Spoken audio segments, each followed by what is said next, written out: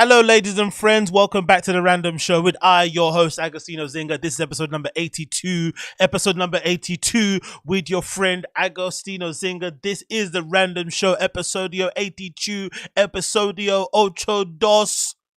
Welcome back. Welcome back. Hope you are good wherever you are. Obviously, I'm geeked. Obviously, I'm a little bit twitchy and that. A little bit twitchy and geeked. Had a little bit too much coffee. And obviously, got the green juice on deck. You know what time it is. You know what time it is. Friday night sittings, Saturday morning sittings. Hope you're doing well wherever this little live stream may find you. I hope you're doing splendid. Whoo! So how am I today? Feeling pretty good, I'm not going to lie. I had a good workout today. Went for a run for the first time in ages. Had to debut and kind of get my Hoka One-Ones broken in. So now they're ready to roll, ready to go. I'm happy about that.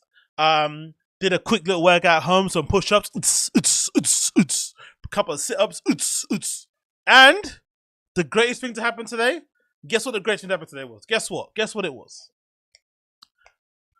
The greatest thing to happen today was someone cancelled plans or, didn't follow through with the plans that we're meant to have. And I'm so happy. I'm not sure about you guys, but I'm that kind of guy, right? That if we make plans ahead of time, and then it comes to the day, because I'm not gonna lie, I'm kind of lazy.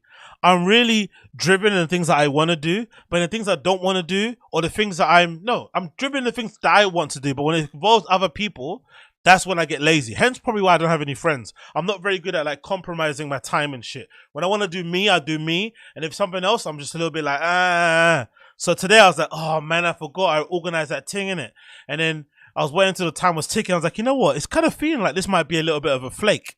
And I was like, oh my God, yay, yay, yay, yay. And guess what? It was a flake. It was a flake. It was a flake. And I'm happy over the moon. I know on their side of it, they're going to be like, this is me, flexing or whatnot.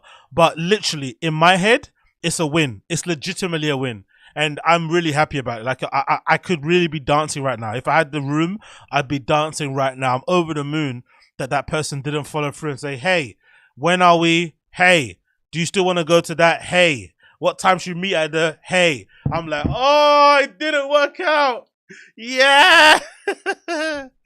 So yeah, I'm really, really happy because now I'm already looking forward to tomorrow.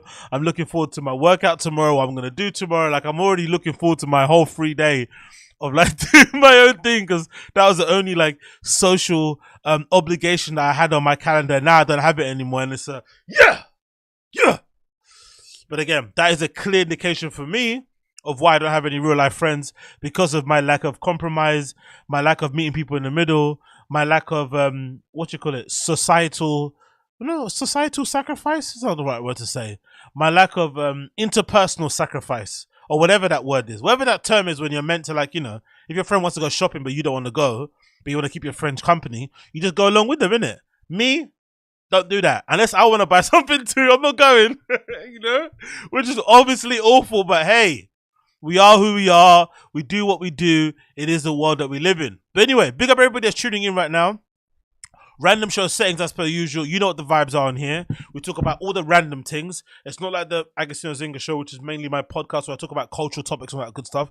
This is more so of a random show where we talk about comedy stuff, we talk about stuff that's in the news and whatnot, and we just have a little bit of a laugh and giggle and just do the goddamn thing or whatever we can do with the time that we have allotted to us. So it's not super serious, it's a little bit more chilled, we take it easy, we have some fun and whatnot, and then we go about our merry way, innit? As per usual, if you enjoy the stream and you like what you're seeing throughout the entire day, please, I'm burping it now because I've drunk a lot. Please make sure that you're smashing that like button for me. That'd be greatly appreciated. Smash that like if you enjoy what you're hearing over time. And of course, leave a comment in the chat if you want to. All that good stuff. If you want to downvote, you can also. Subscribe, you can also. All that good stuff is all welcomed here. All engagement is welcomed on the Agostino Zinga Show channel and the Random Show specifically. All engagement is welcome, so please make sure you do that throughout the entirety of the stream, because I will not reminding you again, because I'll be in the flow. I'll be in my flow state, so I'll have no time to be reminding you of all these stuff, so make sure that you do it and help me out in that regard. But big up everybody in the chat so far. We got James Banks, we got Uche, of course. Big up Uche, my G. Big up Teju, Tej, TJ. Big up Eddie D, and everybody in the chat going to be ropeling and dripping and drabbling in over the course of time. hopefully see you guys soon. But yeah, let me take a swig of this green juice because I'm feeling spicy, and this shit has got ginger in it, and I can't wait to go up and down my esophagus. Oh, feeling good, man. Oh, whoa, whoa, whoa, whoa, whoa. That was good. Woo, I put a big chunk of ginger in that one. God damn. God damn. God damn. Anyway, let's move on. So, what are we gonna say here? Green crack. Yeah, I'm lit, man. Let's go. When someone cancels news, honestly, when someone cancels an arrangement with you, I'm not sure about you guys. Honestly, like, I know I'm not the only one. I like to think that I'm the only one because I'm a little bit of a narcissist in my own way, and I have a little bit of an ego in my own way, and I sometimes, you know, I'm my own biggest fan in my own way. I get it, but come on, man. Some of you guys are like me as well. I know it. I know when somebody cancels plans that you didn't actually, you kind of want to do at the time, then the time comes, and then you're like, you know what, I'd rather not do it, but then you also don't want to flake, so that you play kind of chicken. You do that chicken flake thing. You're like, you know what? You know? And then they flake, and you're like, yeah! So that's what time I'm on, you get me? That's what time I'm on! Don't play with me right now. Don't play with me. What we were saying here, I might talk about DS. Yeah, why not? Do you guys want to be... The DSP stuff, I don't mind talking about, but it's such a dark rabbit hole. It's such a flipping... It's a bit of an emotional... It's a bit of a vibe bummer because he's such a piece of shit. It's kind of hard to talk about it without getting annoyed. Like, he legitimately might be the only content creator out there who I could say I may be close to hate. Like, legitimately. There's no other content creator I hate. You know, sometimes you just like kind of, you know, you just, if you don't like something, you just keep it moving. But DSP, DARKSYDEPHIL, aka Phil Brunell, might be the only content creator I legitimately hate as a person. Like, he represents everything that he represents anything that you shouldn't be as a person. Like, greed, gluttony, entitlement, like just horrendous, right? The horrendous personality traits just seeping through at him. And the worst thing about DSP also is that I think there's something quite admirable. This is why I think over time, I think it's with age. There was a time in my life where I didn't like Jeffree Star. There was a time in my life where I didn't like Trisha Paytas. There was a time in my life where I didn't like Tana Mogo. These internet personalities, even Logan Paul and Jake Paul, same example. But over time, I think when you get older and those guys are mature, they kind of realize their kind of place in culture, and they kind of accept their bad traits. They accept their bad personality things about them, and they just kind of lean into it. And over time, you kind of just respect it. The fact that, you know what, they have their things that I don't like, but their fans love it, and they're also aware of it, but they don't delude themselves that they're good people. Or they don't delude themselves that they're not those things that people say they are. You know what I kind of mean? So that's why I kind of respect them over time. But with DSP, he actually fools himself into believing he's a good person. That he's not doing anything. I'm just here in my corner of the internet doing what I want to do. It's like, nah, man, you're a bad dude, man. You take advantage of really vulnerable people, like legit. Like, even that for me is like the place where I'm like, you know what? You're taking advantage of these really vulnerable people that don't really know, you know, they don't necessarily have the, you know, the flipping minerals or the capabilities to discern whether or not you're a charlatan or not. They're doing it from like the kindness of their heart. You're taking the piss out of them, and also you're expecting more out of it. You're not even happy about what you're getting from them from that regard. You're expecting more. He's now got a flipping second channel, DSP Reacts, where he expects the same level of memberships on there. I'm surprised he hasn't done tip goals on there also. He's demanding they watch stuff. He wants people to send him tips when he's sleeping. Like, just legitimately like an insane guy in the head. It makes absolutely no sense. So DSP for me is like on another level. But we'll probably get on that later, actually. Remind me later. I'll definitely talk about DSP. We'll get on that. But first of all, before we talk about all that, I want you to quickly start off with this, right? It's like a random rant from me, because I've kind of had enough of this, and it's kind of getting on my tits, right? It's kind of getting on my tits. So I don't know if you guys have noticed this, right? But I feel like there's been like a shift in culture, or a shift in maybe society, or maybe where I am at in general, where I'm noticing more and more people kind of getting into like friendship breakups, but also a lot of people, like, I wouldn't even say it's friendship breakups. It's like a lifestyle questioning. People are like questioning others' lifestyle, and in a weird way, kind of like subtly judging it and distancing themselves from it. So in a good example, it's me. On some regards, on some sides, I can understand, like, again, if you don't know me personally, on some sides I can understand if I'm sat here talking about all the raves I go to, all the parties I go to, you can maybe put 1 and 1 plus, you can put 1 plus 1 equals 2, because you could think if I'm going out all those times, that means I'm like, you know, into debaucherous things, right? I'm basically into this crazy hedonistic lifestyle. I'm drinking, I'm taking drugs, I'm going mad. I'm just having this mad life where I'm just kind of on the go all the time, all these hours of the night. That's how you can kind of view it in that regard, because I'm involved, or I kind of go out in nightlife and I'm, you know, whatever. I'm a fan of clubs and whatnot. Cool. But then also what people do with that is that they use that as an example to kind of judge how you are as a person, and to kind of extrapolate that as in your whole personality, and then basically try and like weirdly judge you. So like kind of say like things that are like, oh, well, I'm not really into the whole like party stuff, or I'm not really into that side of you, or no, I'm not really on that kind of vibe. So like for instance, like if somebody wants to meet, they kind of had this idea in their head, oh, if I go meet up Agasuna for a drink, it's gonna turn into us doing fucking lines on a bar table, which is absolutely psychotic to think that, right? Going to a restaurant to go and have dinner somewhere and you're doing bumps under the table is absolutely mad. But because of maybe how I present myself online and what I talk about online, I can't see how people come to that point of view. But the only thing that I don't like about it is the judgment of it. I understand what I understand judging what you see, but the judgment of like overall personality, and also trying to say, oh, how I'm living is somehow better than how you're living, is really nuts. Because I always kind of lean back to, maybe it's a bit of a cope, but I lean back to this idea that in general, as adults, if you're over the age of 25, it's really, really hard to have hobbies. It's really difficult to have hobbies that fill your time and day, like things that you're actually interested to do on a daily basis. It's hard to find them, especially if you have a really small social circle. If you have a big social circle, most of your hobbies might only center around your friends. Your friends might monopolize all your time, from birthdays to dinners to breakups to marriages to job promotions to firings, whatever. You're constantly having to jump around and kind of go to these events to kind of become to make sure you're a good friend, but then they're also cannibalizing your time. So you don't necessarily have any time for hobbies. All your hobbies revolve around your friends. And it could also happen the opposite when you have a small group of friends, right? Cool, whatever. But I think in general, it's hard to find hobbies. So if you do find something you're interested in, I just feel like in this day and age, especially with us all being addicted to our fucking smartphones, right? We've all got our phones in our hands at all points of time, and we all feel like losers, or we spend the whole day on them looking at stuff like, you know, rotting our brains. If you have something that actually allowed you to go outside and literally touch grass and speak to new people, get some fresh air on your fucking face, and just be around the energies of flipping new and interesting people that you haven't maybe seen before, I think that's actually a good thing. I don't see anything literally legitimately bad in it. And also, this judgment that just because you go to parties and raves is somehow less of a good thing than, I don't know, sitting down and watching reality TV or browsing random, you know, blog gossip meme pages or something, or just exchanging memes with other friends. It's just a little bit weird. It's just a little bit weird for me. I don't understand the what's better. Like either thing is as redacted as the other. They're not. Nothing is better than the other. But this idea that you can maybe judge somebody based on what they present to you online on that thing is crazy. And the fact that somehow going out socially in nightlife is somehow looked down upon and kind of puts you down in the pecking order of friendships or as a relationship partner.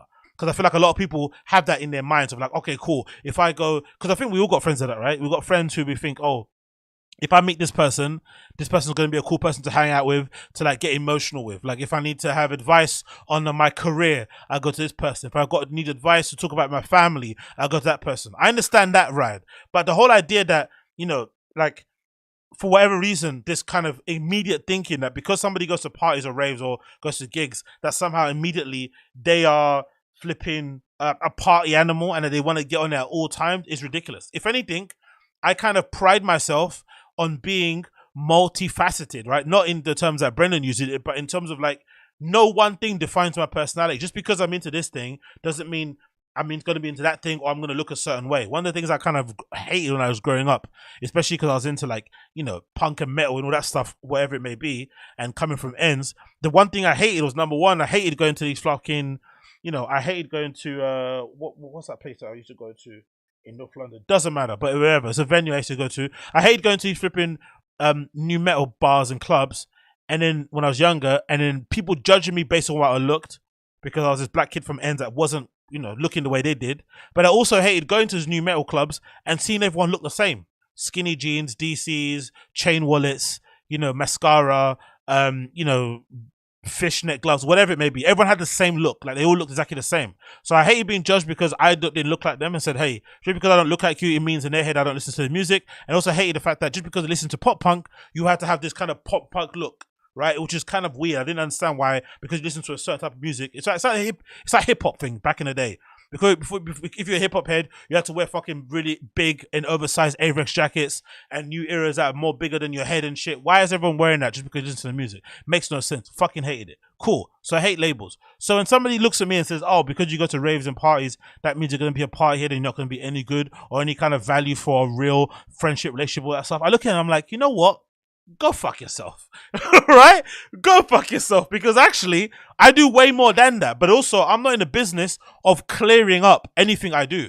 I'm not in the business of explaining anything or being like, no, actually, this is what because I kind of, it can happen 1 or 2 times you get caught in that thing where you kind of want to explain yourself. But for the most part, I don't ever want to explain myself. Like, what I do is what I do. If you don't like it, cool, keep it moving. But this idea you have to explain yourself and justify what you do and make it seem like, no, actually, I actually do more things. I actually go help out here and do this. Like, nah. That is CUCK. I'm not that guy. So I'm just going to leave it as that and let you kind of make your own opinion. But I just had to kind of get that rant there. Like, I think judging anybody based on what they're into is annoying. And also being the judge of people that what they're into is annoying. Oh, whatever. And especially nowadays, considering that we don't have much to do outside of fucking consuming content and media, legit. Like, what else do we do that cannibalizes most of our time? Like, I think unless you're in college or something, or you actually work, you know, more than 10 hours a day, most of the time you're spent just watching content. Like, you're not doing anything. You know what I mean? Like, actually doing. And I'm the same. I'm the same. I feel fucking ashamed of how much time I spend on fucking YouTube, right? It's absolutely shambolic. But this idea that, you know, watching YouTube is much better than going out to a rave, or that it doesn't make, like, it's like, huh? How many documentaries on Putin can one person watch? I've watched many. Oh, like, maybe in the thousands, right? Like, I don't see how that's any worse or that's any better than someone that goes to a club. I don't really understand it. But I think in general, it's an age thing as well. Because I think people around me are starting to get to that age where they want to maybe have a family and shit. So maybe they're looking at it and thinking, oh, you're taking away from the time of them maybe finding a partner, or you're maybe kind of distracting them from their goals if they want to get a promotion at a job somewhere. Because at this stage of my life, I don't think a lot of people are happy to be like a sales assistant or something, or a bartender, right? Everyone's trying to, like, you know, that time of those jobs being cool has gone now. Everyone's trying to, like, go up on the ladder. So the last thing they want is to be hit up by the guy who they think always just goes to parties and raves, because they feel like, oh, that's gonna go until 6 a.m. I'm gonna have a hangover. Oh, cool, I get it, whatever. But I don't know. I just find that interesting how people judge certain things in that way. I find it really, really interesting, because no one knows what I get up to when I go in there for the most part. It's maybe not what it seems to be, but also I'm not in the business of clearing it up. So the ambiguity is fine. The judgment is fine in conclusion. It is what it is. Everyone's got their place in life. You know what I mean? You got to do what you got to do to kind of get where you want to get to, or whatever. It's cool. But I don't know, man. Keep all that fucking low vibration energy away from me. I don't want none of it. You know what I mean? None of it. Then next, I want to talk about this. So, I came back from a holiday recently, little weekender in Berlin, right? And one thing I noticed that was fucking really, really funny and interesting, I think I noticed it, right, was this kind of lady or ladies with prams and stuff that are taking their kids on planes. Number one, hot take, but I don't think you should take any kid that needs a pram on holiday, personally, for me, especially on an airplane. I think it's kind of cruel. These kids are screaming. They're flipping hating it. They love it. Like, they really are loving it. They really are hating it. Hating it. Every bit part of it. Because planes are awful, right? For a kid that just wants to run around, be dumb, play with other kids, play with their siblings and shit, fuck around with their parents or their guardian. It's just the worst thing ever to be on an airplane. It really must be miserable. I'm actually happy because, again, like, I'm kind of like in a fortunate position because I came to this country as, like, you know, quote unquote a refugee. So I didn't have any papers. So I couldn't go on holiday anyway, even if I wanted to, right? I only got my passport really late in life, maybe in my teenage years or something. I didn't have a passport when I was younger. But I know a lot of kids in my area who maybe had a bit more money, whose parents took them on holidays in planes and shit. I remember before being like, oh my God, that's amazing on a plane. But now thinking of it, I'm actually quite happy that my mum and my dad didn't really do that to us. Like, the most thing that we did was maybe we took like a ferry to Calais or something, right? To go shopping or whatever it may be, or maybe go to Paris on the Eurostar, but we never took an airplane anywhere because I can't imagine how flipping horrible that must be. But the other thing I was thinking about it, is the mums who take a kid on the airplane, especially these low budget airplanes like Ryanair, right? Ryanair is a lot like probably Spirit Airlines that you have there in the United States. It's usually a budget airline that goes to, you know, places in Europe for the most part, low cost, you know, anywhere from like £10 to like £300 for a ticket, tiny, you know, peanuts. But then also they kind of make money back on, like, you know, the seats that you book that you want to, sorry, the seat you want to pick, extra baggage and all that malarkey, you know, standard onboarding before people, blah, blah, blah. But the thing that's obviously annoying about the low budget airlines, I guess because of their low budget, they occupy like the far ends of the airport. So wherever your most likely if you fly low budget, your terminal is always going to be right at the end. It's never going to be close to where you walked in. So you have to walk really, really far. It's down some stairs. It's up an escalator. It's across a bridge. It's fucking a nightmare. But most of the time, it's going to be quite inconvenient if you've got a pram, because not all the places have lifts. They're not all wheelchair friendly or whatever it may be, or pram friendly. So I saw quite a few of those ladies taking their prams thinking, rah, man, they're going to have to do the whole like help, oh, can someone help me thing every place they go, every steps. So now I saw a couple of ladies do this thing, which I thought was a little bit entitled, but also kind of got it, where they would kind of stop at a stair and just look at somebody. Just look at any guy they saw, just look at them. Just stare them down, like, in shame. Like, are you, like, motherfucker, are you going to help or not? And then the guy would kind of like, oh, okay, yeah, cower and kind of go ahead and help, right? Or the worst thing they'll do is they'll just stand there. One lady I saw, she just stood there next to the stairs. She didn't even move, she just stood there. And then some guy came out, can I help? Yeah, thank you. And then someone came and helped her. I was like, yo, is that entitled? Or is that just mum brain? Like, mum brain, you have to kind of keep in mind these kids are flipping all around you. They're going crazy. You know, any slight mistake, these kids may die. So you have to legitimately look after them in that regard. So you don't have time to be like, excuse me, would you mind helping me? You don't have that kind of time. I wonder if that's a vibe. I don't know if it's mum brain or if it's just entitlement and this madness. But then I also saw somebody, a lady, who legitimately got offended when a guy said, can he help her? And it was like, if I'm not mistaken, if I remember it correctly, she had one of those buggies that carries 2 babies in it. And for, you know, maybe one kid had some like developmental issues, but he looked like he didn't need to be in a buggy. He looked kind of age, or maybe above 6 years old. But she had those buggies that has the 2 seats in it, and she had to go down like 3 flights of stairs. Like it had like a flight of stairs, a little platform, another flight, a little platform like that. And she was angry when the guy said, can I help? I was like, whoa, interesting, innit? You've got the woman that turns around and stares down a guy in order to help him, like shames them. We've got another woman who just stands at the flipping stairs, the bottom of the top of it, waiting for somebody to pick up the flipping pram because they're in mum brain. And then we've got the other woman who gets annoyed, who gets literally annoyed. Like, how dare you think I can't carry this buggy that weighs 20 pounds down 3 flights of stairs? I was like, Jesus Christ, all right, sorry. But obviously they don't do it to black people, innit? They just do it to their fellow Caucasians because they know. Yeah, I mean, I ain't got no time for that, man. I ain't getting involved in helping out no blonde lady, and then my arm accidentally brushes her back, and then I end up fucking, you know, on the front cover of the New York Post. Like, no, thank you, mate. I'm not taking any chances. I'd rather you just, you know what I mean? You get sorted out by John or Jeffrey or one of your fellow, you know, Daniel or Andrew. He can help you out. Keep us other guys off of it, mate. I don't want any hassle. I just don't want any hassle. But anyway, what was saying in the chat? Last 2 times I flew, my arms started to ache. Why do you see everyone as a flight is going on holiday? Oh, it's true. Oh, okay. Good point, MN. That's a very good point. Maybe they go see family. I never actually thought about it, actually. Good point. Trico says, I remember being 8 on my cockpit tour and seeing all the cocaine and booze. He was a sick dog. Okay, probably a joke, but if it isn't, I love that. Eddie says, I don't ask women if they need help anymore because 9 out of 10, they freak. Yeah, it's just, I don't know. There are occasions when I do. No, I lie, I don't. I'm not gonna lie, I don't give a fuck, man. Unless someone's getting, like, the one thing I always step in for is when somebody gets into an altercation. Like, I've done that many times. Like, especially when the guy's been belligerent to a woman, I always step in. But if it has to do with, like, holding doors or that shit, I just don't get involved in it. It's not worth my, I just don't want humanity to disappoint me. Do you know what I mean? I don't want that. So I just kind of operate in just a, you know, I just go where I'm going. I swing the door as far open as I can so that it can, you know, stay open for you to come in behind me. Whatever it may be, all that stuff is good, but I'm not gonna be like holding the door like some fucking butler or coming, may I help you, madam? Like, you can jog off with that one. Man doesn't have time for that. Sorry. I'm not a butler out here. But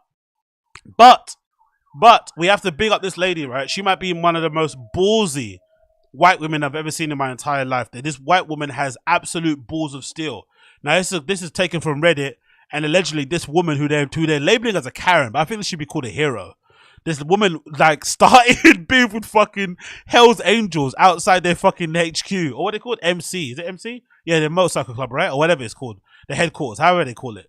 She's out there and she just starts ranting and raving at these flipping Hell's Angels. Like, what the hell is she doing? She's not a Karen, mate. She's a hero. An absolute hero.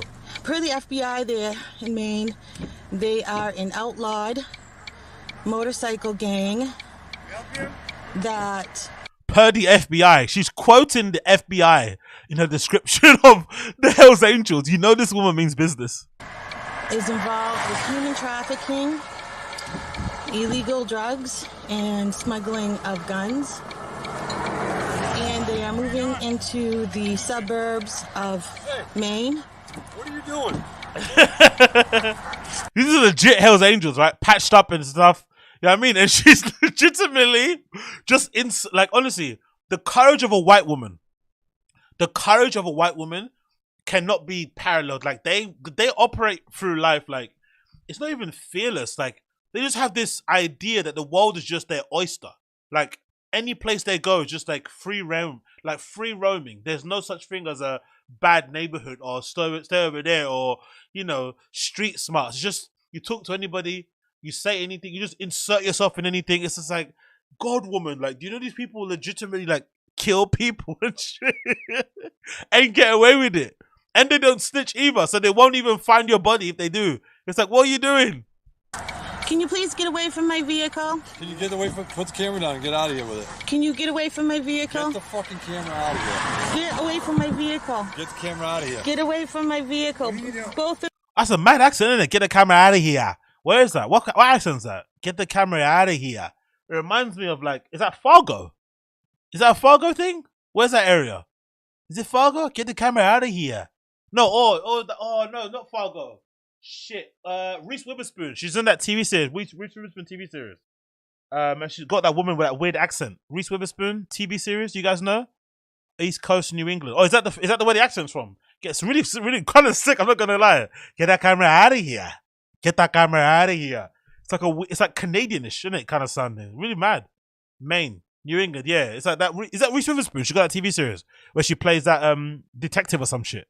Like, it's pretty crazy. I like that. What's your problem? Get away from my vehicle right now. Put the camera out of here. Get away from my vehicle right now. We're good. Put the camera down and get out of here. I do not have to. I'm an American citizen, and what I... Yo, she's kind of ballsy, man. She's kind of ballsy. I'm not going to lie. She's kind of ballsy.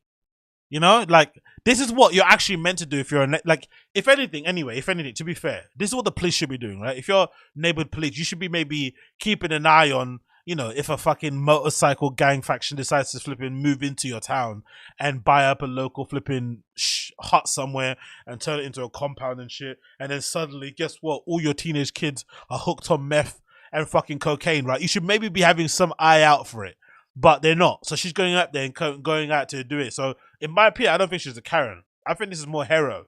This is more hero to me, not Karen. I'm doing is legal. What is it you do? Not your business. Move away from my vehicle right now. I suggest you get the fuck out of here. Right Jesus now. Christ. What'd you say? Are you threatening I me? suggest you You get up. threatening me? No, absolutely not. What are you gonna do, you little fucking punk? Don't you fucking threaten I'm just me. hanging out. Why are you cursing Why at don't you go get another fucking piercing in your face? Get out. Oh, I love it. She's mocking the piercing. Why don't you go get another fucking piercing, you little punk? All the things that he like holds dear that make him look badass, she's completely mocking. Another piercing in your fucking face, you punk. I love it. Get out and mind your business. Mind your business. Mind your business is quite epic considering you're minding their business. But hey, I get it. The town is your business, isn't it? I don't mind that. Mind your business. Hey, Get out of the road. Fucking video camera back. Get out of the road. Look at the guy in the forest. Ah, come on. You can't be hiding in the bushes because some lady's recording you. That's a little bit pussified, isn't it? Look at him. He's hiding in the bushes with his go faster glasses on his head. Come on. Step up. Step up out from behind the bushes. You know what? I just realized I just realized. Is that BGL? Is that Marg? That could be Marg in the bushes about to hand Brendan a glass of whiskey. Is that Marg? Marg, is that you?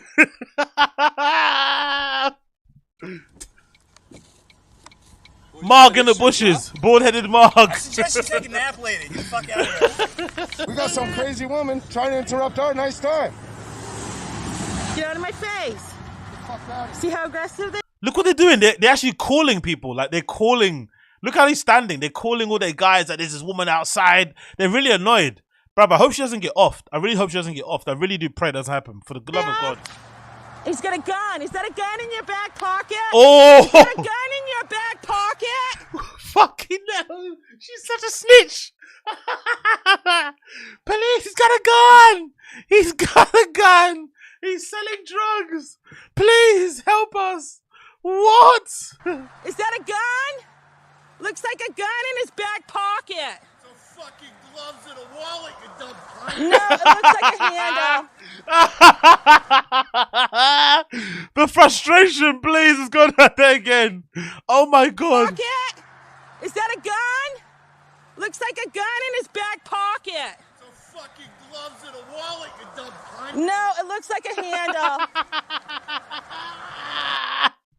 Oh, absolute legend. Yo, she's got fucking balls of steel. I swear to God, balls of steel. Big up her, man. She's not a fucking Karen. She's a fucking hero. I'm just hoping, I don't know if you guys saw this, but there was these stories I remember reading not a while, but I think it happened recently, that some cartels, some Mexican cartels had moved into towns or places bordering, I guess, the fucking Mexican border. I don't know where it is. Don't hurt me on my fucking geography of America. I'm fucking rubbish on it. But there were some towns along the border that the cartel had now basically infiltrated, and they'd hired locals. So they'd hired, like, you know, kids and, I don't know, single parent family homes or even families, whatever, it doesn't matter, who are hooked on drugs. And basically they use them as basically as stash houses or as middlemen to kind of funnel their stuff in and to kind of infiltrate the local community.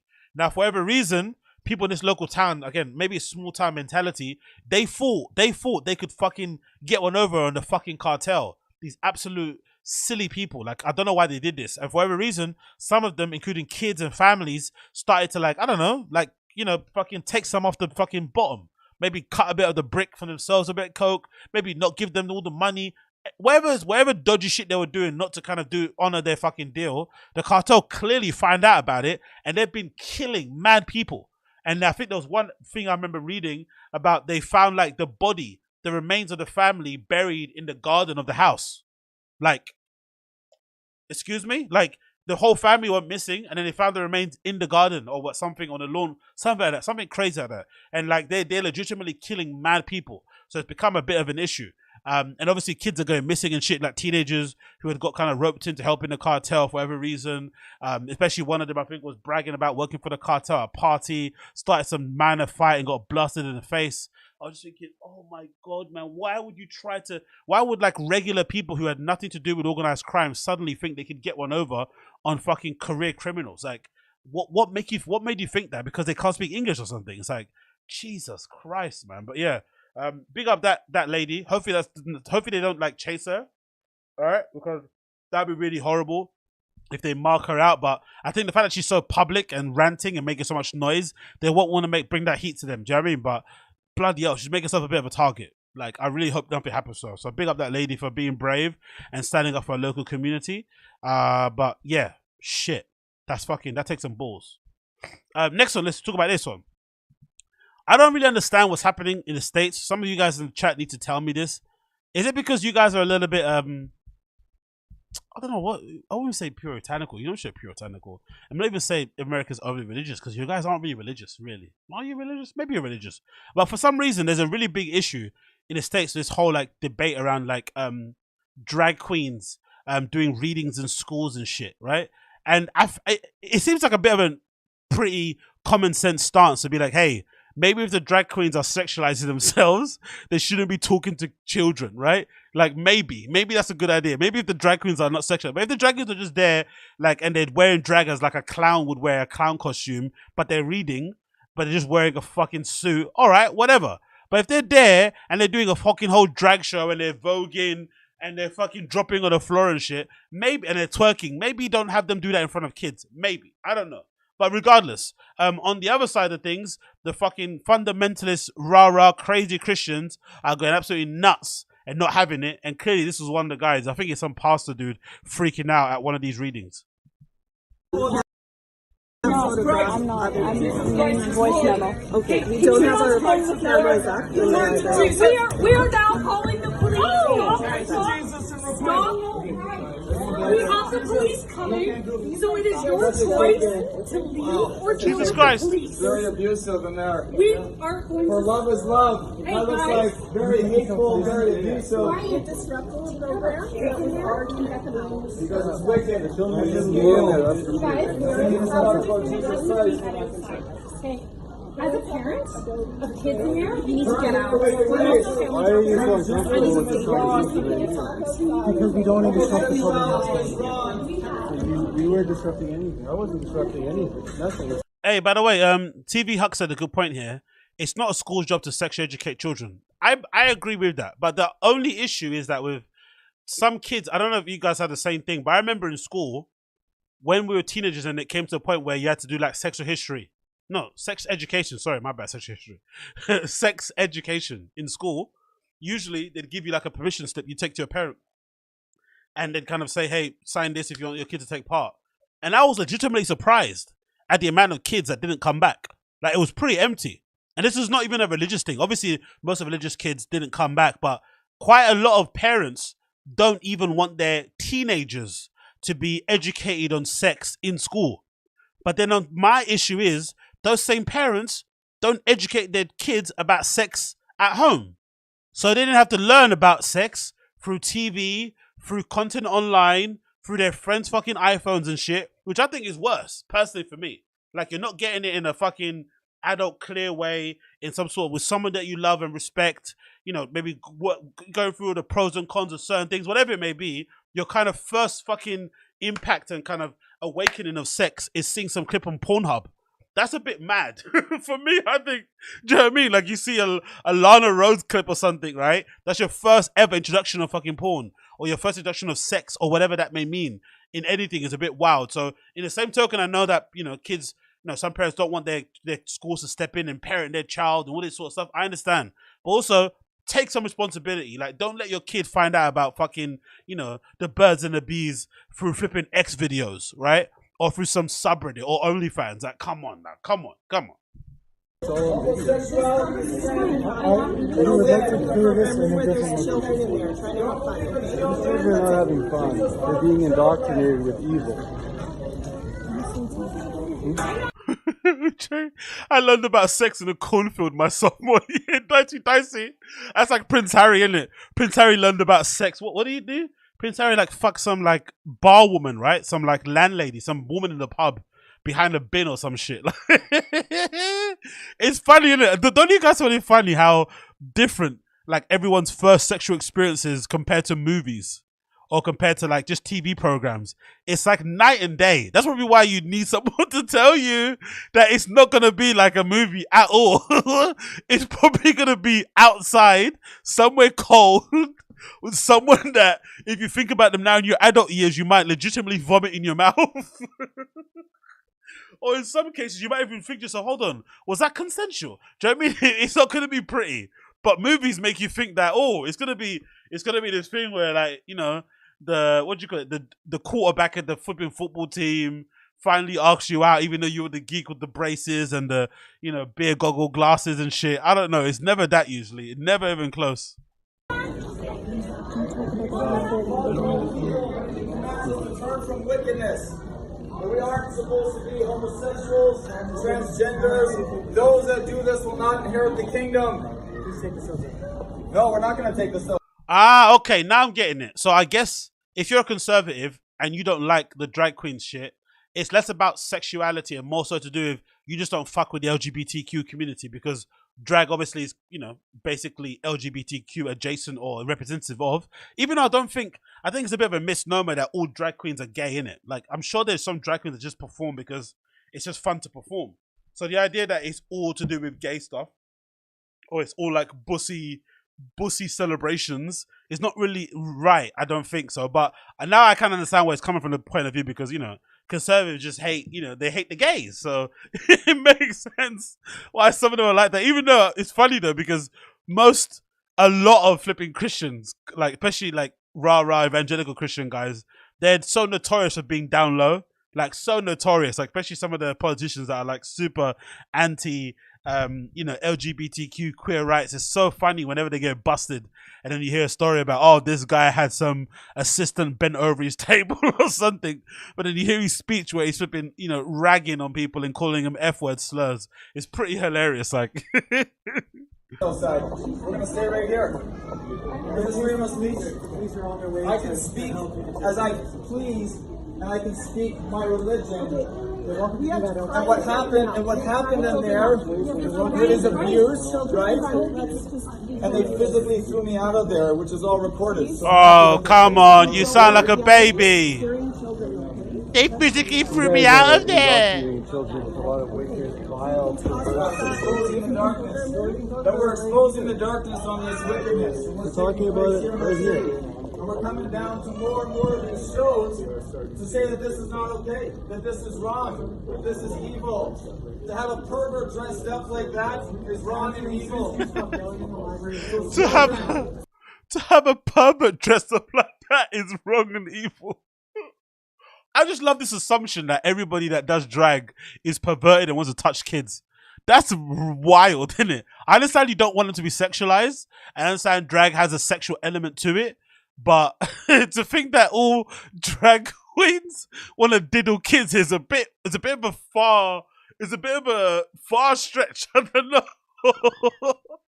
Like they're around like hunting children, these drag queens, like just in their high heels.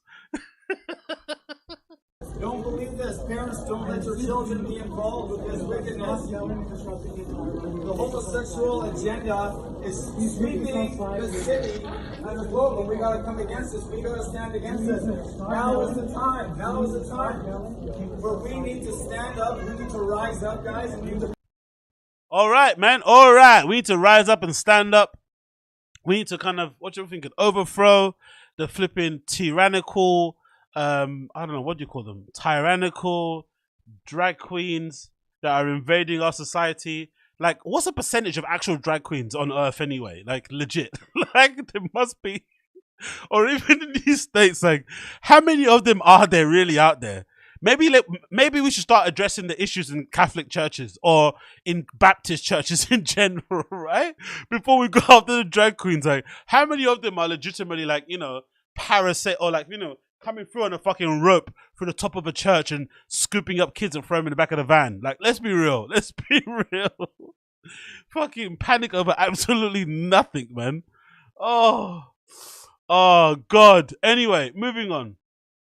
So, this is pretty cool, isn't it? I went to quick call. Have you guys seen this? I thought it's pretty funny and pretty interesting kind of insight. So, there's this advertising campaign going kind of viral at the moment, or sort of viral on my side of the internet, that features a brand called Heaven that's run by this guy called Marc Jacobs, who's a really well-known fashion designer who did stuff with Louis Vuitton, blah, blah, blah, and he's got his own brand called Marc Jacobs. And he decided to put together this pretty cool spread, kind of, you know, basically to market his brand, where he features all these cool individuals within the scene and whatnot, you know, young people and just people doing cool, interesting things, like sat on the couch. I think he's also got a campaign now with the legendary band Deftones that's absolutely doing bits.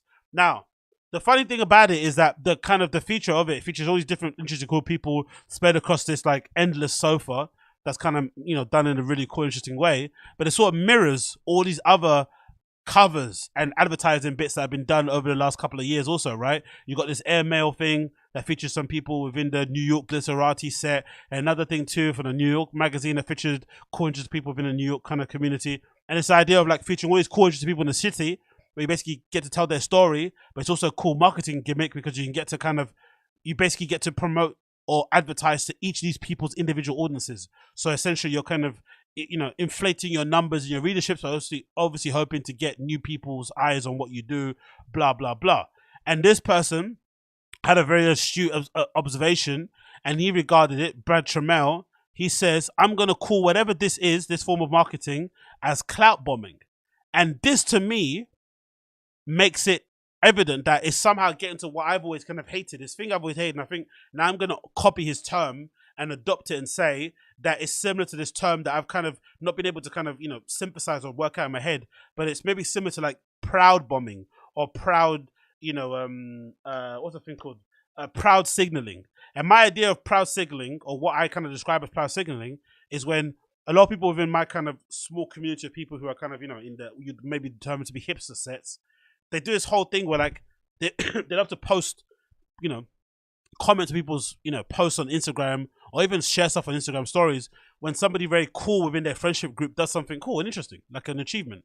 I don't know, you know, my friend became the editor of a fucking well-known fashion magazine, or they got promoted to become fashion assistant or whatever, blah, blah, blah.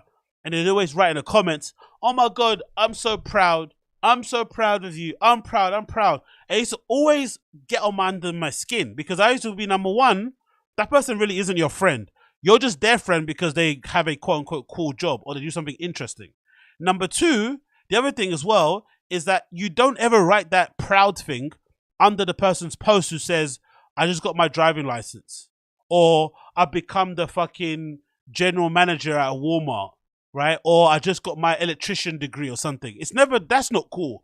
It's only cool when somebody's got something to do with media, something to do with fashion, something to do with entertainment. Then it becomes cool. But when it's just like a general job, like a general job promotion. Hey, I became the manager at my workplace. Hey, I was an intern. Now I'm getting paid. Hey, I was working weekend shifts. Now I'm doing full-time work. No one's proud. Everyone's always proud when it's that. And I bet you any money, all these fucking cool, interesting kids on this couch, not one of them has a normal 9 to 5.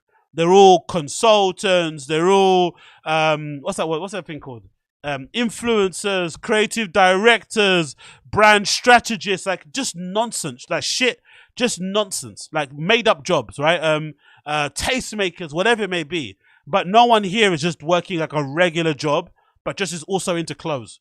That's the thing I've always kind of hated in fashion in general. That's not represented a lot. Like, and I think there's probably more of those people like me than people who like have aspirations to fucking, you know, start some new thing or so whatever. Some people just love fashion, love clothes like I do, but also don't mind working a regular job because you quite like being around regular people who don't know who a fucking Marc Jacobs is, who don't care what a fucking Louis Vuitton is, who don't care who's the new fucking design director at Gucci. They don't give a fucking fuck. Do you know what I mean? That's quite nice actually to go to a workplace and just have general normal conversations that don't revolve around the fucking length of a pant or why they put a certain applique on a jacket. But for whatever reason, this kind of cyclical world that encapsulates just kind of pisses me off. But then on the other side of it, I kind of like it. I kind of like it because it is quite representative of a multicultural society. You got different ages, different colors, different creeds, different sexualities, all that good stuff. It's quite nice in some regards. So I look at it from the point of view of a 16-year-old. I'll be like, hey, if you're 16 and you're fine and you're lost, you don't know where to go, and you don't feel representative, you don't feel you're represented, sorry, it's quite nice to see people that look like you in these kind of places. For me, I didn't really give a fuck. I mean, I don't need to see a black designer to figure out that I can maybe design clothes. But I know for some kids, to see someone that looks like them in these things, it's quite important. So if it's for kids, cool. If it's for adults, go outside, touch grass, talk to normal people. But I term that people that love to say proud, and again, you might see that on your side of things, maybe not, because maybe I just have like a redacted fucking social media feed, but on my side of things, there's a lot of people that put that thing out, like, I'm so proud of you, I'm proud of you. It's like, really? No, you're not proud of me. You're only proud of me because you want to fucking, suck off my clout like a fucking vampire. Go get fucked. Anyway, let's move on. So, next thing to move on to is this. Now, what do you guys think? I'm calling cap on this. I'm calling big cap on this. A little bit of a cap. Big cap. I feel like this is like a ploy that this guy is doing to get out of prison early. That's a little game, oh my God, my head hurts. Oh my God, my belly, right? I don't think this is real. But if it is real, this is kind of wild. So this is courtesy of Pop Crave. It says, Andrew Tate's manager has confirmed reports that he has been that the disgraced media person has been diagnosed with lung cancer. I just said disgraced. Lung cancer. Sorry, let's get this thing on the screen. It'll be a crazy turn of events, isn't it, if this is actually true.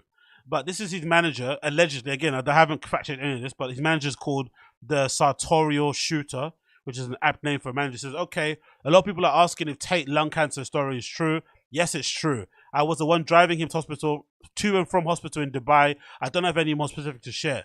So he's been having lung cancer. So I guess, if I'm not mistaken, he was in Dubai before he went back to fucking Romania, right?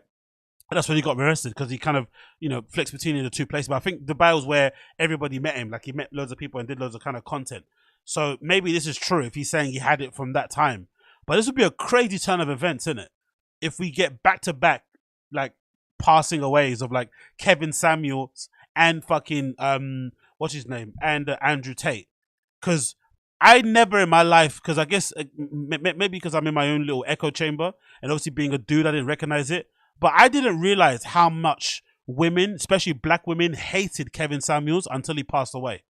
Like, Twitter was wild. Women were legitimately celebrating this man dying. Like, they were absolutely going crazy. I saw mad girls, like, posting gifs of, like, people smoking cigars saying, we're smoking on that Kevin Samuels pack. Like, it was absolutely wild. And this guy's like someone's dad, not someone's dad, he didn't have kids, but he's someone's brother, someone's son and shit, right? And they were legitimately happy that he died. Like, absolutely punch in the air. And I always thought, I was like, I never understood why you would be that excited. Like, it's Kevin Samuels, isn't it? He just talks out of his ass most of the time. If you don't like what he said, just keep it moving. But I guess a lot of women took a lot of umbrage to those videos that he had where he was really giving women the business. Because there's one thing if you can't tell women. There's nothing, you know, especially women on the internet. Accountability and judgment. Woohoo! So he was going on there and having those, you know, if you watch them in full, they weren't as bad, but the clips of those kind of consultations where a girl be like, yeah, I just want a man that makes like $1 million a month. And then you'll be like, hold on, is that 2 kids screaming in the background of your house? It's like, yeah, what time is it there? 1 a.m. It's like, huh? You want a guy that earns $1 million a month to be the stepdad of 2 kids under the age of 6 who don't go to sleep before 1 a.m. or something? It was like that kind of rippage. And obviously, you know, women hate that because I think for some reason, some women on the internet have this weird idea that they're always gonna, that they're all princesses or something, princesses or queen shit. So when someone tells them, like, you know, the actual cold hard truth reality of things, it can get a bit sketchy. But also I can understand on his point of view, from the women's point of view, sorry, that you don't know this guy and he's legitimately like ripping you to pieces, judging you, and also embarrassing you for content, for likes and clicks. You know what I mean? He's getting viral and successful and making a lot of money off the back of humiliation. I can understand it. The Andrew Tate side of things, again, I also think, I don't know, man. I don't understand the hate. Like, he talks out of his ass. But the guys, like, for instance, I'm never, ever, ever going to listen to an Andrew Tate video and take it seriously. I'm never going to buy a course. I'm never going to pay any attention to him in that regard because it's just not for me. He's not, I'm not his target demographic, right? I don't need to be saved by this man. But the guys that do need to be saved, let them be saved. Do you know what I mean? I don't understand this idea of, like, removing him from the internet because he's toxic. Like, okay, if he's toxic, I don't know, educate the ladies who may be in danger of the guys who may buy his courses to be aware, to keep an eye out for the guys who have the whiff of the fucking Andrew Tate about them. But the whole idea about removing people from the internet because you don't like what they say is really bizarre to me. Unless, of course, it gets into the whole, like, you know, what's that word called? It gets into the whole, like, people smuggling sort of shit, and it gets a bit dicey that way. Okay, fair enough, if it's actual criminal shit. But if it's just like, this guy thinks, I don't know, women should be in the kitchen. Yeah, it's a bit of a redacted take. Yeah, it's a little bit, you know, stuck in time, whatever it may be. But just leave him there, innit? Just keep it moving. I really don't see the issue behind it. But judging from the comments, I'm in the minority because the ladies out there are happy that if this is true, they are legitimately happy. And it's quite wild. This person here, I'm supposed to feel sorry for that bitch. I don't. This person, I love those. It's Brianna Wu, the actual Brianna Wu. Yeah, okay, cool. Brianna Wu. What's she saying here? This is gonna be very, very toxic. Like those frat boys in college, this song seems super trustworthy. Okay, fair enough. Another person here. I mean, I'm not saying he deserved it, but God's time is always right. Holy shit. Another person. May he receive the grace and care and compassion that he has used the platform to bestow to others. All right, Sam Striker, that was pretty smart. Holy shit. Someone in the chat, half of these women aren't women. Yo, I'm not Aiden Ross. I don't have Aiden Ross money, so we're not even gonna get down that fucking world. Leave me alone. I'm just trying to stream and catch some L's, catch some LOLs. I don't want none of that smoke. Another person says, "This is devastating. I speak for everyone when I say we pray he recovers." I think this is kind of sarcastic. Another person, Free Top G. Another person, that's why he was so mad at Greta. She was trying to improve the air quality and he wanted everyone to go down with him. Okay, nihilistic donkey. Another person says, his minions are going to blame that omnibus, shadowy, reptilian matrix. Okay. Another person here, okay, this is the sound of it. What does it say? I want to hear what it sounds like, actually. I'm supposed to feel sorry for that bitch. I don't. Okay, that's pretty good. Women's History Month off to a great start. Oh, so is Black History Month, Women's History Month back to back? Right, I just clocked it. So Women's History Month is longer than Black History Month. That says everything about it, innit? That says everything about fucking where I stand in the fucking pecking order, doesn't it? Fucking hell. Okay. It continues. Happy Women's History Month. What's this guy saying? This is Sir Moist. What's Sir Moist saying here? Come on, load. Fucking Twitter video is so shitty. Or is it him just celebrating? Come on, man. Twitter video, can you load for me? Is that possible? Come on, Twitter video, can you do something for me? Baby, that's what I've been waiting for. That's what it's all about. Woo! Woo! Yeah, baby. Okay, a lady standing next to her. What's this? Pray for my enemies. Okay, big up the lady there. Is he gonna be smiling? Honestly, yo, the white women are gonna go off. If this happens, if this is true and he's downloading that account, he doesn't recover, the white women are gonna be celebrating more than the black ladies did when Kevin Samuels passed away, mate. This is absolutely crazy. Okay. Okay. This lady's smiling. What's she saying? What's his queen saying?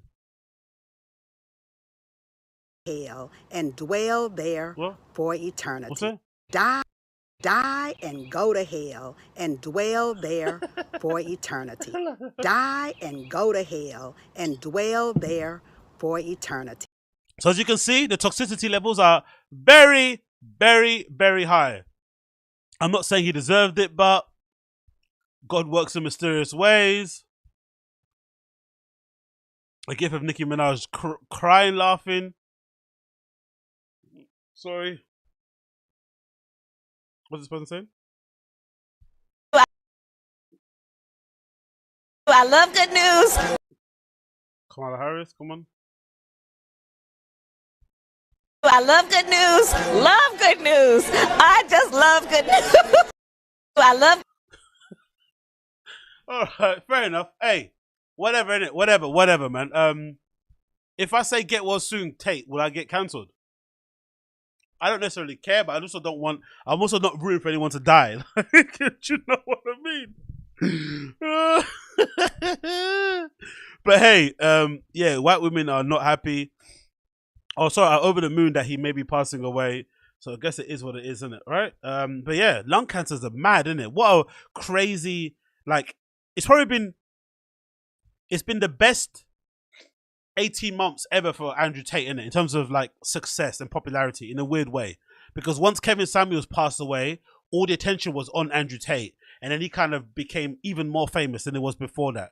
And he got really into the cultural zeitgeist. He got back onto Twitter when Elon Musk took over. So that obviously, I think, increased his profile and his outreach. That Greta Thunberg back and forth, and then bang.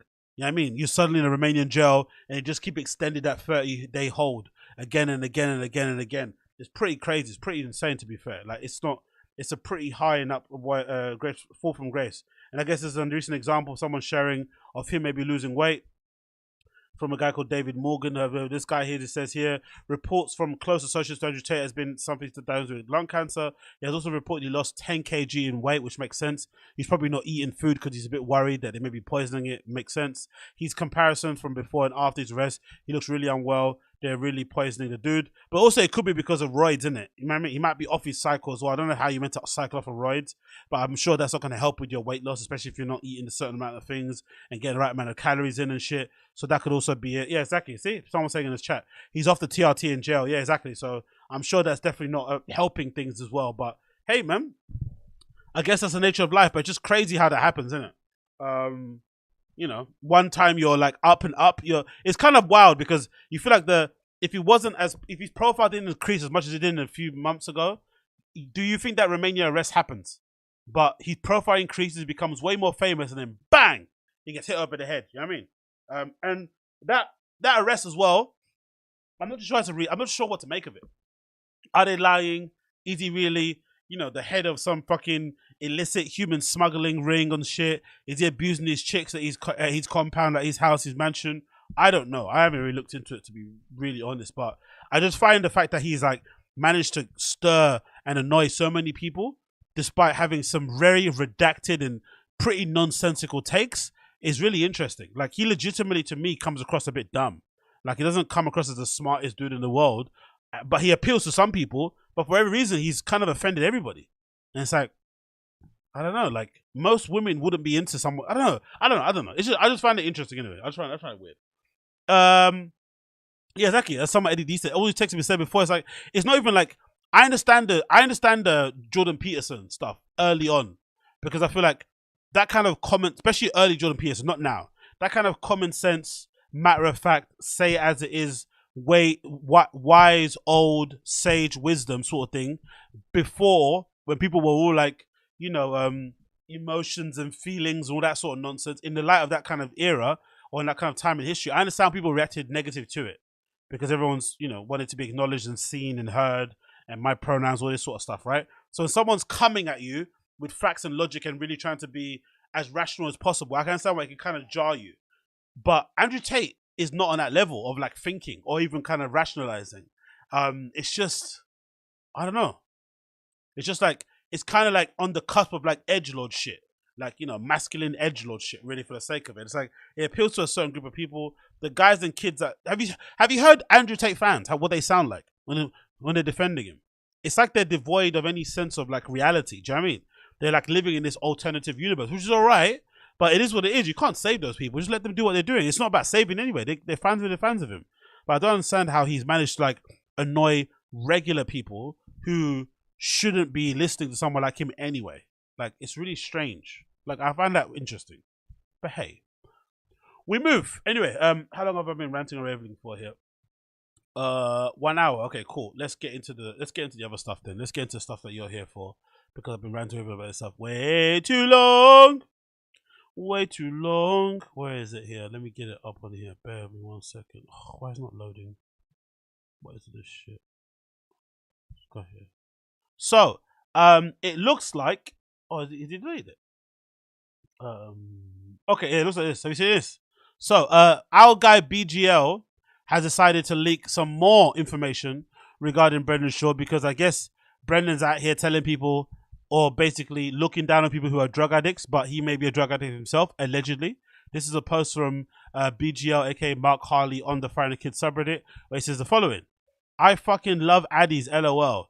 Guy who regularly accuses others of being drug addicts and claims I've never done drugs before, trying ecstasy last week in his act. And obviously he's texting, what's his face? He's texting BGL that he loves ADDIES. And BGL went through his phone and found all these instances of Brendan saying fucking he loves ADDIES. And again here, ADDIES, look at that. Look at the length of ADDIES here, the amounts. ADDIES question mark? Also, need more ADDIES. Crazy face. And need more ADDIES for your thick brother? And I love how he says thick with a free season in Texas. Redacted. Need more ADDIES. I'm eating like a funky... What's that? I'm eating like a fucking Gila monster without them. LOL. Got the ADDIES? How many ADDIES you need, by the way? My guy's gonna come through. Not me. I fucked up and took 2 ADDIES. I'm chatting away up here. LOL. Another one. I thought you were leaving Wednesday morning. My bad. I got ADDIES for you. Another one. Back around 10 a.m. tomorrow. I'll be home around 11. Working ADDIES? ADDIES?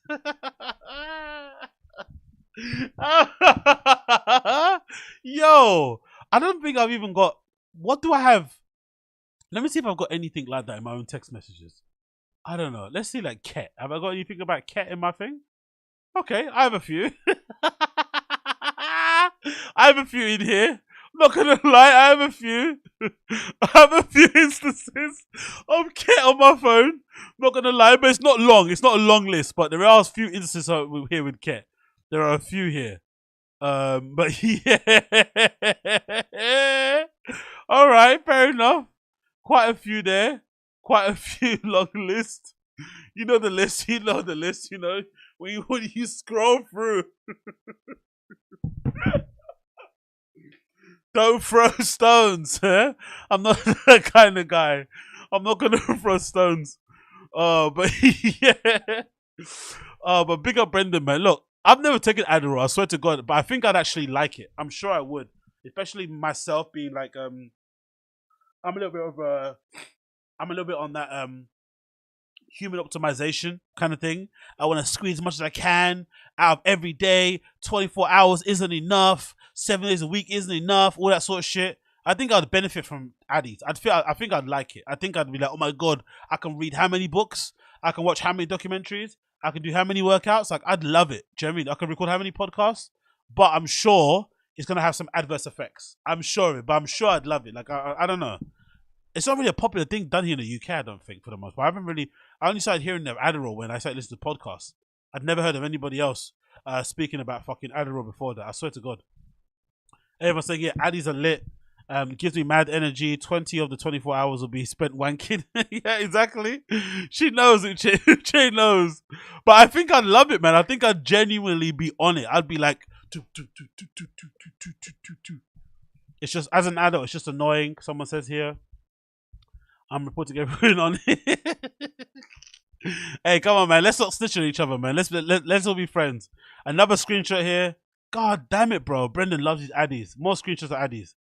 I'll also send you the total for the Addies in a sec. Oh, okay. So this whole thing about Mark or BGL being fucking Brendan Schaub's fucking plug is true. That was like a little bit of a troll, I thought, on the subreddit. But I guess it's true. Maybe he admitted it himself. He was legitimately buying him shit from the dark web and obviously reselling it onto Brendan and shit. Quite wild, isn't it? I fucking love Addies. Number one. God, just about to head out and pick up the Addies. Hitting location 2 for more Addies. Yo. Okay, you got... I don't think I was speaking... Have you guys speaking this much to somebody about like beers? Let's not talk about anything illegal. Let's just say beer. You want to go out for a drink or beer? Like, do you speak that often about drinks? Like, are Adderalls that like addictive? Are they that yummy that you would be, you know, pressing your friend like every fucking day? Like, this is like 4 times in a day. Look at that. No. Jesus Christ. 1, 2, 3, 4, 5. Is that 5? That's 4 times in a day mentioning Addies. God damn it, bro. I never mentioned fucking drinks that often to my friends. Another one. Here location. Yeah, okay, you got 15 Addies and 5 Xanax bars, which have 4 pieces on each one. Another one. Hence the Addies. With the Addies. Addies. Also more Addies. Addies. So that's going to be the new troll now in these comments, isn't it? Before it was like house socials, right? House socials. Now the new troll will be Addies. This guy sounds like fucking he sounds like what's his face? He sounds like Lil Got It. We need to talk about the Addies. Another one here. Got the Addies. How many Addies you need, by the way, my guys? Not me fucked up and took 2 Addies. I'm chatting away up here. Back around 10 a.m. I'll be home around 10. Working Addies. More Addies. Jesus Christ, bro. The Addy talk is fucking relentless, isn't it? Addies. But yeah, I don't know. I don't think I've liked any drug or any alcohol that much where I'm texting my friend all the time about these kind of things like this in this extent. But you know what? It all makes sense. I also like the fact that BGL has changed Brendan's name on his phone book, I guess. At first it was Brendan Schaub. Now he regards him as the dumb fuck redacted, which is hilarious, right? The dumb fuck redacted. And he's obviously changed his face to that guy that, what's it, Aaron Hernandez? That's hilarious, isn't it? So instead of just blocking his number, I guess because he owes him money, innit? But I guess when he picks up the phone, he wants to see dumb fuck on it, so he doesn't want to pick up and shit. But that's hilarious, the passive aggressive nature of it. But yeah, man, the breakup is real. The breakup is real. They are no longer friends. BGL'S exposing his friends. I think when you start exposing your friends' drug addict addictions, right? Or you start talking about their money and stuff, I think that's when probably it's over. Like that's when you know it's definitely over. So yeah, if it wasn't already over when you went to fucking Red Bar, now it's definitely over. That he's went out there and fucking spoke about his fucking Addy addiction. You can't be leaking that kind of news to people from the outside. Come on, you gotta keep that stuff close to chest, brother. Come on. Next one, I mention this one. Let's talk about this. What's the percentage saying here? Let me see what they're saying in the chat. DBA Dave says, my ex and I used to pop one every Thursday night and scrub the baseboards and undersides of the shelves. Rotted. Okay, so it's that kind of stuff, right? So if you want to get stuff done in the house, you want to clear out the attic, you want to clean your oven, like stuff that requires like tedious work. You're going to get bored. You're going to get distracted and go do something else. But if you want to just get locked in and do it, you pop an Addy, you fucking scrub that oven clean. It'll be back to its sterling or its, metallic steel flipping look in no time. Yeah, you leak drug shit. Yeah, it's a wrap. Exactly. Miss West says there. Super Soldier says Adderall is one atom away from meth. Meth is also a prescription called... Really? Adderall is meth? Why am I so... Yeah, I think someone told me this before in the stream chat, innit? Bro, I didn't know Adderall was so close to meth. God damn. Atlantis Rising Podcast says, remake the coke dealer scene from Boogie Nights with Addies, Lols. Coiler says he's trying to get ahead of it and say that he was a problem on Rogan. Ah, yeah, true. He did mention that, didn't he? Good point, Coiler. Yeah, true.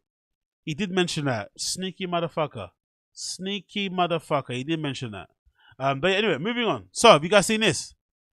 I was browsing fucking Bryan Callen's Instagram account, and for whatever reason, Bryan Callen's Instagram account has this fucking horrendous picture of himself that I don't know why he uploaded it and why he shared it and why it's still up on his fucking grid. Because he looks horrible. Like, ridiculously horrible. I don't know why this is up on his page. It's really, really bad. So, this is the picture when it kind of finally loads. On my way to Nashville, in a sky blue sweatshirt, the color softens my game face. Hashtag comedy, hashtag Zany's comedy, hashtag game face. Why do all these comedians like using hashtags? I'm not seeing anybody else that works in the entertainment industry who uses hashtags more than stand-up comics. Like, why do they persist with hashtags? No one's finding your shit through hashtags. Like, if people don't find your shit organically, they just don't find it. Hashtags don't really help. I don't think in any way, measurable way, shape or form. But I think it's whoever... They hire these social media experts who just essentially scam them out of money. The same guys they probably hired to figure out that Bobby Lee was behind the Fight in the Kids subreddit or some shit. And then they say if you had hashtags, it kind of increases your engagement and shit. Really though, does it? At some point, if you've got... How many followers has Bryan Callen got? If you've got 800,000 plus followers, you have to just hope some of them see it. Or just you put some money behind your flipping post. You make an ad or something. You shouldn't be trying to use hashtags to jump on a fucking algorithm. That's a little bit pathetic. Especially if you're like 50 years old or some shit. Imagine you're 50 plus years old and you're using hashtags. Like, unironically. Like, horrible. But anyway, going back to the grill. Bryan Callen, man. I said it previously on the pod. Cancel culture probably doesn't work anymore. And it probably never did work. I think for the most part, if you have your own fan base and you have your own thing going on, I think it's basically impossible to get cancelled. It's impossible to get cancelled because at the end of the day, your fans are your fans on your own platform. And as long as you're not involved in Hollywood or the entertainment industry, you should be fine. But if you are dependent on their fucking money or their jobs, then cool, you're gonna be fucked. But one thing cancel culture does do, it does fucking aid you. It does sometimes break your spirit. You might not be out of a job. You might not need to you might not ever have to go work at Target or Walmart or a Wendy's or a Waffle House or a McDonald's, but it will break your soul and it will aid you. Like, you look at CHRISTINA, he looks like complete shit, and then you look at fucking Bryan Callen, he's obviously never been the youngest looking guy, but he has shriveled up so quickly over the last few years, and whatever eyelid surgery he got, it was a bit of a scam, because that left eye is drooping super hard, and I think he said before, it's like a genetic thing in his family. all these family members have like that kind of like droopy eye thing. I think it's a Disney cartoon, right? That dog has got the kind of droopy eyes. They've all got the thing in the family. So clearly his genes are fighting against any kind of procedure he had. But whatever he did have is drooping. Or it could be, what I also thought, maybe this is a kind of byproduct of the surgery. Like a kind of one of the unintended consequences. I know for me, when I had my nasal polyps removed and lasered, I had these polyps in my nose, like the glands, right? Because of my hay fever and shit. They said, you know, some people actually, when you get the surgery, it actually makes them grow back more. So you have to come back a second time, which I was lucky it didn't happen to me. But that could be a byproduct of the surgery where when you get your eyelids done, it maybe makes them come back more aggressive. So maybe that's why he's got this fucking really droopy, saggy thing hanging on his thing. But again, like I said, droopy sagginess is abound. The face itself is horrendous. He looks like absolute dog shit. This is a fucking picture. And again, if you're looking at the picture, this is him on an airplane to go to a club or to go to a gig. So it's definitely, you know, you're a bit haggard. You haven't got much sleep. Like, who in their right mind would think to take a selfie on the way to go to the fucking airport? No, or a selfie on the plane. Like that kind of horrible, you're stuck, you're damp, you're sitting in a horrible seat, your kids are screaming, you're hungry, you're tired, you may be sweaty. Why would you think a selfie would be a good idea? This is probably what makes it makes it seem like people like this are like so addicted to attention and to like validation for people. Like this is one thing that I'm like happy as well on my side of things, where I never really had that bug. As much as I love to do this side of content, and obviously I like the sound of my own voice, clearly, I don't think I need attention that badly. Like I'm not stuck, like it's not my like life force. Whereas I feel like these guys, their life force is the attention that they get from people. Even the stuff I'm probably doing now. Anything. It's just a good at anything. They just need to always be in front of a camera or performing in some way, which is, this is basically what it is. It's kind of like a performance. Hey, look at me. I'm old as fuck, but I feel young. Hashtag. It's that kind of idea, right? Like, I'm called Bryan the Kid Callen, but I'm not really a kid because I'm old as fuck and I made up the nickname. It's that kind of thing. But that's why I'm happy to be like a regular civilian who kind of pursues this content stuff on the side as like a little hobby. Because when you're a regular civilian and you don't really care about this sort of stuff, you can maybe just avoid, you know, maybe posting a selfie of yourself during, you know, before you jump on a fucking 4-hour flight to another side of America to kind of perform for 12 people. Do you know what I mean? You could probably like leave it alone and be like, you know what, I'll leave it for another day because I don't look my best. But when you're these guys and you're fucking, you're 50 plus years old, the game never ends. Legitimately. This is the kind of the dark side of Hollywood. The dark side of Hollywood entertainment industry is that it never ends. Because that's the thing about these guys to realize. They're successful with the podcast itself. They are very successful with the podcast itself. They could just rest easy, collect money from sponsors. You know, maybe they could spruce up the show, change up the format. They can maybe take it on a live tour, which I think would do really well if they did a live tour. Don't be fooled. They could do really well if they did that. But for whatever reason, they are addicted to the fame and to the attention, and they want to be involved. I'm sure even to this day, Bryan Callen still wants to go back to Hollywood. He still wants to be a part of that movie industry, even though it's probably going to bring him more pain if he goes back in there and gets involved in the press cycle, because the first thing they're going to be asking about is that Los Angeles Times article, and did he rape those women, yes or no? Do you know what I mean? That's definitely what they're going to be asking about, but he still wants a bit of it, still wants a piece of it. It's like a never-ending fucking desire. Like that, you know what I mean? Even the tap gets turned off, you're still there underneath it, sucking, waiting for it to kind of drip down on you. It's kind of a bit sad, I'm not going to lie. Because if it was me and I was his age, I'd be like, nah, I'm going to chill. I'm going to chill. I'm going to enjoy my fucking, I'm going to enjoy my podcast money and just live my good life that way. I'm not going to try and get myself back out there and be that guy, all this sort of stuff. It's just not necessary personally for me. But hey, what can you do? But one thing's for sure, that eyelid surgery didn't work. There's no difference whatsoever. He probably would have got a lot more if he decided to go to Turkey, right, and go see the Mandem and get a full head of hair. That probably would have made way more difference to his overall look and what he looks like, because you know the lack of moisturizer on the face, the eyelids, the stress behind the eyes, the deadness of the eyes. You know what I mean? You can't lie with that shit. It just can't lie. It just is what it is. You know, what can you do? But hey, what can you do? Big up him. Then you got here comments, what's it for Crystalia? What Crystalia say here? He's back outside now, feeling confident and happy. He says, LMAO, bro. When you take a pic and stare at the lens, not you. Okay, I guess. Let's see the comments. What, people calling him a diddler. Let's see if people call him a diddler. Or did Bryan Callen delete the comments? Let's see. Oh, no, he didn't. Look at the comments. People here. Every single dad's profile picture. Another one said, yeah, it's basic. Callen is such a better. Okay, people. I guess Callen liked that one, didn't he? Is it Callen liking it? Let's see. It's definitely him liking it, isn't it? Has to be. Hey, super chat. Big up, JC. Schaub would be the pervert king if someone introduces him to meth. From what he says on P/cast, he seems to just do any drug anyone introduces him to: weed, ADDIES, test, alcohol, HGH, ect. Yeah, exactly, 100%. I agree with you. You know what's funny with Brendan, though? I remember in the early days with Brendan, that's a really good comment, actually. Big up JC for the £10 super chat. I appreciate you, brother. You know what's funny with Brendan, though? Early on the podcast, he used to really be, like, proud of the fact that he never drank alcohol. He used to, like, be like, oh, I'm a comedian, stand up, you know, we're in these clubs and bars, but I'm just focused and clear. And this is, I think this is even before You'd Be Surprised. I think he was getting a lot of gigs early on when he started first doing stand-up. And obviously he was, like, kind of in a way insinuating that the reason why he got so far in stand-up early was because he approached it like an athlete, and that he was also not distracted. Like, he just focused on the sets and getting out there. Because he wasn't drinking, he wasn't doing anything, so he could go back home, wake up early, go do more sets. You know what I mean? He was on the grind, doing it. But then, it just took one thing to break him. Now, suddenly, there is no more of that willpower, I don't do this sort of thing, like, I'm better than you because I don't do this sort of thing, Brennan. It doesn't exist anymore. It's completely gone. And the funny thing also is that, if I'm not mistaken, the person, you know who killed him on the alcohol? Do you know who killed him? Who broke him? Joe Rogan.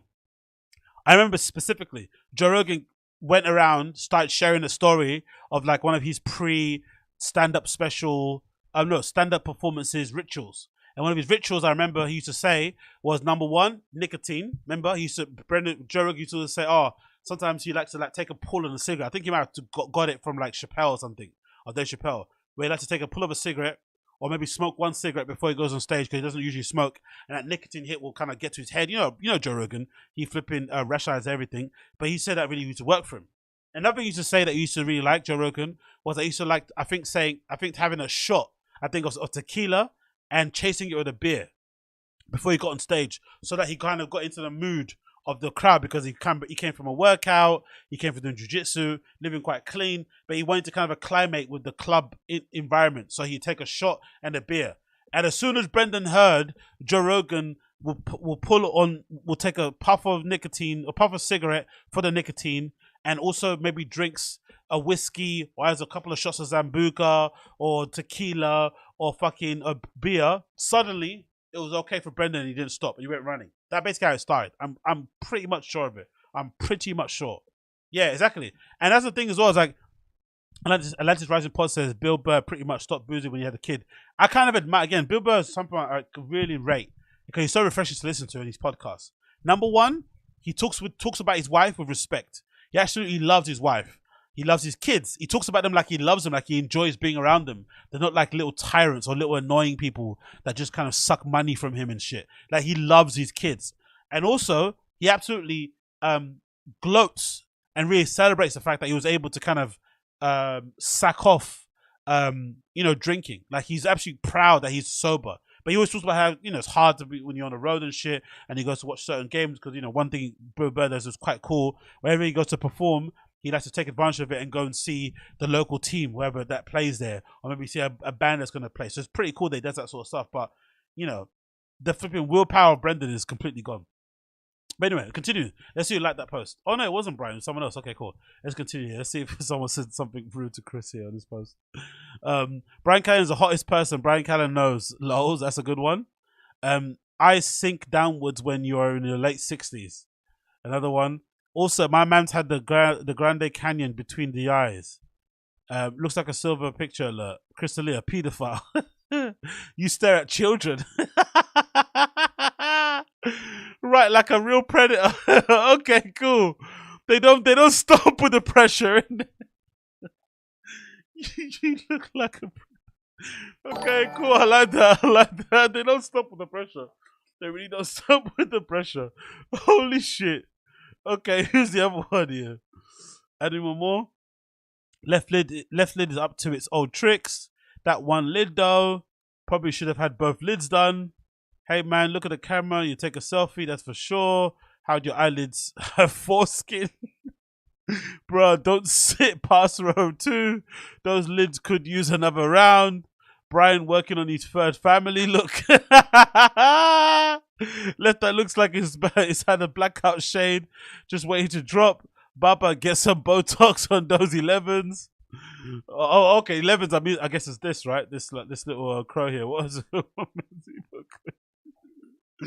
Oh, people are attacking him in the comments. Oh, I'm Bryan Callen. I'm so cool. Time for the touch up on those lids. A little chapstick wouldn't hurt. Yeah, man. Those are the whitest lips you've ever seen, though, isn't it? Right? Right? Look at that. Jesus Christos, mate. I hope no one tried to take over the plane. Do you find it interesting to be alpha also means to not moisturize, to not use chapstick, to not, I don't know, line up a beard a little bit. I don't know. I mean, get a haircut or something like. That's also to be alpha. Just to wear fucking sweatshirts and, you know, t-shirts and shit and carry backpacks. I don't know. I find that really interesting, innit? These alpha podcasters don't use chapstick, don't moisturize, don't really do any kind of self-care and anything. Just, okay. We just roll out of bed and we do our hardest. I hope no one tried to take over that plane. They're going to have their hands full. Quit doing the face that you're ruining your left lid, goddamn. Do you get them black carrots through security?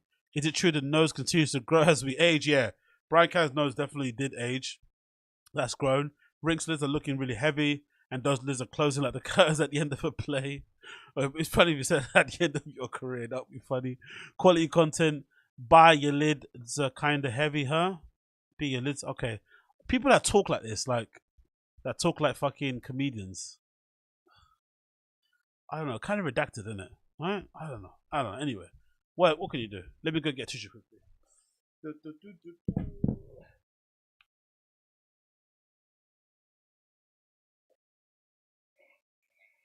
Oh god. Damn it. Yeah. All right, cool. Let's do this. Let's continue. Let's continue. Yes, Emmanuel dos Santos. That's what I aim to do, my friend. That's what I aim to do. You know what I mean? Us lonely hearts, innit? We're all lonely out here. We're all flipping Adderall ridden. I'm ket laced. I've got a bit of ket in me. I've got a bit of fucking green juice in me. I'm tweaking. I'm sneezing. I'm doing all this. You guys are out there looking insane, doing your things. Why not we sit here and laugh? So yeah, big up Emmanuel. Big up everybody in the chat hanging out. All right, let's do the damn thing. Next thing, it looks like BGL is definitely out of the friendship circle. He is gone. Gone again. Brendan said, enough. No more embarrassing of me. And Brendan has finally ditched him because I think he had access to some accounts and shit. YouTube, Google, whatnot. He was leaking some stuff he wasn't meant to leak. And now he's definitely out here. It says here, you are no longer the owner of Haters Will Say, which is kind of weird, isn't it? Because, no, maybe it's not weird. No, it's not weird, isn't it? Was Haters Will Say on the Thick Boy YouTube channel? Maybe it was. That's probably why I'm thinking. Because I don't know. I wrongly assumed Haters Will Say Mark Harley's podcast was on his own channel. But he doesn't have his own channel, does he? Or maybe he doesn't really push it, which is insane. This whole press story is gone and I've not really been a fan of it.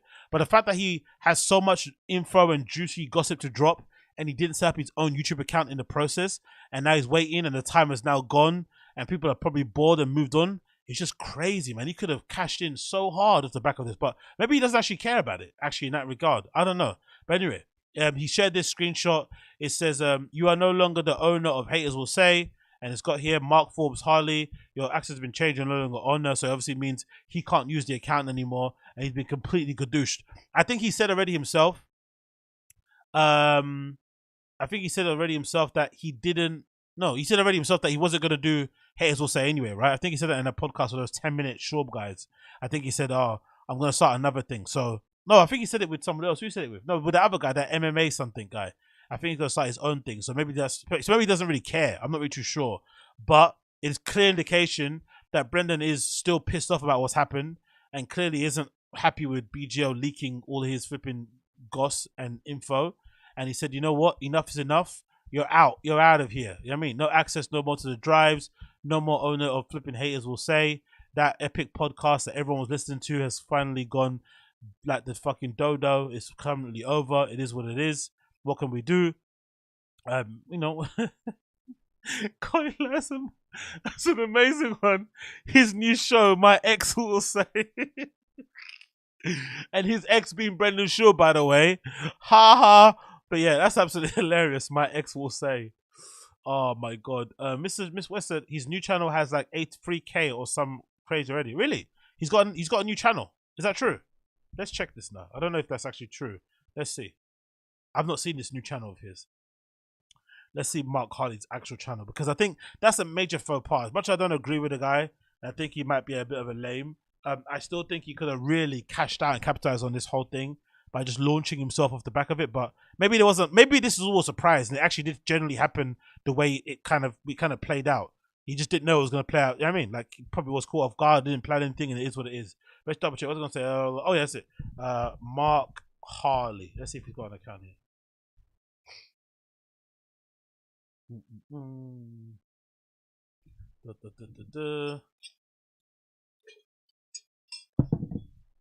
Okay, see, first of all, look what comes up when you type in Mark Harley.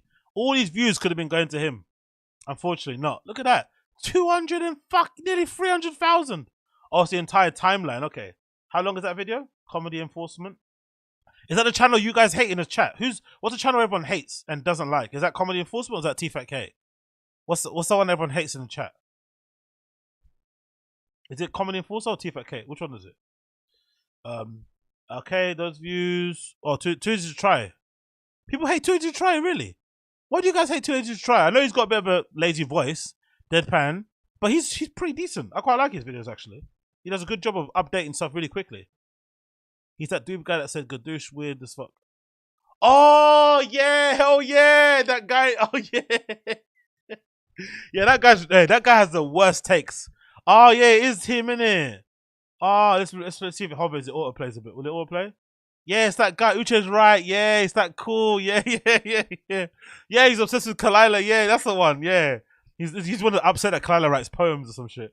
Okay, so what is Mark Harley's channel then? I don't see it here. Or is it Hella Mark Harley? Is that why? I see those are videos about him, but not. God damn it, he's everywhere, isn't it? This drama really boosted. Maybe Brendan was right. They did use him for views. Fucking hell, man.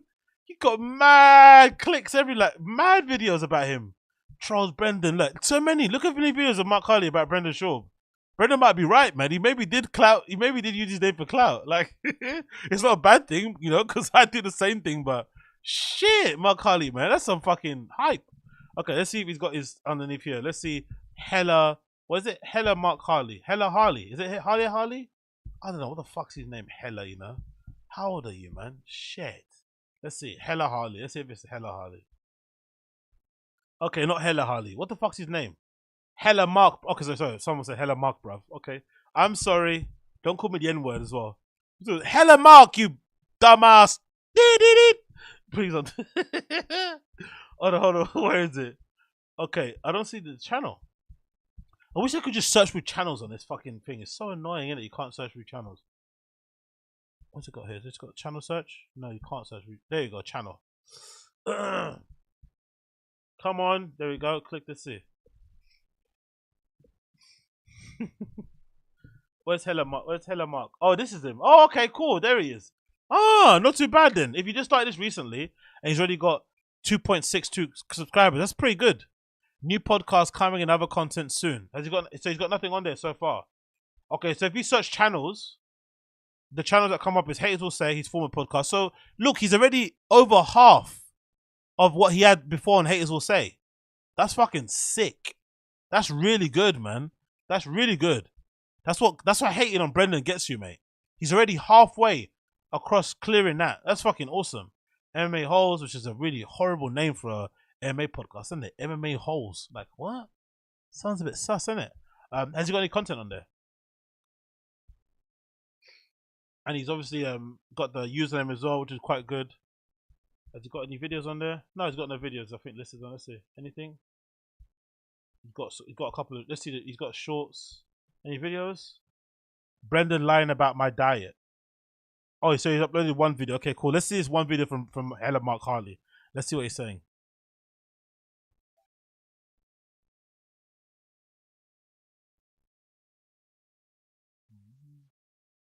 Come on, load please.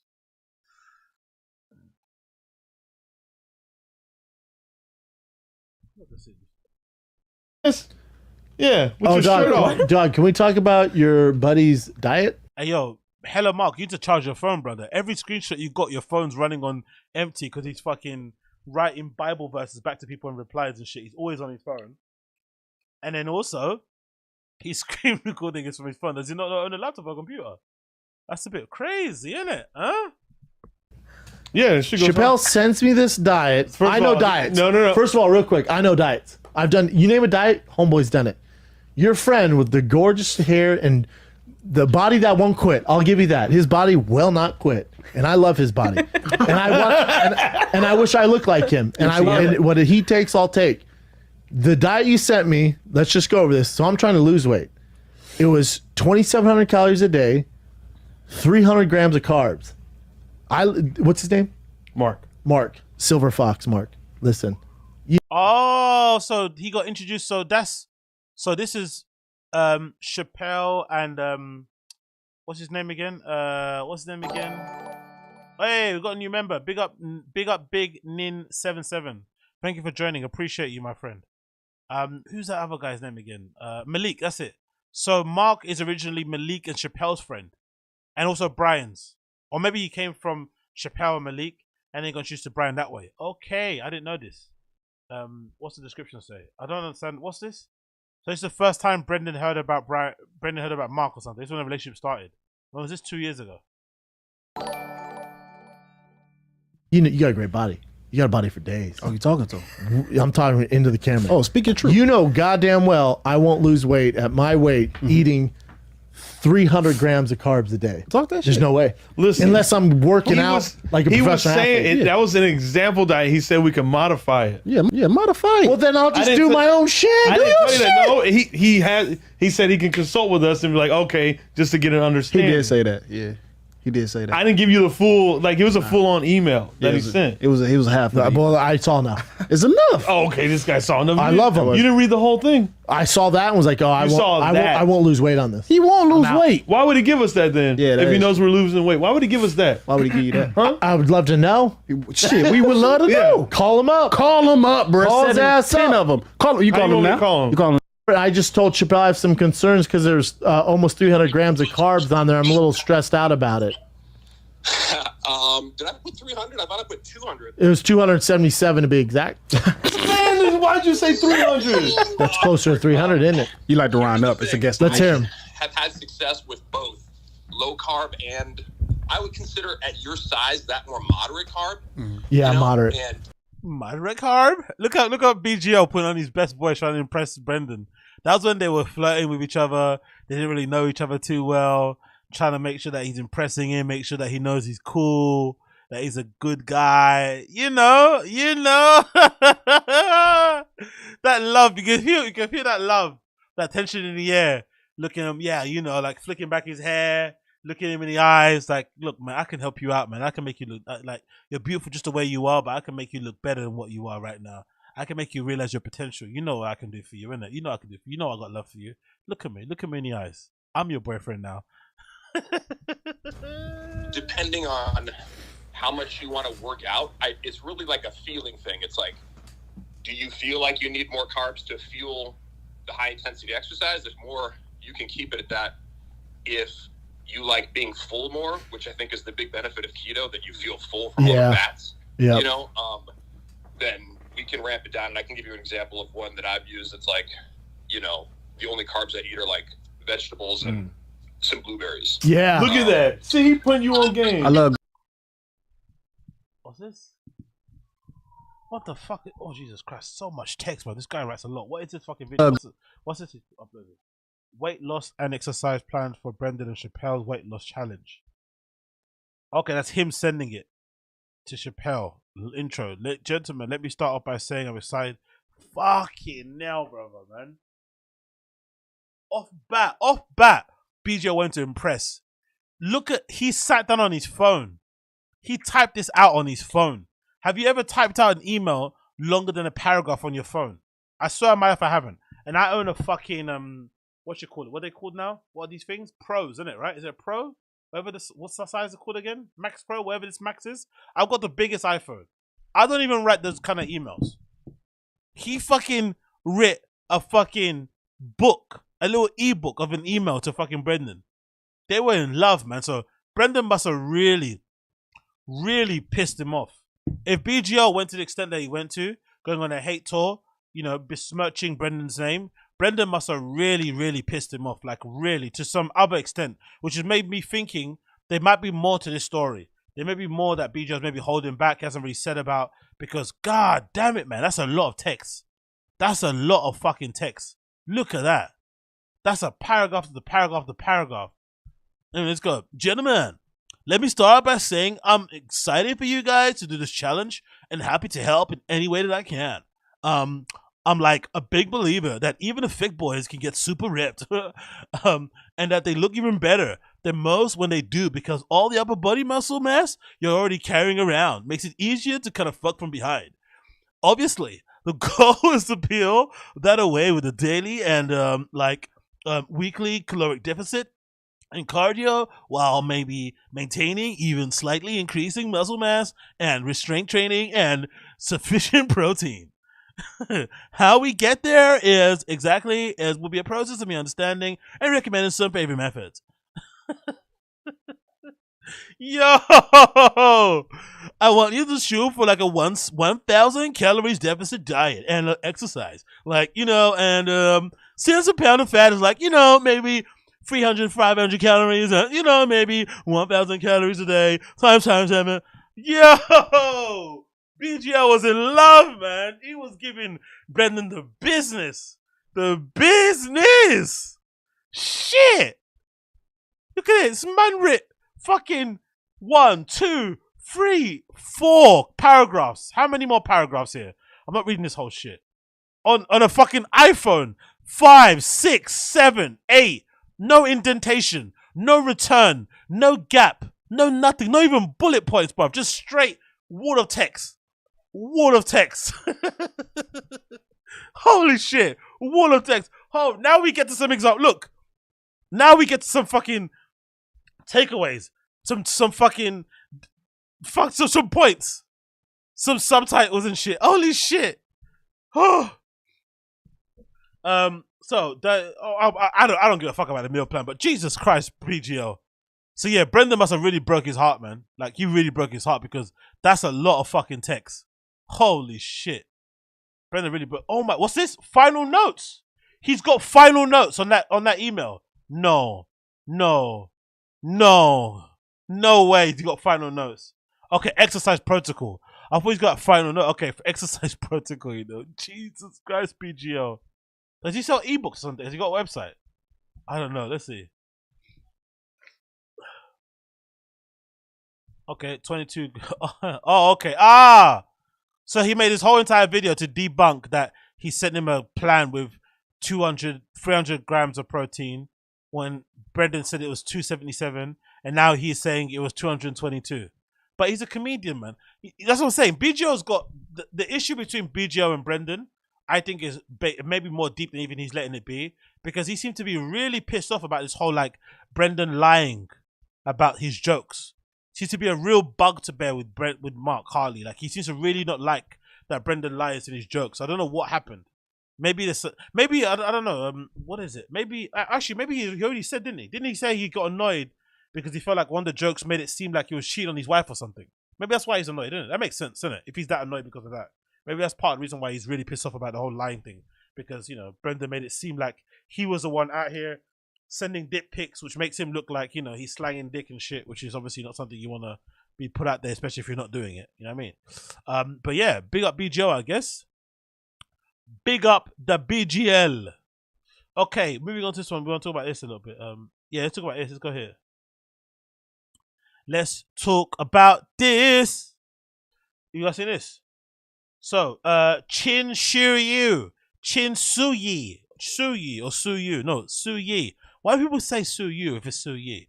Anyway, Chin Suyi, who in my opinion is the most important person at Thick Boy. In my opinion. The most important person at Thick Boy, and I feel like he should be paid way more. But I'm also not liking this cultural appropriation that he put together as of his fucking headshot or his profile picture on YouTube with the braids and the gold chains and the tattoos on his neck. Like, come on, what are you doing? What are you trying to do? You're trying to steal black valor. Like, that's not on, mate. Okay, I want you to get paid more money, Chin Su Yi. I think you should be paid way more than you're getting paid. I think Brendan should be paying your medical bills for fucking breaking your neck, essentially, which he hasn't done. Brendan likes to do all these acts of charity to everybody else, save kids allegedly from a burning car, but he's not willing to fucking, you know, pay for your stem cell surgery to fix your neck because you broke it. He should be paying you more money. Hey, Thanks big up. for the entertainment. Thank you, Susanna, for the $10. I appreciate you. Big up, big up, big up. Much, much appreciate you, Susanna. But yeah, Chinsu, you should be getting £100,000 plus per year. If you're not on that, you should be getting more. You should have equity. You should have equity. You should have equity. You should have equity. But you shouldn't be rolling around here stealing valor from black guys. I don't like this, you know, Asian David Beckham look going on here, my friend. This is really, really bad. You're stealing valor from the Latinos with that mustache, right? You're stealing valor from the Latinos with that andele arriba mustache. You're stealing valor from us with that what's up dog, what's up homie haircut, and you're also stealing valor from us from the Big Daddy Kane chain. I don't like it, okay? I don't like it, but I still think you deserve more money. But anyway, Chin Su Yi put together a little blog, a little BTS video thing that we're going to watch, looking at the setup before the epic Jake Paul, Tommy Fury thing that we're going to watch, right? I actually want to watch this, actually. I want to see his apartment tour. But we're going to watch this one first. So we're going to see what it was like when they set up that fucking epic live stream where Brendan got trolled and got confronted by Howie Mandel about his sink pissing, you know, fucking, what's the thing called? Sink pissing addiction. So let's see what Chin Su Yi's about. Hopefully, he's not doing any of that fucking R&B crying voice again. Oh, I want to see you. Hopefully, none of that has happening. Hopefully, it's just going to be him just talking through the mic. But let's see what Chin's vlog is like. And let's see what the lifestyle's like for, what is it? What's it going to say? What's the lifestyle like for producer and the real... I'll say he's a real creative director of fucking Thick Boy, isn't it? I think too, to be honest. What's it like actually being part of Brendan Schaub's inner circle? Let's see. Yeah, Uche, no more food either. Homemade tortillas with tin food. Epic. Oh, God. Yeah, it's full screen or bigger screen anyway. Come on, man. Get on. There we go.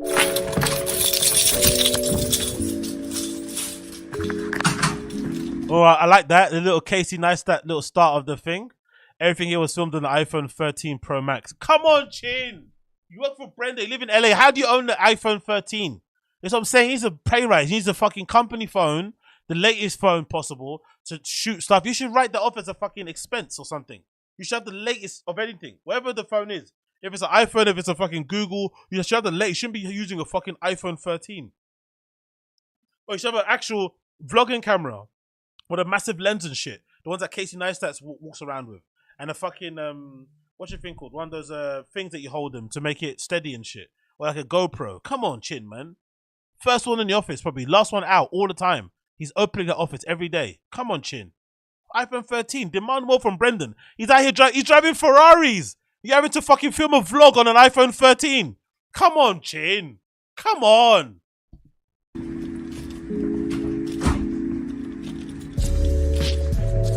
The quality is... Hello. Hey, Burrito. Who's that? All right, let's get this going. Okay, the quality... come on. You're done. Sorry, the quality's a bit mad on my side. Let me see if I can improve it a little bit here. What is it? Is it 30? Ooh, 36p. Woo! Let's go at least to... Let's try and see if our computer can hack 72p. Let's see. Gus looks dope. Before Casey would be here, I'm still here, but now Casey's here. Who's Casey? Run the cameras too. Yeah. Ah, so there is a guy who does the switching of the cameras. Okay, because I thought it was all Chin. Because before it was all Chin. Chin would be like fucking.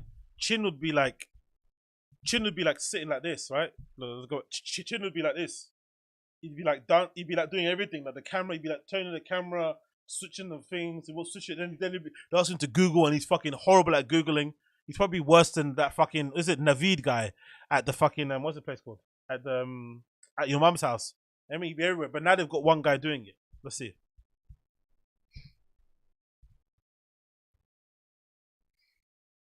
Come on, brother. Now I could film Casey as I'm filming the guys. Yeah. With my own private little What, vlog. is there a sync there? Yeah. Oh, yeah, there is. Oh, shit. I just missed that. How can I miss filming... that? Let's go back. Hold on. Now Casey's... Where's the sync?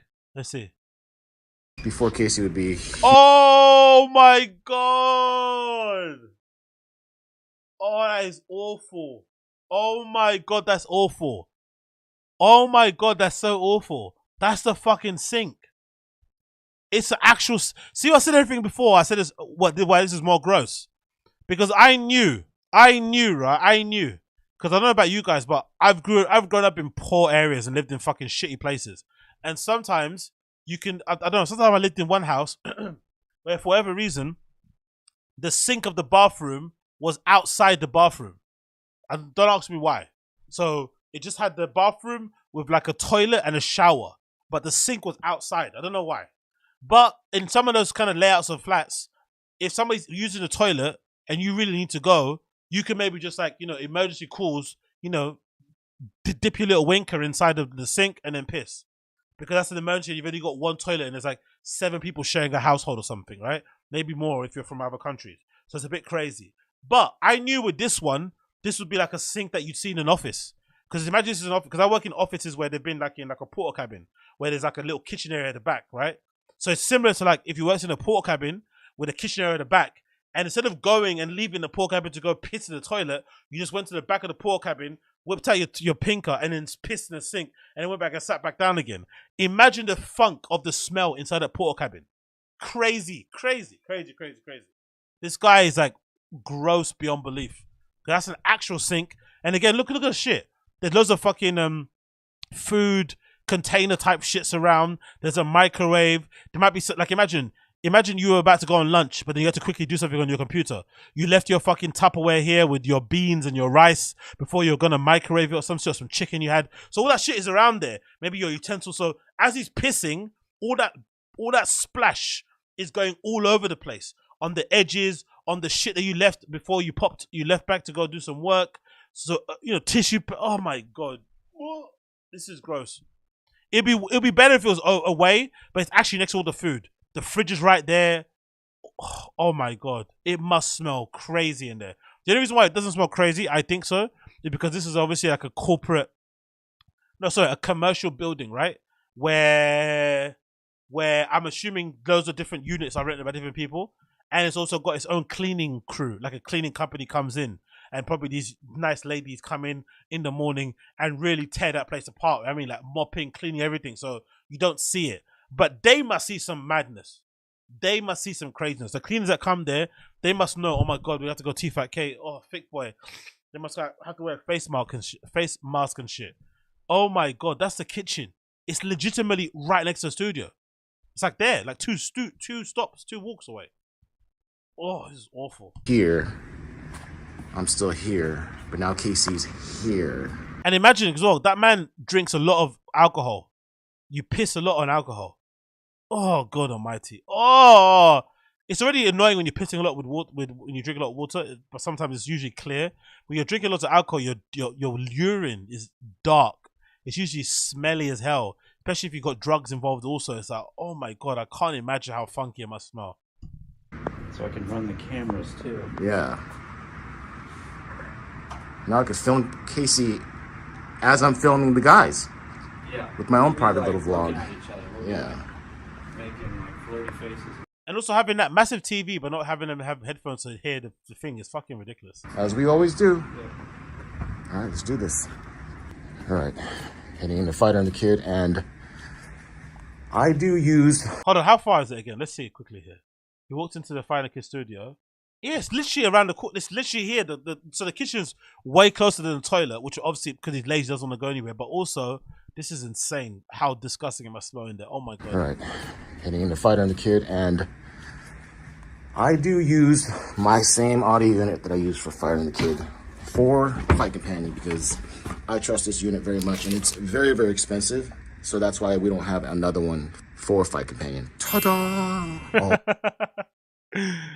They're doing great. He betted himself. They can't afford 2 of the same units.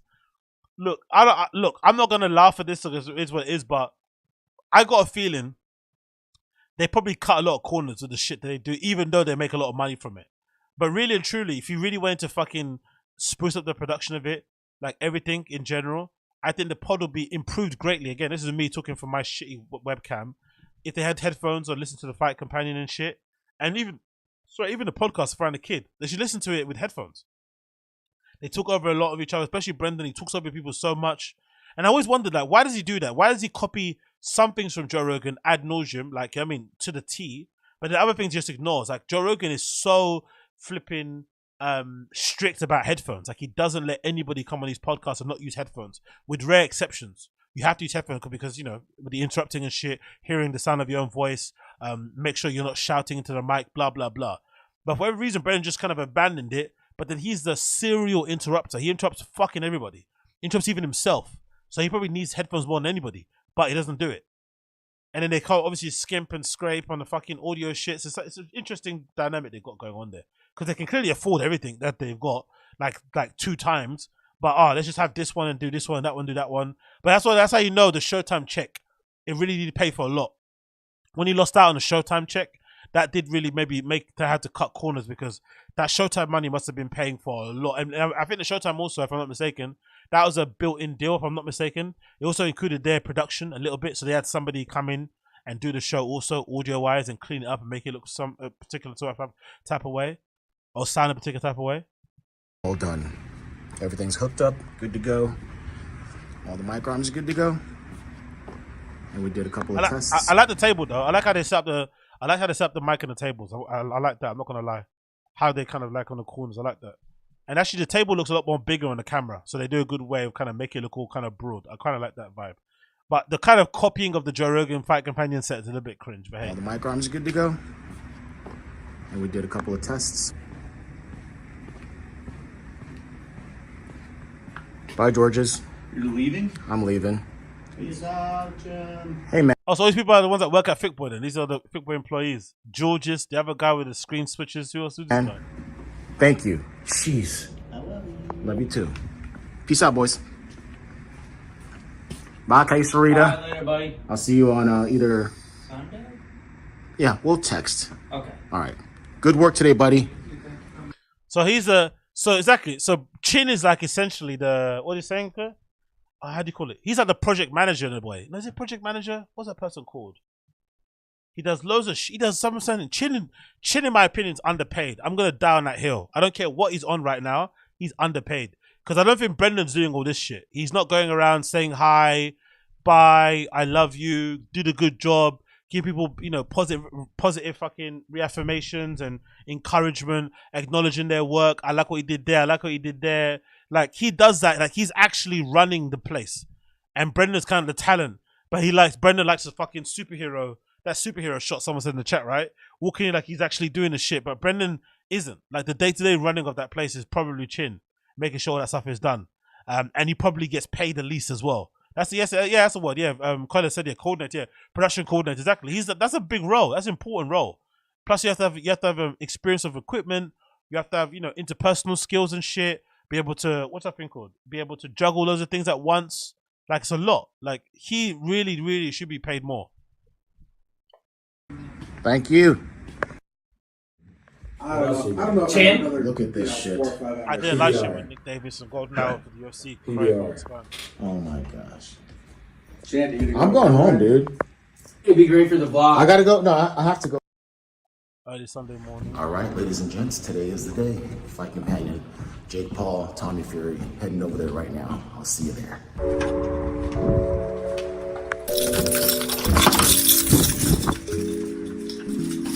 Oh, they got the backdrop. I just clocked the backdrop from Gringo Pappy. They didn't want to let it go to waste, so they've got it in the hallway. That's not a trophy, man. You should have been there. Look, they've got the backdrop in the fucking hallway. To remind everyone what they're working towards, right? To remind everyone what keeps the lights on. Gringo Pappy hate watches. Holy shit.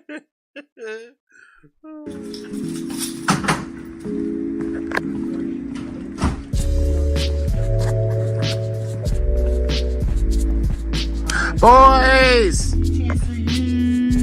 Yeah, my boys. Are watching golf? Of course. Of course, buddy. I saw your swings. I saw the video. Watch Higo. Slick. Oh, Higo just had a beautiful. Is he Asian? No. Oh, Higo. Tall George is here. Let's go.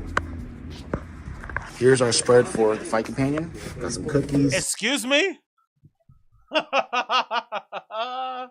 Yo. So that's a okay. Maybe I'm going a bit over the top here, right? But let's go. Let's pause over. Here's our spread. In my opinion, right? All the work that goes into making Thick Boy Productions happen and the shows and stuff with the cameras and the AV and shit, isn't that like not enough food for like 4 grown men? No? Or did they maybe take into account that Howie maybe might not eat certain things because he's a germaphobe and shit? Like, oh, that's just, does that look appetizing to you? Does that look like a lot of food? That looks like that looks like that what was left over from like another thing they did. That doesn't even look like a good amount. Like, I don't know. It's just like, it's a weird, if it was me, either you send people menus ahead of time and say, hey, order what you want from here. Or when they get there, you offer them some options. Like, hey, here's some orders. You can have some food. Because I think, what they do on the JRE Fight Companion? On the JRE Fight Companion, if I can remember correctly, there were some occasions where like Joe would get sponsored by McDonald's, but he would like lie and not say nothing. And like, oh, let's order some McDonald's. And they bring in random McDonald's stuff, right? But usually it'll be like Bryan bringing some cheese and some wine and shit, right? Stuff like that. Like a charcuterie. Is that called charcuterie, right? That kind of stuff. That stuff will probably work out well. Like those little kind of nibbles. You just have them. But I guess with Harry Mandel, he's not going to eat it because he's a germaphobe. Cool. But I don't know. Maybe get them to order stuff. Maybe order some charcuterie boards or something. But this type of food is like, it's like halfway between getting it done and not getting it done. There's clearly not enough food there for like 4 hours of streaming or something. Or maybe you feel a little bit shy for taking certain amounts. But that's not a lot of food. Like Brendan clears at least 3 or 2 of these Tupperwares or containers doing fucking food truck by himself. Brendan by himself clears these, right? He clears them by himself. Then everybody else included. Like, it's kind of wild. That's a spread. That's a horrible spread. For the fight companion, got some cookies, chips, the tiniest deviled eggs you've ever seen in your life. That's my hand. We got some salami. Is he touching those eggs with his hands? There's no cover on those eggs. They're just open to the world. Oh my God. This is definitely, you can tell when there's like a studio or a production company or an office where there's just boys there. There's no girls. You can tell in it the how they go about things, like the cable management, how everything's all over the place. There's whiskey bottles all over. There's eggs open like next to your hand and shit. People can like piss. Like, I don't know, man. You can tell there's no women that work at this place, isn't it? There is 0 women, 0. Oh my God, the covers on it. Oh my God. Some cheesers. And I guess these are breakfast burritos since this is a morning show. Bacon breakfast burritos and steak breakfast burritos. I can't really show it because... Yeah, don't show it, you cunt! Because they're all wrapped up. Oh, for fuck's sake, man. Why are you opening my box? Why the fuck are you opening my box if I ordered one of these? Fucking hell, get your fucking piss-stained hands off my box, man. Or you just came in from the outside, didn't wash his hands. That's what it looks like. And a ton of sauces. And for whatever reason, there's bagels. Oh, baby. Can I see the inside of that burger? Is that the steak? He's already munching on one. Some of the staff are already munching on it. The staff are already munching on the food. The staff are eating the food for the guests. Look at the bacon. Bacon? Oh, it's bacon. That looks good. Is it tasty? It's good. Put some sriracha on it. That's sriracha? Yeah. That's a different kind of bottle. Interesting. Not bad. Out where those bags come from. Yeah. And it's great. And the Lakers bought the place where they make the ice. Right. And it's not the same anymore. We used to be able to sit there and watch them pour the water into those little cubes. To be fair to them, the filming of it is pretty good because they make the room look a lot bigger than what it is. I think that's probably like is it a telephoto lens? Am I mistaken? Is it a telephoto lens that makes rooms look bigger? But whatever lens they use is really good because they make the room look huge. It's super small, isn't it, actually, when you see it in actual quote-unquote real life. And it makes that height. And now you just have the Lakers are doing it. Yeah, the Lakers are not the same. Used to be like had problems where I would get nervous, really nervous before fights, but it would never be about the fight. It would just be the thought of me losing, the pressure, yeah. Just kind of random thoughts that go through your brain. But once I kind of learned how to conquer that, now I don't get nervous and I perform way better, more efficient when I'm in the ring. I don't get tired as much. So once I conquer that, I feel like it does help. How much do you weigh? Dude, you never asked for. Oh, yeah, you don't do that. That's like the level of boxing that we expected, the level at which they train, and they're We're bouncing out the audio now. It's like 4 hours. There's Case. Breaking down some stuff. The guys just... Oh, snaps. That fucking studio is a fucking hazard, man. Absolute, like, hazard. So maybe the sink pissing is the least of anybody's concerns.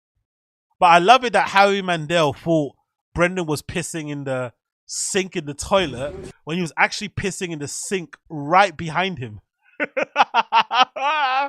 He thought it was a toilet one. I'm pretty sure he didn't know what sink they meant. He thought it's a toilet sink because he went to wash his hands. But nah, it's even worse, mate. It's a sink there, the one that you're maybe going to get a glass of water from.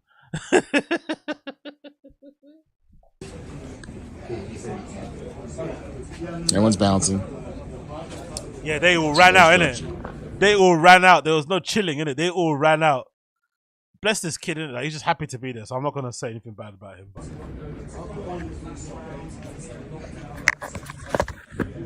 That was a lot of fun, though. All right, we're all done here.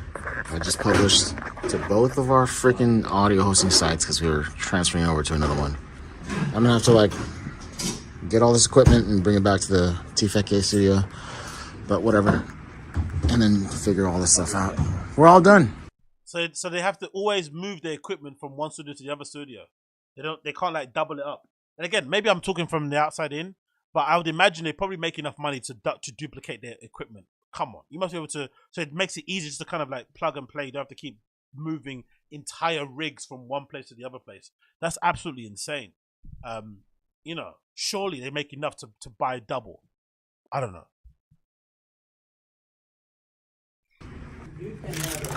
I just want one. Steak or bacon? All right, we did it. We did it. Fight Companion. Jake Paul versus Tommy Fury. My boy Case, head producer of this show. We did it. There's Case. And then there's Georgie. Without him, none of this is possible. Any personality, lads? No? God almighty, what a fun group to hang out with, innit? No wonder they all laugh at Brendan so much. Because he must be like Eddie Murphy around these guys, isn't it? Fuck me, mate. Like, this is like the most devoid of vibes I've ever seen. If ever there was a guy who looked like he just clocks in and does his job and goes home, this man is the one. That's the face of somebody who just clocks in and clocks out.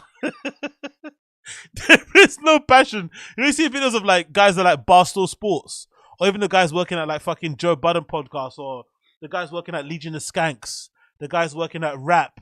There's a bit of like vibes. It's fun. You kind of want to be there. You kind of secretly want to wish you had a job there. You wish that you're friends. This inspires absolutely none of that. There's zero FOMO. Zero like, oh, I wish that was there. I wish I was there. I wish I was in the passenger seat of fucking Chin's Honda Civic or whatever, racing over there to go and do the show. I wish I could help out. Actually, I'm going to email Chin now and see if I can be an intern.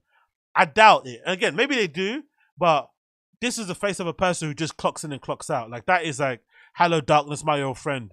Like, you know what I mean? He's been there for 3 hours before. He's going to be there for 2 hours after to go do the dressing down. It's like, whew. We did it. There's Case. And then there's Georgie. Without him, none of this is possible. All right. And where's George? Tall George. There he is. Also, George, without Tall George, none of this is possible. Great teamwork, guys. See you on the next one. Thank you for joining us. Bonus footage. Going to Korean barbecue right now with my buddy Trevor Yasuda. Of course you're going to Korean barbecue. Of course, brother. This motherfucker lives in a Korean barbecue, innit? Fucking hell. I've been to a few here, right? Because we've got a pretty decent Korean community in London as well. They're alright, innit? It's fine. But surely if you're Korean yourself, don't you get tired of eating Korean food all the time? Or even Korean barbecue, specifically Korean barbecue. Doesn't it get a little bit tiring to eat the same fucking food every day? Like, God almighty, man. This guy sleeps in Korean barbecues, legitimately. Like, oh my days. But maybe it's super delicious over there. Another level, so I'm not really kind of idea about it. But Korean barbecue is like, you might as well get that tattooed on him. That's what you should get as a neck tattoo. Wherever Korean barbecue goes, it should be on his neck. That's what you should get. You've seen him in some of my vlogs before, if you watch my vlogs. He's one of my closest friends. I met him in audio engineering school, and he's bringing his buddy, my buddy as well, Chris Loxama.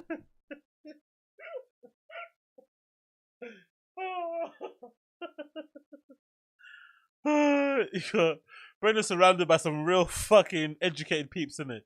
BGL, formerly of the, was it San Francisco Comedy College? Chin from the, wherever he's from, audio engineering school for radio, and then he graduated and radio was defunct. Oh, you fucking love it, man. Degrees coming out their asshole, man. Brendan, double degrees, business and philanthropy. Anna, who is Adam Carolla's producer. So I'll see you guys at Koreatown, LA at quarters. Ah, so the producers of other podcasts all hang around each other. It's a small network of people. Okay, cool, fair enough. Even out, but Trevor is still running late, so it's gonna be another like 25 minutes before I can get. Also, I know. Even out, but Trevor is still. Also, just a slight thing. I know this is a bit of a picky, but that whole thing about having to bring my laptop to work with me because I love work and shit. When you do stuff like this, it's a bit annoying because essentially you don't say you get to call your own hours, but you basically get to do what you want. Essentially, he can go there really early, he can stay really late. Brendan trusts him; he's got the keys, whatever. So you don't really need to take your laptops with you. If I'm honest, this feels like a little bit of a I'm a busy guy signaling, which I hate when people do. It's like the kind of people that carry around their laptops underneath their arms, like on a weekend. It's like, what are you doing? Do you know what I mean? Like, just do your work, finish it, and then, you know, unwind, kind of, you know, unplug from work, enjoy yourself, and then attack it again in the morning. You don't need to be carrying around your laptop. Like, doing your work at a fucking Korean barbecue is legitimately insane, in my opinion. And it also just makes you look like a bit of a redact, but, you know. Even out, but Trevor is still running late, so it's gonna be another like 25 minutes before I can get to it. There he is. There he is. Let's go. Good to see you, man. This jerk. Shows up all late and shit. THROWBACK. How dare you? Let's all cheers on camera. Yeah. Reunion from how long ago? It was like fucking forever. A couple weeks. At least a couple. Sorry. Cheers, everyone.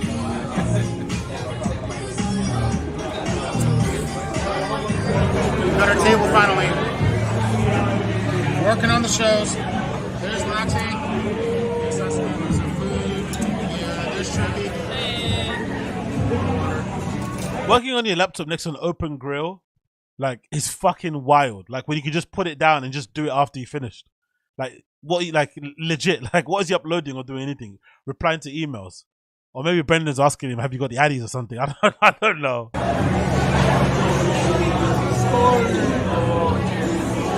Come back.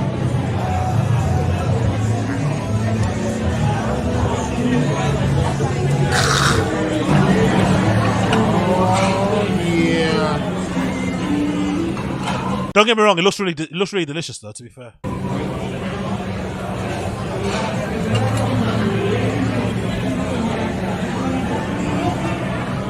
the food's not done yet. I didn't really get to try much yet because I was working, but we'll try some soon, and I'll. This guy's whole entire personality is basically working, isn't it? Really, in a way. Maybe that's why he's happy to get paid whatever he gets paid, isn't it? Because he doesn't really have much life outside of it, which is fine. But I don't know. Put your laptop down, enjoy your meal with your friends, have a beer, unwind, and then get back on it when you finish. Because he looks like the type of person that works all around the clock anyway, because he likes what he does, he loves what he does. Fair enough, but you don't really need to be eating on a table like that. Really, come on, this is a bit excessive, to be honest. It's like that picture. I remember there's a clip of him showing off because he was like uploading the show while he was at the fun fair. I think it was with his girlfriend. Yeah, maybe that's why she was his ex. I think it was a clip that went viral a little bit on the Final Kids subreddit, or Chin uploading something like why is it the fun fair or something. Like, I was like, God Almighty, man, buy some candy floss and go and fucking, you know, win your girlfriend a fucking teddy bear. Put down the fucking laptop, man. You're a fucking fun fair. Do you know what I mean? And then, you know, they end up breaking up, which makes a lot of sense.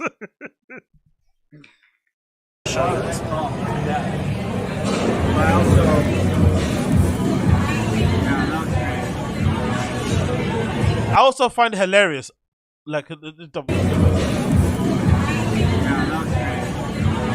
also find it hilarious why, for every reason in America still, you guys have this thing where the servers have to wear a face mask, but you guys that eat don't.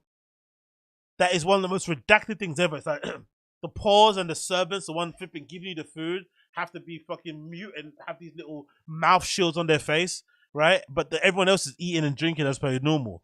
It's so bizarre to me. Like, what's the point of this? Like, what is the need, really? In a warm, super hot restaurant, why are they wearing face masks? Isn't COVID over? Like, what the fuck is this? Oh.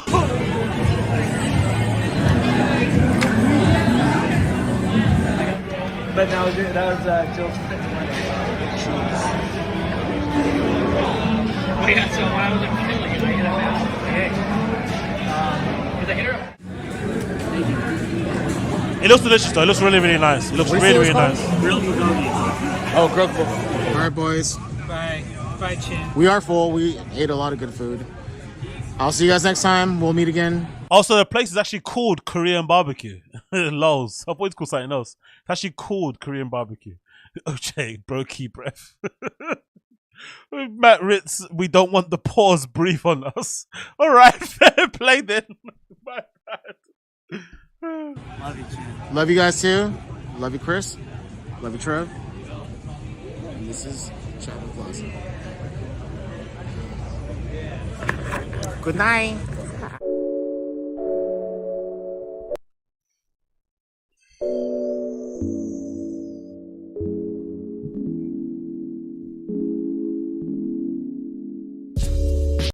The life of Brendan SCHAUB'S, what's the thing called? Studio producer, production person who, like I said, should be paid more. Someone in the chat said, oh, let's be real, he probably gets paid more than anybody. I don't think so, man. I don't think so. I used to think that before, but I think the way Brendan acted super sussy and really dodgy and shifty with chin surgery for his neck thing that he broke, or that he, I don't know, he displaced when they were fucking around, and Brendan fucking, you know, pulled his fucking neck and fucks up his disc and some shit.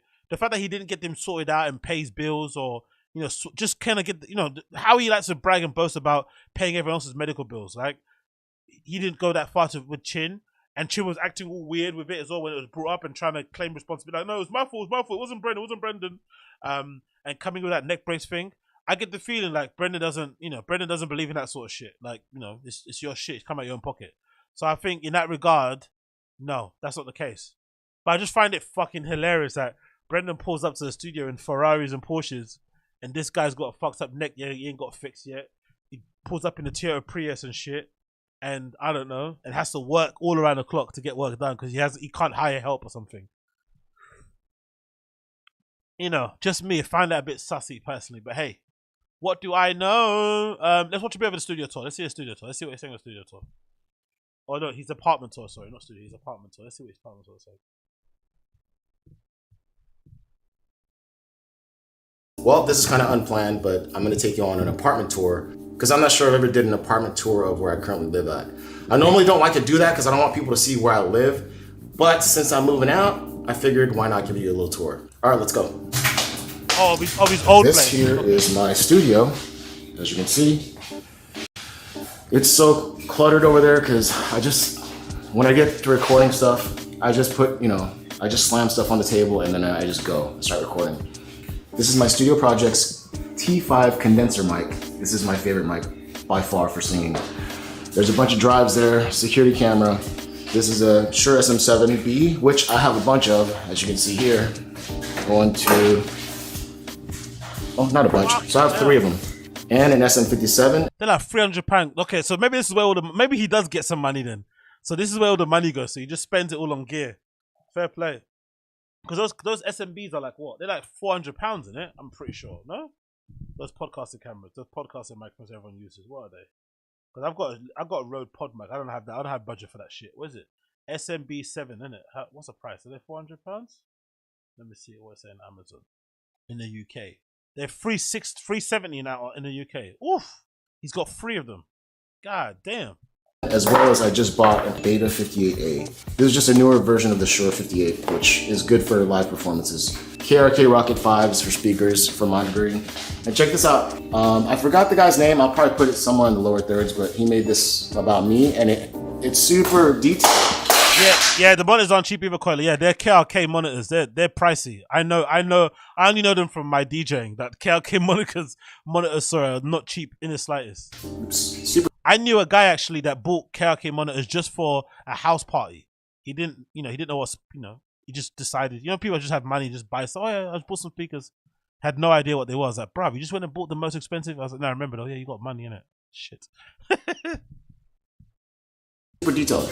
It shows my favorite guitarist of all time and one of my favorite bands of all time, Pantera, all the names. Okay, you know what, right? I might have to retract my statement about Brendan.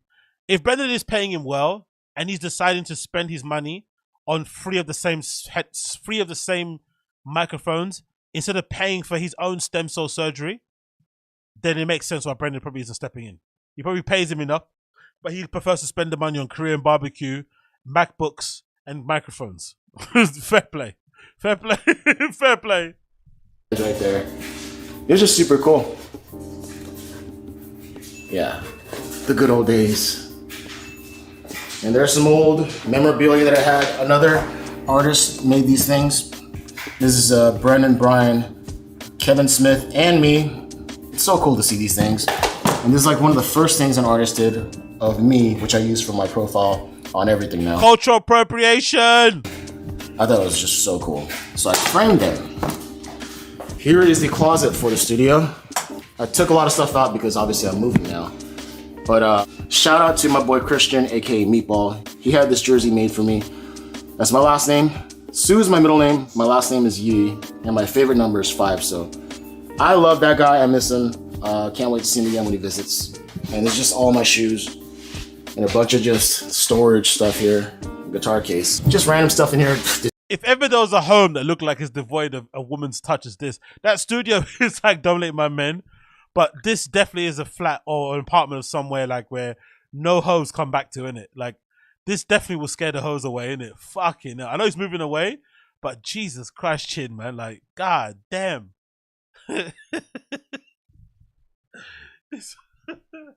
Detergent, Kleenex, an M Audio MIDI player, only a few keys, not too much. That's Donnie by the Die Book. I always mess up with his name, but he's made 2 different custom pairs of shoes for me, which was so cool, and I really appreciate that. He's such a cool dude. This is one of them. Do you wear them? He picked a basketball player that was like an underdog, that was underappreciated, but he was awesome. He said that reminded him of me, which hey, that sounds cool. And then, so you don't think underappreciated, Chin? You just laugh at that. God almighty, man. He just takes it all on the chin, in it, I guess. Case in point. He also made these. Super dirty now, but really dirty, but yeah, these are awesome. This was done by DOSBRAC. I've shown him before. Yo, how many faces of fucking Brendan and Bryan does he have in his house? Leave your stuff out. Like, is it really like what? Like, stuff you get given at work, like cushions and rugs and shit, and t-shirt. You might wear a t-shirt to bed and shit, but like this guy, like, fuck. I don't know. No comment. Let's move. It's me and Bryan Callen and Brendan in the middle as Don King. This is when we're talking about boxing each other, but I highly doubt that's gonna happen now. You guys all know this, the Diaz brothers. Everybody's on steroids. I thought it was fun. Mirror, my Ibanez bass guitar, SDGR. That's my classical guitar. I forgot the exact name and model of it, but I'll leave it somewhere in the lower thirds. And I have to replace the strings. So when he's crying singing in view of people and his neighbors.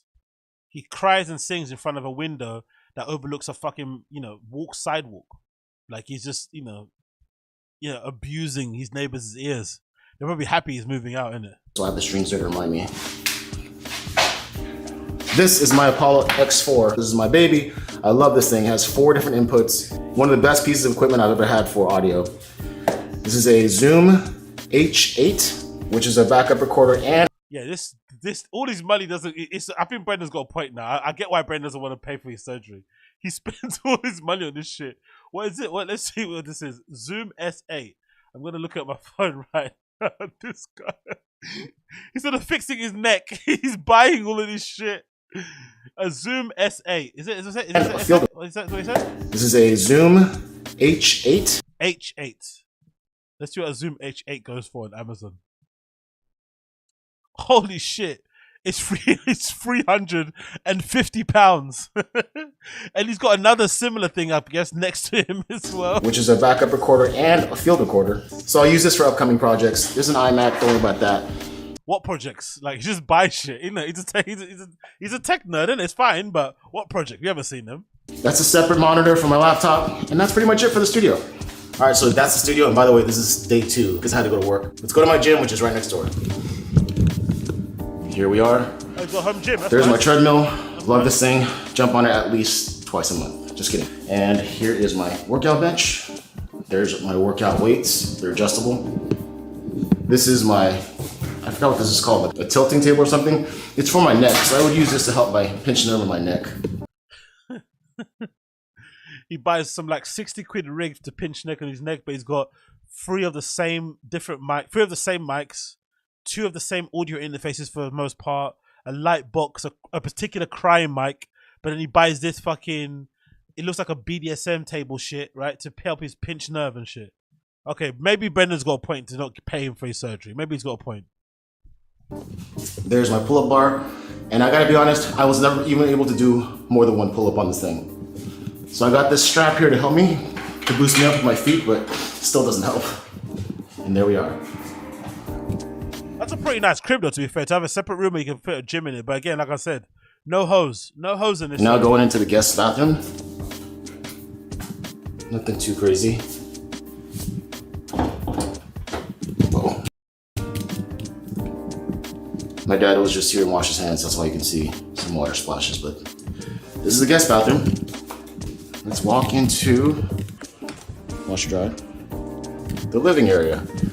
I love this white island. I'm gonna miss this thing. It's quite nice actually, isn't it? Layout wise, I quite like that. I like that white island, that's pretty nice. And this is my kitchen. Once again, nothing too crazy, just regular kitchen stuff. Security camera. Here's a dining table that I don't think I've ever used. Let me turn the lights on here. That's better, okay. Dining table, which I never used. There's my iRobot vacuum. These are expensive, big, but I think they're completely worth it. It's pretty big. Remember that time I was doing a stream, I was looking online for like LA apartments and said the prices. They all look really small. You got really lucky with this apartment, looks like, isn't it? This is really, really, really, really nice. But I'm curious to see how much it is anyway, rent-wise, month. But this is really good space. Amazing. This is the sofa that I got from the sponsor. Exactly, Z. All his money goes to microphones and his rent, basically. But the rent is pretty well kitted out, to be fair. Look, he's got a massive TV, humidifier, security cameras everywhere, 17 mics, 2 different laptops that he's on it. Brendan didn't want it. It's called Forum. And this is the living area. That table sucks, by the way. It's so flimsy. As you can see. And then TV, I think it's a 70-inch. I think it's 70 inches. Have my guitar here just in case I want to play on the couch. And then here's the bedroom, the master bedroom. Whoa, the bedroom's huge. Huge bed. Huge bed. Another TV in here as well, 70-inch fan. And some of you guys might know what this is. This is right. I sleep right here, so this is a fingerprint security safe. What's that for his gun? So there you go. And then in here is my jewelry, and his gun, expensive stuff, and of course my Glock 17. I'll leave the magazine out just a little bit because I want to be safe. Now to the master bathroom. Ta-da! Who chairs in the bedroom when the magic happens? Oh, Chin's got a gun next to his bed. He's got like 2 security To be fair though, he has got a lot of nice things in his flat in it. So maybe he knows that. And maybe the area he lives in too. And also I read it somewhere that there's a lot of like the home invasions have gone up quite a lot in it in LA during like the pandemic times or during this era, innit? Oh no, sorry, during the quote unquote recession. So maybe there's some license to what he's talking about. But it's just hilarious that he's got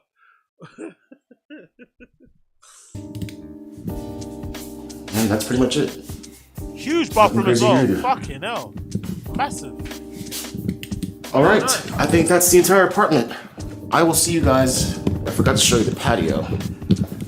And it's got I a left fucking the lights balcony on. as well. The little- Wow. These lights. Holy shit. It's got a balcony too. That's pretty nice. Someone's smoking a cigarette. Yeah, this is pretty much the patio. It's really small. And all those places over there, I think it's all low-income housing, and the area kind of sucks. It's a really bad area.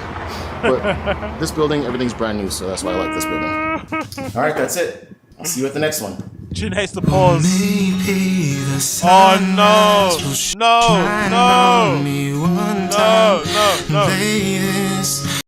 no! No, please. I can't. No, I can't. Fast forward, I can't. Does he tell us how much it is? I can't. No, I can't do this. I can't do this. I can't do this next to the pause, yeah. Look, I can't do this. Let's see how much he says it is in the chin, but I can't listen to more music.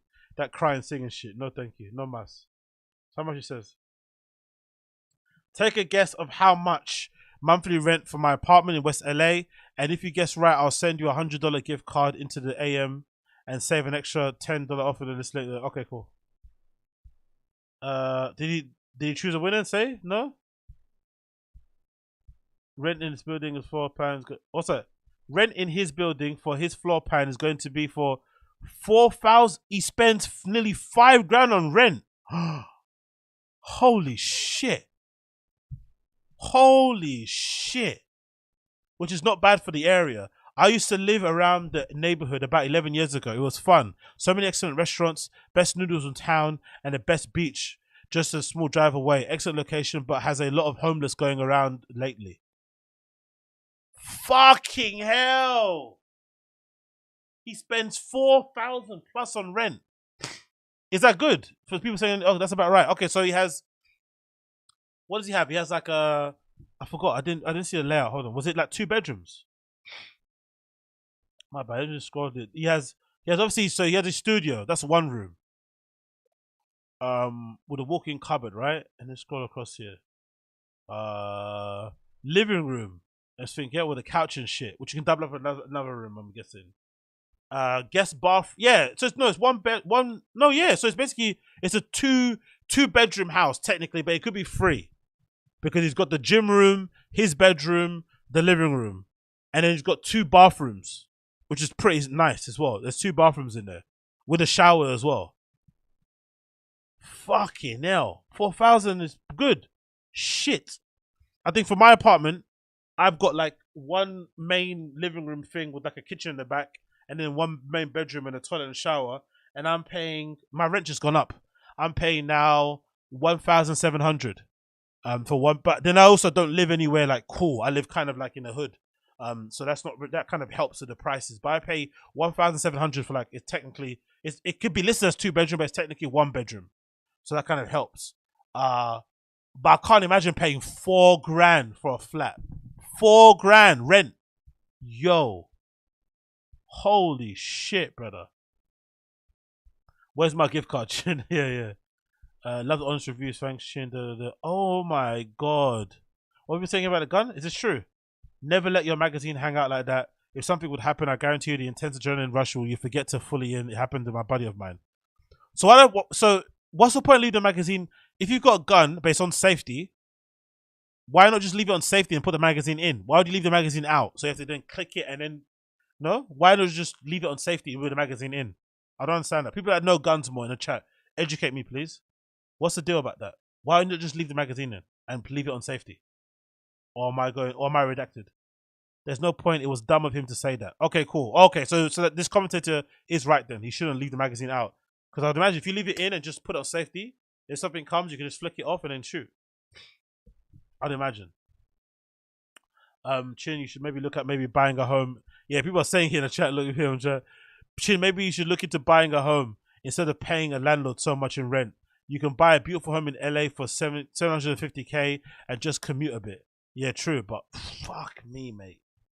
I sleep in my AK in my golf bag. Glocks don't have a safety. Oh, okay, Glocks don't have a safety. Oh.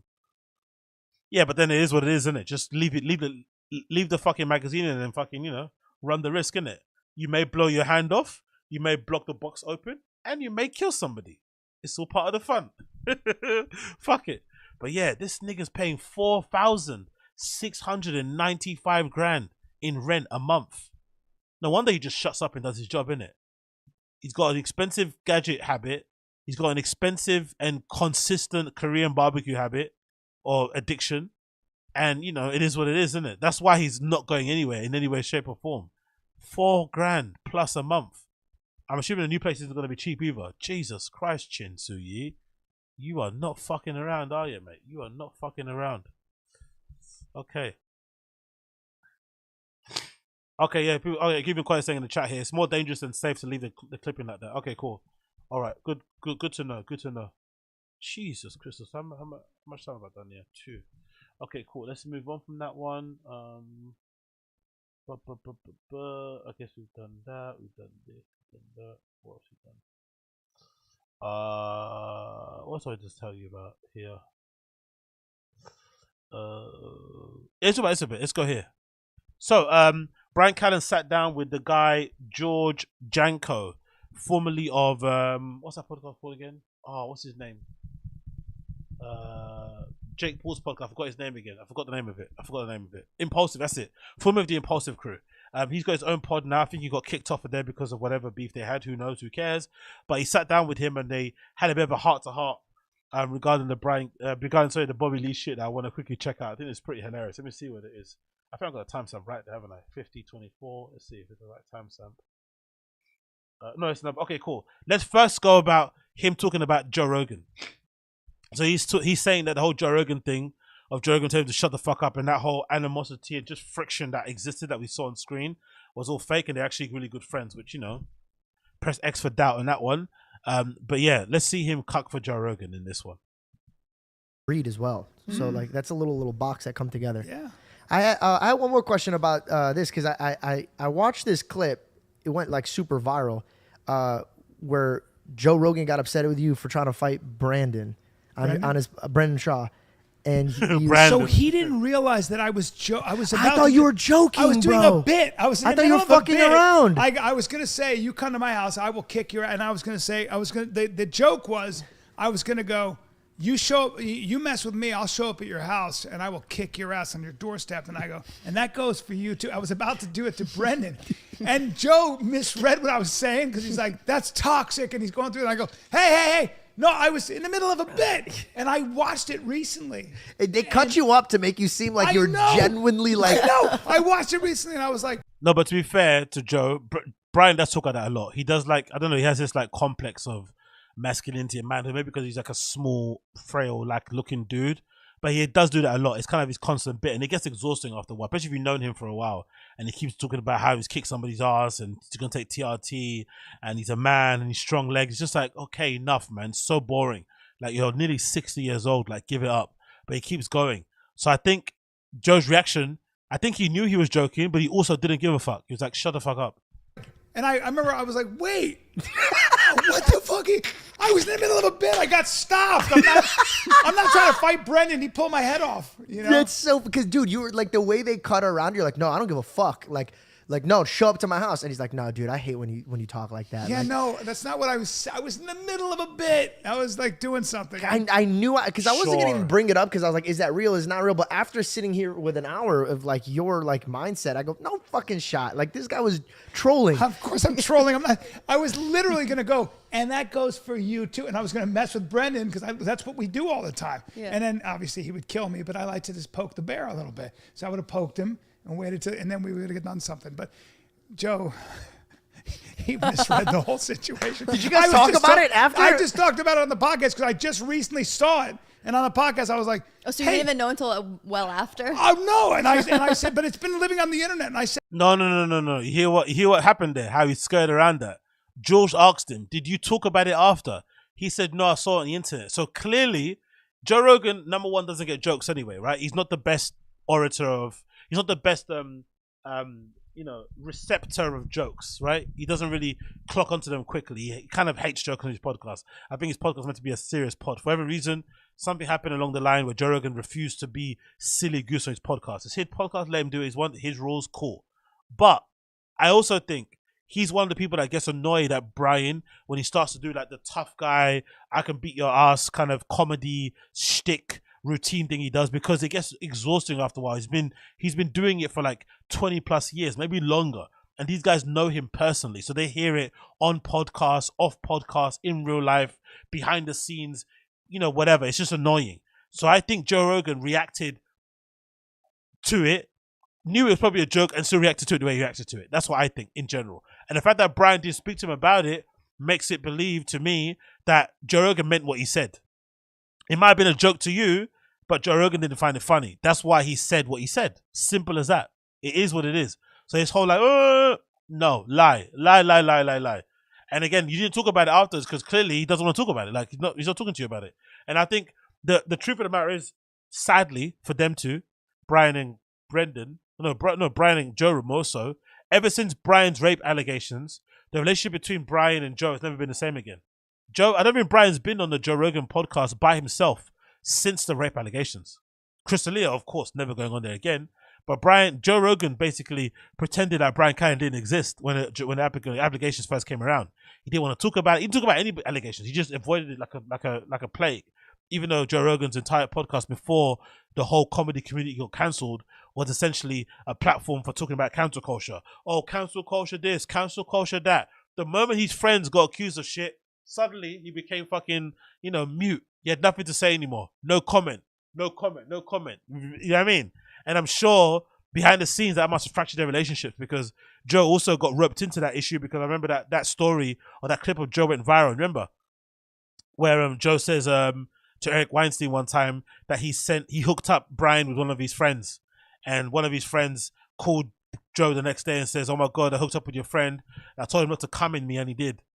Like, it's like, and Joe was laughing about it. I'm like, that's not a funny story, mate. Like, that is, that's a little bit rapey, So I'm sure that story came back around when Bryan got accused of rape, and people started looking at Joe weird. So I'm sure Joe didn't appreciate the fact that, his friend's sexual, alleged sexual adventures got him in trouble also, even though he said a bit of a sussy thing.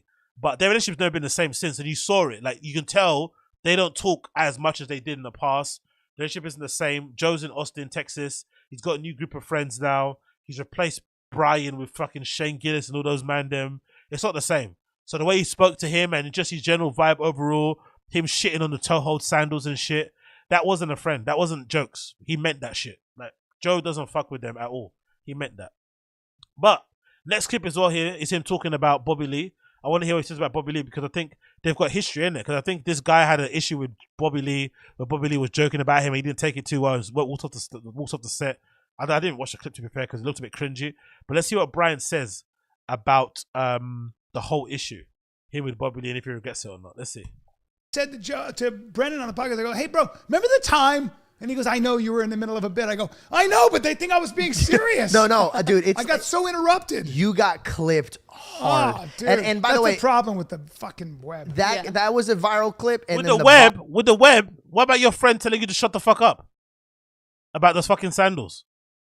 That's not our problem. It's not I hate when they do that. Oh, the web, the content. It's out of context. No, it isn't.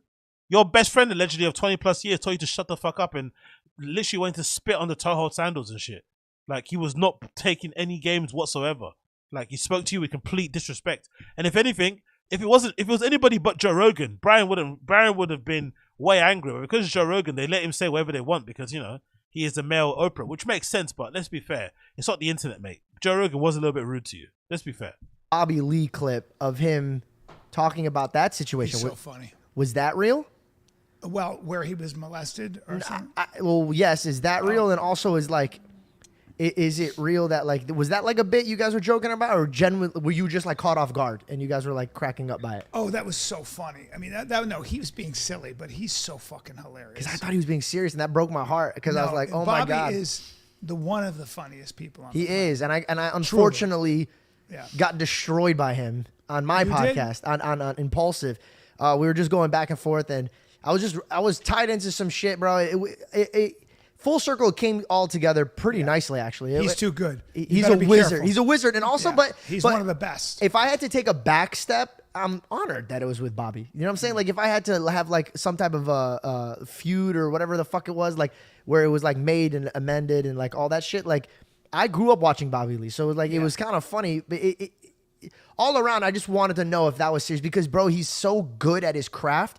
I can't separate his reality That's to what his. makes him so amazing. He's one of That's the goats. why his stand-up. One of the best. Well, it's like Eric Griffin said. We were watching him one time at the Comedy Store, and he was crushing. And he goes, "It's like listening to a Led Zeppelin song. I don't care how many times he does certain bits. It's as good as a Zeppelin song. Like you never get tired of Led Zeppelin. It's like it's just high math, you know." But that's what he does. He's so comfortable on stage.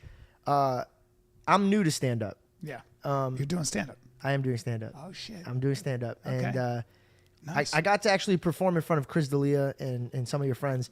And perform in front of the rapist. That's a fucking or diddler or pedo. That's obviously an accomplishment, eh?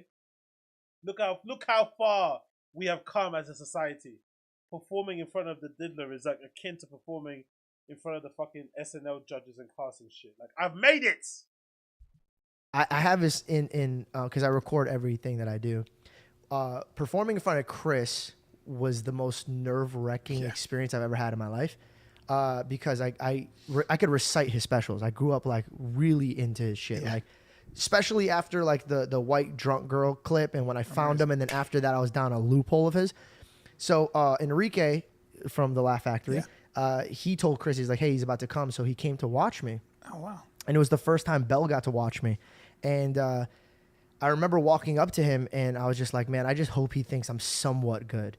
And I go, what do you think? And he showed me his phone. He goes, read my text from me and my wife, or my girlfriend at the time. And I read it, and he goes, I've never seen somebody start like this. He goes, he's phenomenal. Wow. And then that's the most LA thing ever, isn't it? Right? Why is he texting his wife about some random dude he's seeing doing stand up? That's the most LA gassing up bullshit nonsensical thing ever, isn't it? Just say you enjoyed it. Yeah, man, that was really good. Keep it up. Tighten this, tighten that. Why the dramatics? Why the fucking movie script thing? Everyone's in the scene of their own movie, innit? Oh, look at this text I sent my wife about.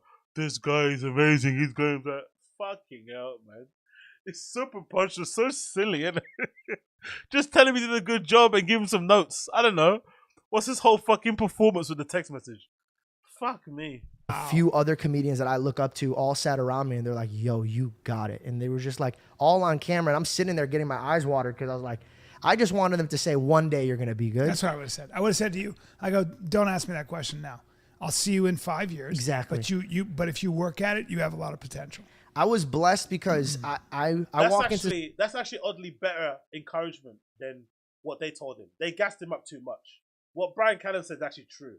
Hey, good job, well done, keep it going. I'll see you in 5 years. Tighten this, just whatever. Well done, that was great. I would improve certain bits here, there.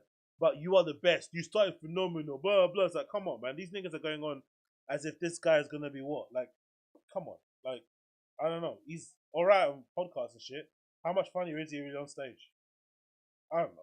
The situations, and God has opened up doors quick for me. And for example, when I met Logan, he opened up the internet for me. And then, you know, I had a movie. What are these Christians? What are these Christians in the United States? The States have got this weird movement of Christians in the States who have tattoos, who swear and shit, who go to parties. Like, what is this vibe? Like, what is this new age Christian? Like, what they call this? Is it called like Faith Hill? What's it called? Like, it's that guy in it. What's it called? Is it Blue Hill, Faith Hill? Strange Christians, in it, that curse and swear, that have fucking sex outside of marriage, that have tattoos, and hang around clubs and bars and shit. That's bizarre. in my opinion. It's a bit of a weird interpretation of the Bible, no? Poster here, but I just hung up Goku. But I Yeah, met Hillsong, producers and Hillsong, directors. yeah. They believed me. They started putting me in things, and then I met Joe Coy, and he called me, and he's like, "Hey, I need you. You're coming on stage. I think you're gonna be a stand-up comedian." Wow. And so, Are you opening for Joe?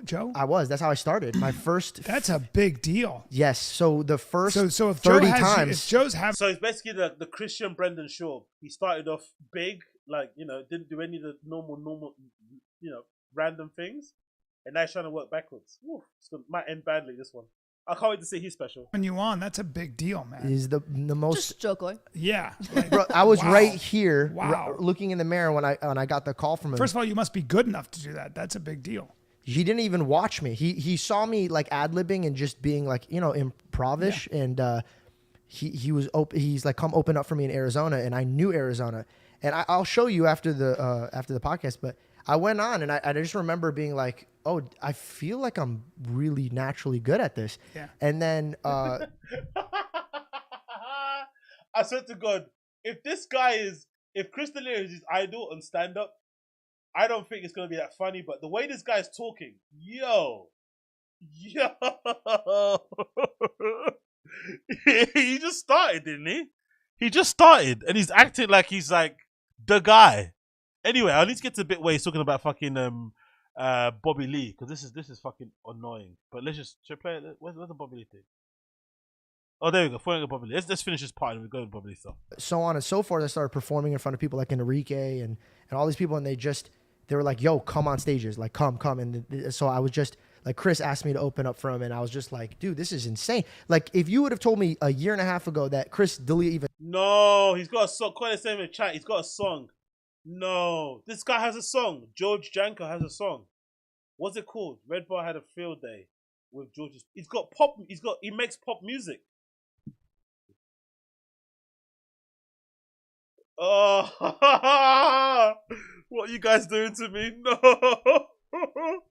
Holy shit. Let's see this before he gets a Bobby Lee thing. This guy makes music. No way. No fucking way this guy makes music. George Janko music. No way. No way. No way. Up in this club.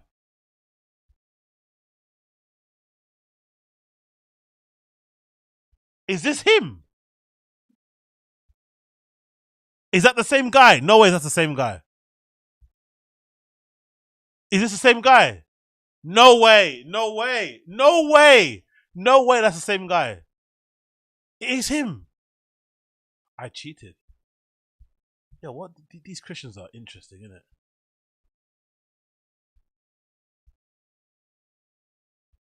What, he's got another one. Where's the Love? 5 years ago. Case I Left Prime. Okay, that's clickbait. Another one. Need to Know. Holy shit. The Sad Reality of Impulsive George Third Wheel. Okay, I didn't know it was... Okay, cool. I've got something to watch. Oh my god, it's going to be meaty. Okay, cool. Let's go. Up in this club. Okay, let's see. I've never heard of this before. I never heard of this. Never heard of this. I saw my life. I've never heard of this ever in my life. I don't know he makes music.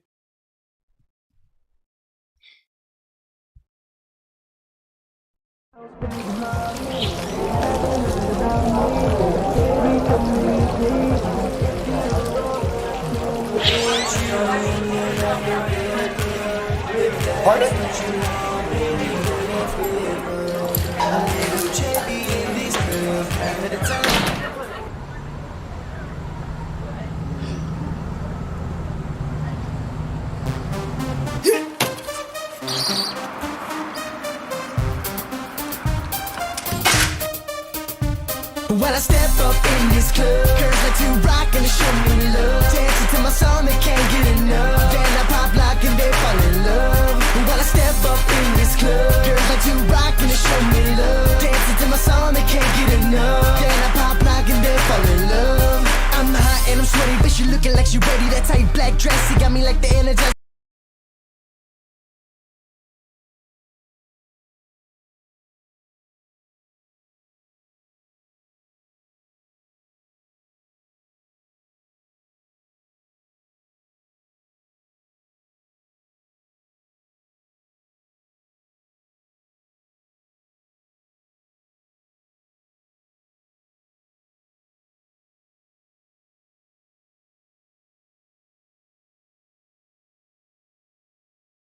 Never again. Never again.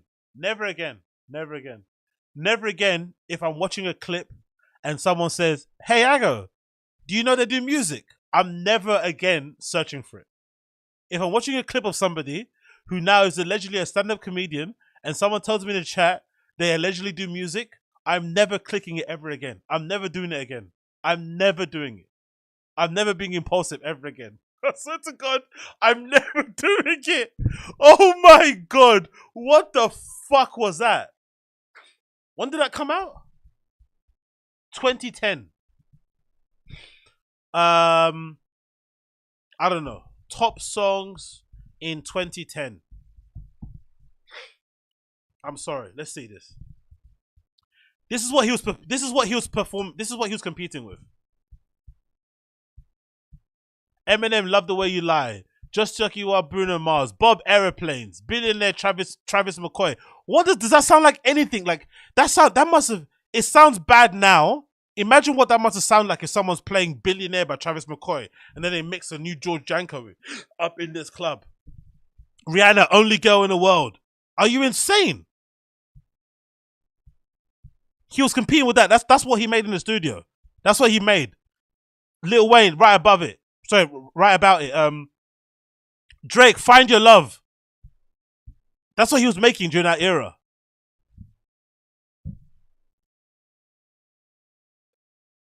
Yeah, I'm done. No more. I'm done. Nah, I'm done. I can't do this. I can't. No more George Janko. No more. Let's go back to the Bobby Lee thing. I'm not having that again. I'm not polluting my ears with that.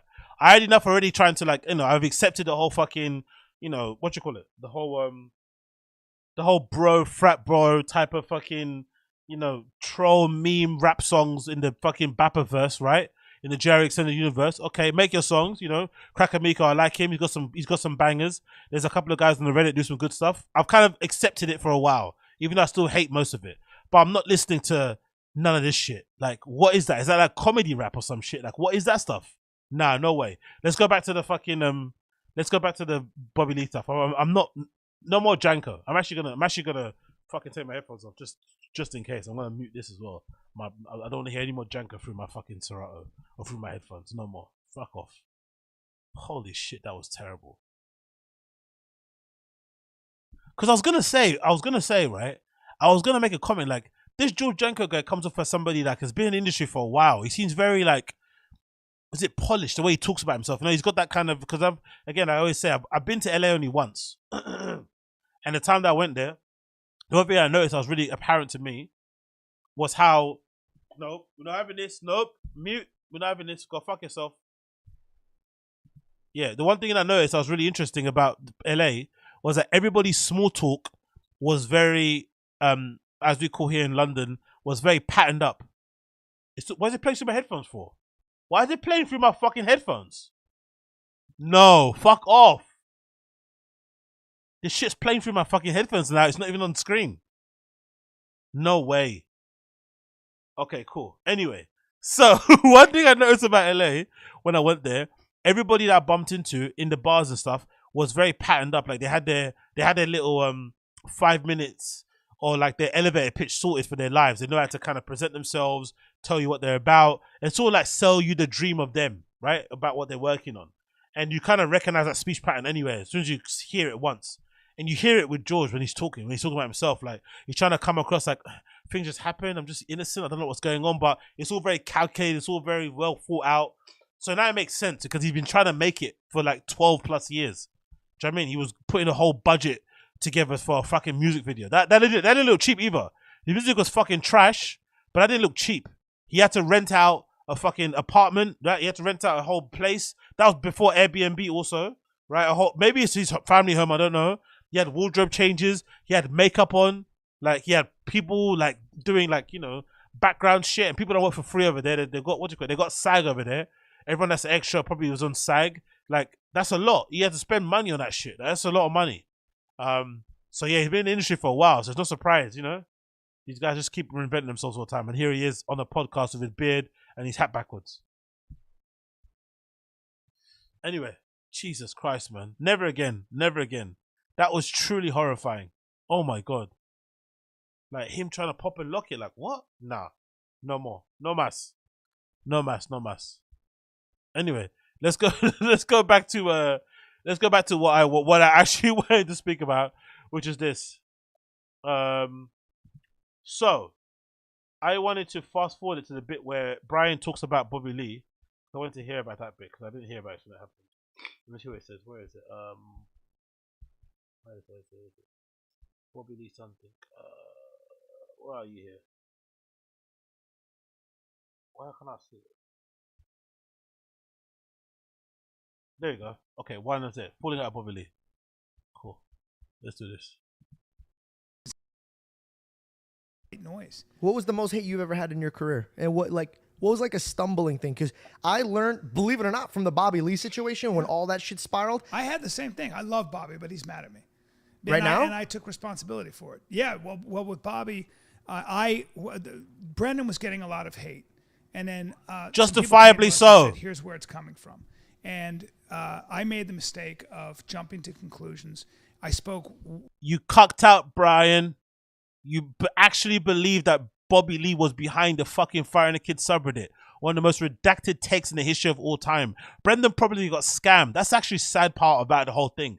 Brendan probably got fleeced out of money because of a genuine worry that he had that the internet was dogpiling on him. And instead of him realizing and maybe analyzing and thinking, hold on, what part of how I played in this? How am I making people react like this to me? Why are there 100,000 plus homeless cats in that subreddit dedicated every day to tearing apart every little thing that I say? Maybe it's me. Look in the mirror. No, instead what he did like a true narcissist is that he looked outside, externally, and tried to blame somebody else. And he blamed, of all people, within the Jerry Extended Universe, within anyone else associated with the Babaverse, within anyone associated with that fucking community, he blamed bloody Bobby Lee, who is essentially an adult baby. He isn't caught, as someone said in my chat before, in a state of arrested development. Love the guy, bless him, but he's the most immature near 60-year-old you've ever seen in your entire life. Do you know what I mean? Maybe he's got some developmental issues. That could be a legitimate thing. But to think somebody like him could be have the acumen, could have the mental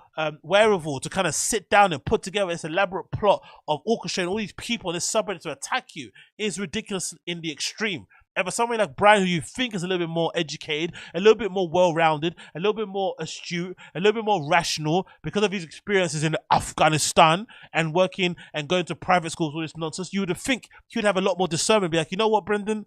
Let's chill out. Maybe it's not Bobby Lee. I know you have a problem with Bobby Lee now because you try to fuck his girlfriend because she's got big tits and shit. I know. But let's relax. Maybe it's not Bobby Lee. Maybe it's somebody else. No, he jumped on it as well. That's a ridiculous part of the whole story. He jumped on it without even second thinking it, without taking a breath, without analyzing the evidence. And the evidence, what was the evidence?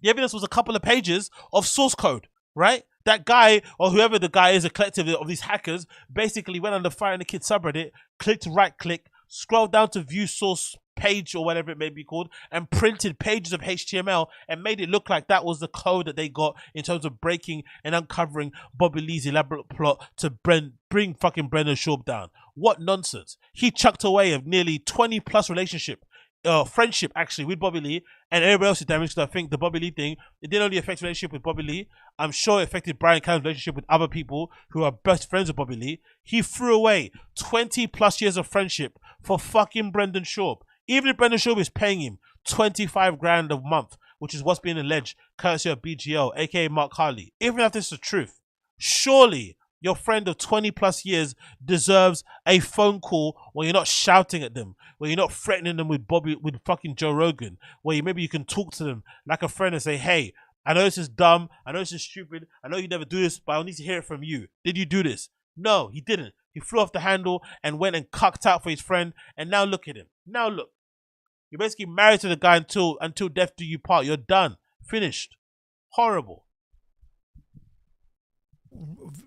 Out of turn, and I love Bobby. I've known him I love the guy, and I've known him for way too long. And I was wrong, and I, you know, I've apologized and everything else, and it's one of my biggest regrets I've ever done. Really? Yes. I love him. Yeah, because it was He's- dumb. I love Duh. how me and you both have that same story. Yeah, but you know, you got to admit, you have to own up to what you did. And and we had a talk, and I said, you know, you're right, I'm wrong, and I'm 100% wrong, and you're 100% right in this. And I jumped to conclusions, and I should have given you the benefit of the doubt. And I didn't. And that's all I have to say about it. I'm not going to make excuses for myself. How did he take it? I was outside of myself. I was defending Brendan, who I love. You wasn't outside of yourself. That's how you always are. I was defending him, and the wrong guy was Bobby was 100% the wrong person. I'm okay. Honestly, the same with BGL. At the time when BGL was, that's why maybe I didn't take the 2-0 when BGL kind of, you know, went out there and started airing out Brendan's dirty laundry.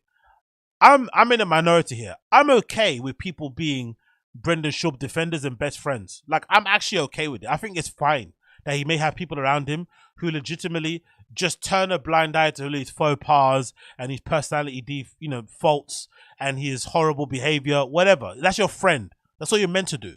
What I don't like is just like this kind of this delusion, this kind of idea that there's no reason why no one would not like the guy. Like, I think you should, in my opinion, when you're friends with somebody that people like, I don't know if you guys are the same, but I know people or I know friends that I know other friends of mine don't like.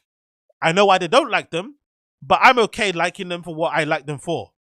But I'm not fucking blind to why someone else might think my friend's a cunt, because I know he's a cunt, but I like him even though he's a cunt.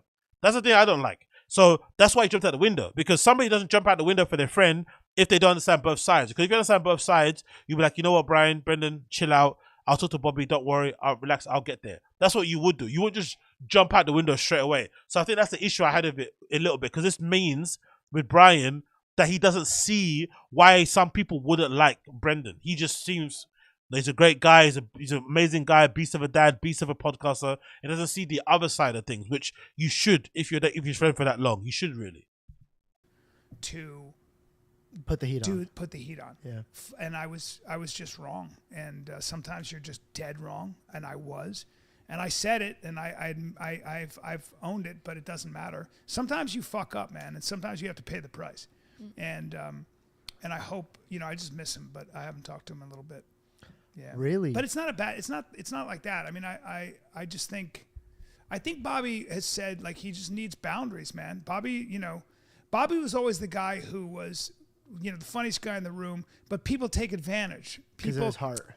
People like, he's a man. You can't treat somebody, especially if you're a friend, with a lack of respect. And I think I did that to him. If I look back on it, I was outside of myself. I had a moment, and it was one of my worst. Not a moments. moment, mate. And, Not a moment, mate. Not a moment. I don't believe in the slightest. That Bobby Lee thing to me exposed all of them, because what it exposed was that they used Joe Rogan's. Because let's think about it now.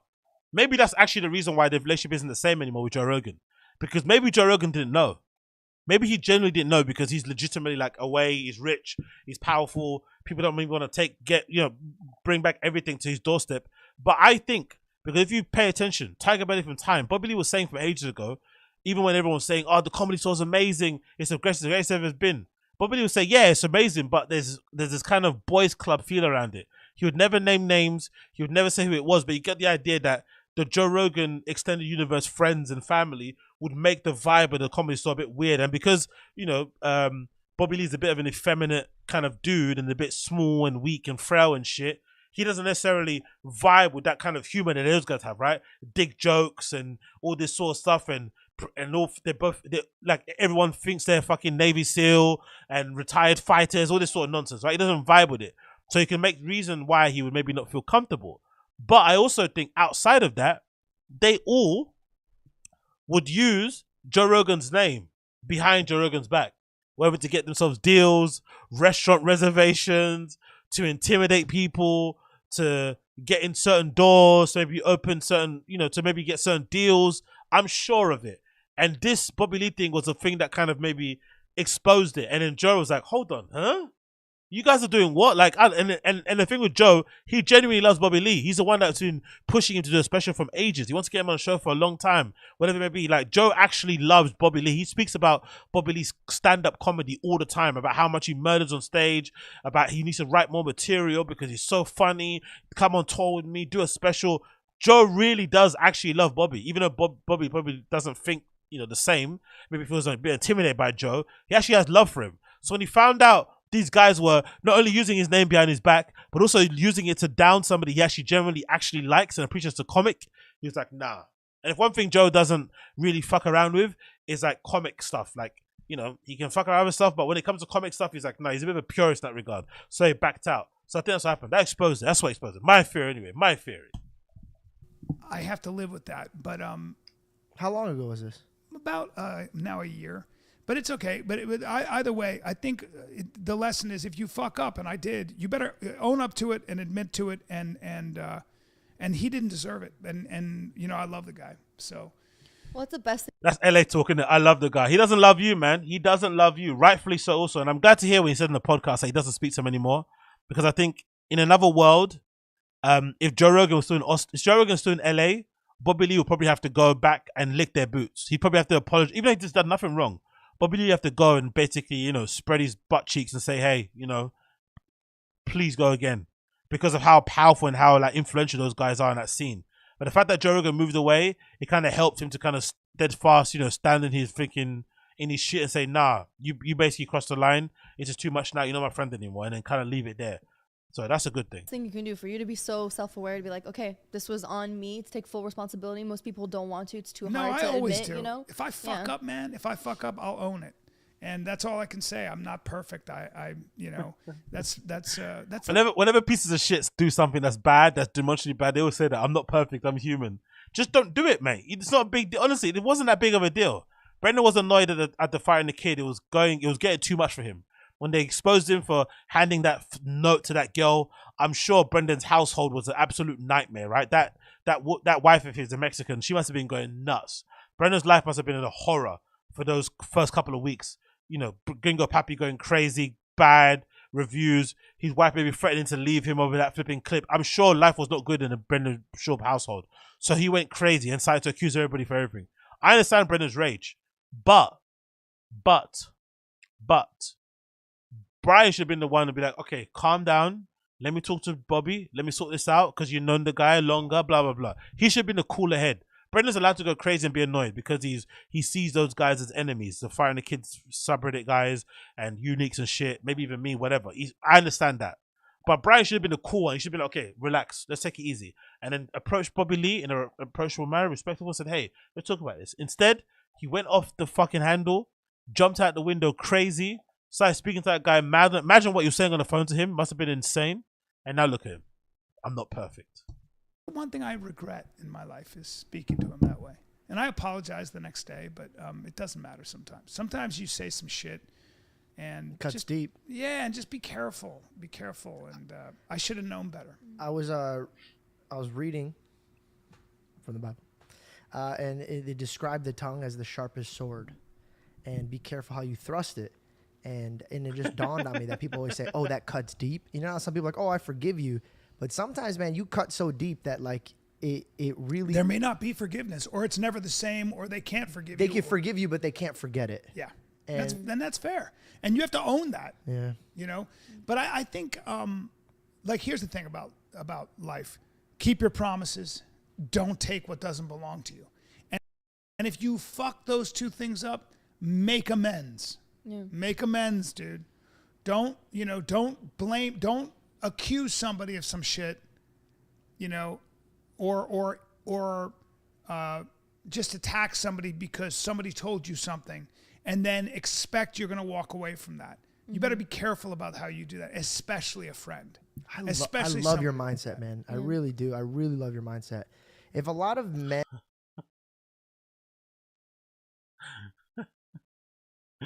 It took so much shit. What people were saying.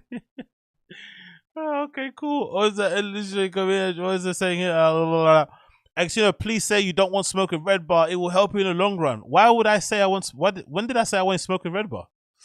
When did I even say that? Why do I have to say I don't want smoke if I didn't say I wanted to smoke? What a bizarre thing to say. What? Huh? Red Bar's a legend. He's an OG. That rant he said about Brenda, everyone should be hating. What did he say? What did he say? He said about He doesn't understand. He thinks Chris should get more hate than Brendan does. I understand where it was coming from, but it did come it's a bit wild. That was a mad take. But everyone kept saying, "Oh yeah, he's a contrarian." But I didn't say I wanted to smoke a red bar. When did I say I wanted to smoke a red bar? Where people creating these illusionary beefs. And had this type of mindset, I think we'd be in a lot more peaceful circumstances. Well, maybe I'm more at peace because I tell the truth. Like, just tell the truth, man. I fucked up. And I regret it. And I don't blame Bobby for being mad at me. And we had a talk, man. We had a real talk, you know, after all of it. Then obviously online you get all this crazy shit. No, you didn't have a real talk after. Stop lying. He's trying to make himself look good. No, nothing happened, bruv. He's not your friend anymore. Go, stop lying. You go ask him for dinner now. Go invite him out for dinner. Invite him out for a drink. Let's see what happens. These guys trying to sugarcoat things. You fucked up. Leave it there. We talked. We had a good talk. Man talk. Man. But especially from his audience. His audience is cutthroat. Yeah, but they're all they love him, and I get it. Yeah. I love him. You know, and they love him. They're like, hey, fucking, what is this bullshit? You know, what are you, a fucking bully or a scumbag? Well, in that moment, I was. You know, I mean, you know, I'm not, but in that moment, and especially what's crazy is that the hardest thing is if it was somebody I didn't like, I don't give a fuck. But it's somebody I love, like that guy, who I have history with. We spent a lot of time together, man. That's you guys are both on Mad TV, yeah, correct? well, we're not at the same time, but I mean, you're talking about a guy who I watched. We were together, like at the Comedy Store and doing stand up, and he's the. Hey, what's this? The Red Bar Tribe has sent warnings about you, dog. I like you. I don't want to see you as a red. Bruv, man, this is so GA. I don't like using that word, but whatever, man. If I'm an enemy, I'm an enemy. Innit? I'm not gonna sit like, you're not scaring me in internet words. Red Bar's cool, innit? I enjoy some of his content. It is what it is. If he wants to feature me as a featured fool? I guess I'm a featured fool. I guess I'll get fucking FF fucking tattooed on my fucking head. I don't really give a fuck. Like, whatever, innit? Congratulations, Red Bar Mafia. Like, big up you guys, innit? If I'm an enemy, I'm an enemy or whatever. Cool. But he's the fucking best. We do nothing on this platform. We all just regurgitate the same nonsense. We watch these far more successful guys talk about their nonsense. We dissect their personalities for shits and giggles, and we keep it moving. It really isn't that serious. Now you've got fucking tribes and mafias. Imagine being a grown man calling yourself the Red Bar Mafia or any mafia. Don't even call yourself the Random Show Mafia. Just watch this entertainment, laugh and giggle with me, have a drink, chill out, relax, whatever you're doing at home, and then go to sleep. It's not that serious. It's not that deep. Tribe. Mafia. You know, collective. Huh? What? Anybody who has a problem with Bobby is that they have the problem. You had the problem, didn't you? So don't be surprised if his fans love the shit out of him and come after anybody that fucking treats him poorly. No, he deserves it. Yeah, their fans are right. You know, again, this all comes back to, if you fuck up in your life, it's just own it and just take the fucking pain, because don't hide behind some bullshit, man. And you'll feel like you spoke about a lot better about yourself with yourself. Yeah. But I mean, it seems like you have a really wonderful heart, so I'm sure sometimes people just need time, and I don't doubt that in a little bit he'll realize, like, oh, that's a quality person in my life. I hope you know? so. I miss him. Yeah. But no, no, he won't come back around. He won't. That's fucking over. Anyway, it's over. Good thing, actually. Good riddance, probably, in that regard. You know, come on, man. Like, regardless. Again, this coming from someone that doesn't have any friends, and then chucking away a 20-year friendship over some podcast guy who's getting annoyed about people talking about it on a subreddit is clearly serious. But anyway, what can you do? Let's move on this again. What are we gonna say here? Is that it? What else do we got here? I think that's it. You know, I think that might be it. Have I finished everything? Rotted. Have I done it all? No way have I done it all. I think I might have done it all, you know. Yeah, I think I did it all. Shit. For once I went through everything. Every tab I went through. Fuck. Alright then.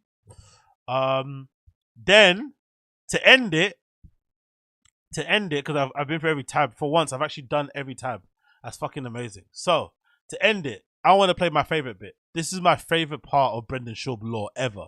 Legitimately. Like, if you have to ask me what my favorite fucking era was, I think it was this, because to me this represents everything that people kind of hate about the guy, and why I think in general he kind of again. I don't really hate the guy personally. Again, I'm a former fan, so I can't really hate the guy too much because I used to like the podcast. It's a bit disappointing to see how he's turned out, but it is what it is. But I can kind of see. Oh yeah, shit. My bad. Yeah, Eddie. Yeah, my bad. DSP as well. We'll go over DSP. We'll go over DSP too. So I'll end it with DSP. Let's not end it with this one. My bad, Eddie D. DSP. My bad. So before we finish with this, we're gonna do DSP at the end, but we're gonna play this one clip also. So as I was saying, I think this clip or kind of represents the shift from when no, I'm not playing a joke. So this represents the shift from when Brendan Schaub and Joe Rogan's friendship kind of went awry, in my opinion. Again, from my crappy opinion, all the way from London, detached from everything. I don't know anything that's going on over there. I'm a complete stranger. But from my opinion, I think this is where it went south. And I also think this represents, in my opinion, an example of Brendan taking for granted what he was given. He was given the keys to the castle, like he presented a career on a silver platter, even though he has no business probably even doing the career he's doing because he's horrible at everything that he does. Enunciating, speaking, formulating ideas, being funny, you know, whatever, all that stuff. It's just not where it should be at the moment. But it happened. He was given a gift. Cool, you take it and run. Instead of taking it and running and just being honored to have that thing, he kind of pissed it all up a wall or pissed it in the sink. And one of them being relationship with Joe Rogan. Joe Rogan and Bryan Callen are probably the two most important people in Brendan Schaub's life, and I think he takes them for granted. And this is a good example of him taking Joe Rogan's friendship for granted and having loose lips and basically saying the unthinkable on the podcast and the flipping, you know, whatever happened after the fact is hilarious too. So this is a clip I took from the Friday subreddit, a roundup of the entire thing when Brendan Schaub said, you know, bald guys that slang dick and the subsequent fallout, which I think is what led to what led to the eventual crumbling of their relationship where they're not really the same anymore. Weston, guys, this is Weston coming for some relationship Weston advice. named after the hotel. What's up, guys? I need some relationship advice. Gang, bro. I'm serious. Theo, you might not get this because you have those locks. Brendan, I at least know you have hair. What do you do when you have a great personality? You can get any girl you want. We'll take it easy. I'm in my Kia Soul. And yeah, that's a car seat in the back. Don't worry, no babies are in it. Gang, bro. What do you do when you're trying to get a girl and you can get them? With your personality, and your looks, when you're wearing a hat. But as soon as you take that hat off, gang, buzz. Help a brother out. Gang, bald. You know what I'm saying? Listen, I know some bald fucking dudes are slanging dick out there. Look at Dana White, Rogan. That's it. It's tough, Look at the faces. Look at the faces. That is the most classic of all time. The most classic of all time. They could all see like, oh my God. Oh my God. Chin, head down, cat. He didn't just say that. What's his name? I forgot that guy's name. The guy that doesn't get shape ups. One of the only black guys that doesn't get, you know, black dudes that don't get like shape ups or fades. Something about them just annoys me. Like the guys just wake up with their headline the way it is. I forgot his name anyway, but he's a comedian, right? I think he's funny too. People actually like him, but look at his face. Holy shit. They know, like, excuse me. So this is for me, right? This is the funny thing is that's what we're saying in the chat. This was pre-recorded too. So this is the other thing that again I tell you that I think this to me represents why I think some people hate Brendan, because he took for granted not only his relationship with fucking Joe Rogan, he also lived a reality where just doing the bare minimum was good enough. Not even checking the quality of his content, because we learned from BGL that he doesn't record his shows. He doesn't take notes from his shows. He doesn't play them back. The only time he listens to his sets again is when he's doing content for online, right? Social media shit. But he doesn't review any of his content, which makes sense now. When you listen to his comedy, you can tell this is somebody who doesn't actually listen to his sets and listen to what reaction or if this is funny or not. Doesn't have any idea. And his podcast even, there is no quality control. There's no editing. Zero. They just go. And this is representative of it. So, you not only took for, and again, everyone's reaction also for me proves this is like a needs to know secret. You know what I mean? This is like a a thing that people in the inside know. Like, yeah, Joe Rogan lays it down. I mean, allegedly. But you never say it because it's fucking Joe Rogan. You keep your fucking mouth shut. Do you know what I mean? Especially if you're fucking Brendan Schaub.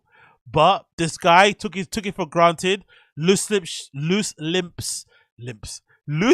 sink ships. And he's definitely not the guy that you want around, you know, when you're doing your illicit activities, because he cannot keep secrets. Look at this. Horrendous. And the funny thing is, when have you ever heard? Think about this, right? Think about this. In the entire history of Joe Rogan being on the internet, or being on a podcast, or having a podcast and being a presence on the internet, when's the last time you heard anybody insinuate that Joe Rogan may be a bit of a player or something? When's the last time he's heard that? I've never heard it. The only thing I heard at the time about Joe Rogan maybe like, you know, getting around town was the early pods he used to do with, what's her name? There was that female doctor who used to come on to the show sometimes. And people in the comments, especially when it was on YouTube, would say, they're flirting a lot. I forgot her name. She's a little bit like a rabbit. I forgot her name. She's like a doctor. That one. And there's another comic that was on Kill Tony, who used to open for Rogan a lot, who used to come on the show. People used to say that about him too, right? That he used to maybe he's fucking that open. I forgot her name. And the Honey singer. But yeah, Rhonda Patrick, the Honey singer. The girl that did Kill Tony, the short one. She's kind of cutie, short looking, with a squeaky voice. And I think she won Kill Tony and she was like the kind of resident comedian person doing a 1 minute thing every time. I think people were saying that maybe he might have fucked her as well. That's her name, Ali Makovsky. Thank you, chat. Big up Eddie D. That's it. I can think of Honey singer, Rhonda Patrick, and Ali Makovsky. Those are the only people I can think of in recent memory of people insinuating that Joe Rogan, a married man with many children, may be involved with sexually behind the scenes. Only time in my life I've heard it. Even with Bert Kreischer being a fucking blowhard and a big mouth and never keeping secrets, all these type of people around him, Ari Shafir, no one has ever insinuated or alluded to anything of Rogan doing on the road or what he gets up to. Zero. Obviously, him being a man and having access to what he access to and being rich, maybe you could assume whatever you want to assume, but we never heard it. And the first time we heard it said in clear HD, full HD, 4K, whatever, was Brendan Schaub. It had to be Brendan Schaub. It had to be him, innit? It had to be him, the one saying it. It had to be Brendan. It's tough, man. No, also, definitely get a wig. Michael Jordan. Most black guys. Hold up. Black dudes don't count. That's true. a style for them. For white people, it is an affliction. Not good. It's not good. It's not good. Let's just be real. It's not good when you're bald. Yeah. So bald is like our diabetes. Ooh, I feel that. You know what I'm saying though? Absolutely. It's like a. You see, Chin and Kat are still like are still kind of reflecting from what Brendan said. Whereas is it Derek? I think Derek guy is like trying to like, you know, go on like nothing's happened. Where is it? Wait, let's see this bit. Chin and Kat are still basically like, did our boss just say that? We without a job. Should we move back home or something? Oh, let's see. Where is it? Most black guys. Hold up. Black dudes don't count. That's true. a style for them. For white people, it is an affliction. Not good. It's not good. It's not good. Let's just be real. It's not good when you're bald. Yeah. So bald is like our diabetes. Ooh. Look, Kat and Chin, especially Chin. Chin is like, oh my God, I don't believe he said that about Rogan. Cat's still trying to hold it in. What's happening here? Hilarious. I feel that. You know what I'm saying though? Absolutely. It's like it's like something that's it's frowned upon. Milling around, and if it happens, it's like very frowned upon. It's just alarming. Yeah. It's like always milling in the distance. I mean, he bought a wig. It's very frowned upon. In the white community. But I think, bro, first of all, if you seem like an athletic guy. If you're like athletic, goes better with bald than not athletic. Although the owner of Amazon, he's not athletic. He looks good. Billionaire, bald head. But he also had to be a billionaire to get any fucking puss, probably. Yeah. You know, $25,000 a year Jeff Bezos, dude. He's just an internet troll. Yeah. You know what I'm saying? In a Chrysler 300.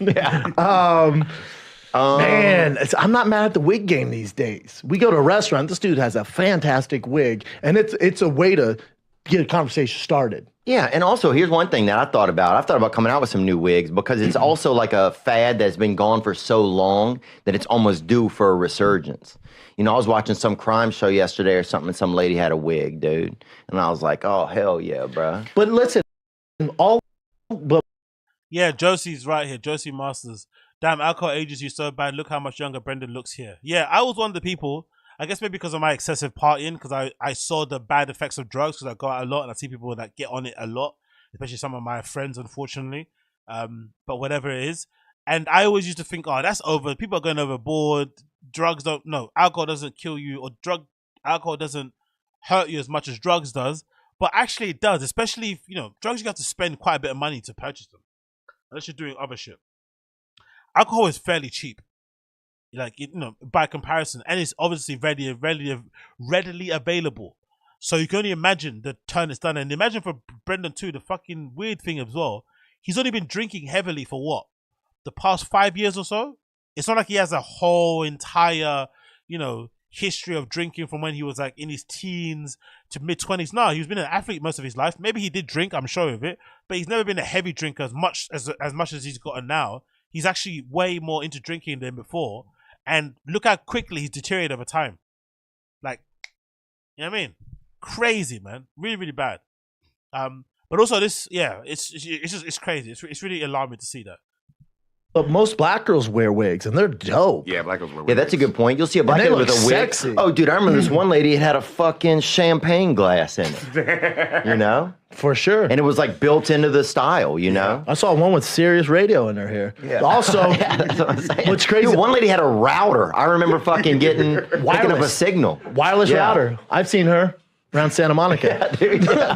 The other thing is, though, I didn't know all black girls wear wigs because there's this pretty all black girls girl. don't wear wigs. Well, if they have like long hair, a lot of them have extensions or wigs. A lot, but this one girl came in, she had like dope red hair. Next day she had green. I was like, damn, she just spent all night dyeing her hair. So I think what goes good with a Wig it up, wig girl. is confidence. You got to have that confidence. So I'd love to see some nice toupees on a man. We see a man here locally that have a toupee on at lunchtime. He don't give a fuck. We This laugh. dude, We laugh. Yeah, that's not helping the guy.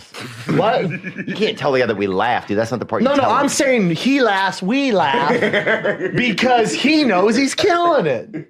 He's like, and it's so obvious. He'll show up and that bitch is just, he'll be like, what's up, boys? What can I help you with? One day he had it put into a little shark fin at the top. And I love that because you could take on a dance floor and be that kind of shark on the dance floor. You know how which is people something I tip their love. hats? He tipped his toupee to us and went, how you doing, boys? And I was like, oh, there it is. There But it I'll is. say this: I think one thing is you can use it as a motivation tool to stay physically fit because having no hair on your head is. But being physically fit, I think that kind of matches. That's kind of sexy. It's kind of sexy, right? You look Secondarily, like the UFC logo. yeah, your head looks okay, bro. Dude, if I lose my hair, bro, I am never gonna. Controversial opinion, because some of you are ragging on Fear of being on the show. This, I thought, was the best Brendan Schaub content that he put out. The original lineup with him and Theo, the original premise of King and the Sting, of them ripping into each other for the opening segments, people sending him their rip, what do you call it? Something drip, their drip or something. People sending in pictures of their mums to say if they're hot or not. People sending in pictures of their uncles. For me personally, I thought this was the best version of Brendan Schaub content because it was fun, it was loose, they were being silly. He was taking a piss out of himself, or you know, he was happy to have people laugh at him because you know this is where fucking I think the Fat Patrick thing come from. In my opinion, this is the best version of King and the Sting. The best version also, I think, or the best content of Brendan's put out since maybe the first episodes of The Fight and the Kid. This is the best version he put out, for sure. For sure. And like, I listen to it all the time. And then it just went, Gonna work again, bro. Never. My head is totally flat on the top. Yes, so it's gonna tough. get real awkward in a couple years. You know, and You so look like a Lego piece. yeah, I'm gonna look like a fucking Lego, bro. I'm gonna Lego my You're ability to work on camera. Let go of your bank account. Yeah, bro. See now, because they misquoted me. When I say misquoted me, I assume everyone knows the context. misquoted. There's like the clip is like 9 minutes long. The segment that we're talking about was nearly 4 minutes of context before and after. Like, there is no miscontext, mate. It doesn't exist. No such thing as miscontext. I love it. I love those excuses. They miss the context. ¿Ah? ¿Qué? ¿Cosa? ¿Por qué? ¿Ah? Repeat? Look at that face. All the confidence in that early clip is completely gone now. Look at her face. That's somebody that got like a dressing down from Joe Rogan and text on the phone calls. Oh, big up Illusionary Commission. Ah, Illusionary Commission. Big up for the $2 Canadian super chat. No comment, but big up you. Thank you. Hopefully the Red Bar tribe is off me now. But if they are, I can die in peace. No problem. No, I accept my fate. I just accept it. Or no, like the scene in fucking The Rings of Power where that annoying woman just stands there next to the fires and it comes and engulfs her, but then she's alive the next episode. Fuck Rings of Power. Anyway, look at that face. Look at that face. That I'm talking about, because I'm talking to my very good friend Theo Vaughn, who we both know Joe Rogan. I live in that context. I'm a moron. There's that show. This isn't bragging. It's one of the biggest podcasts in the world. There's a ton of people watching. Not everyone knows. Only Brendan would take a fucking apology, take the section he's meant to be apologizing and setting the record straight to flex and say his podcast is one of the most listened podcasts in the world.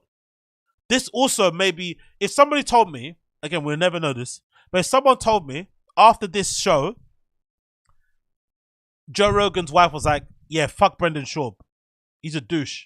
It wouldn't surprise me if this is, I would believe that story. If someone said Joe Rogan's wife after this event, even though she was maybe, weirdly, she liked Brendan and actually, appreciated friendship with Joe.